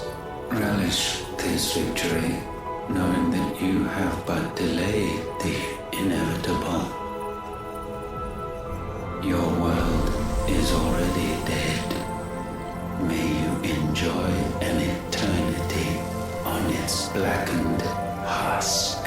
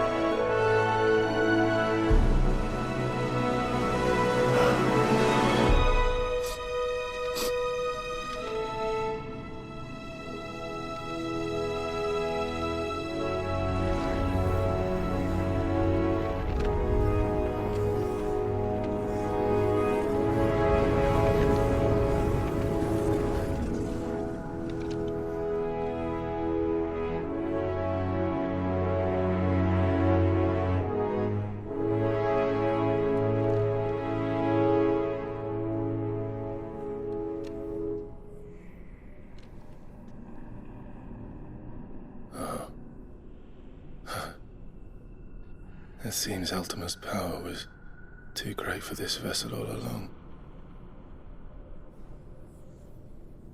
But while I have it, perhaps I can use it to set things right. And see Ultima's legacy. Bearers, dominance, crystals, magic, consigned to the flames.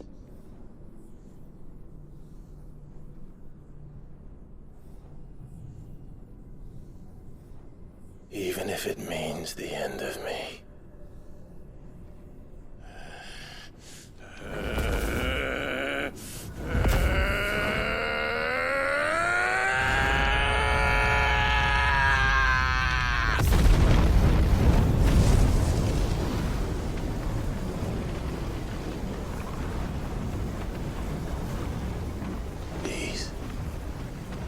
These are our terms.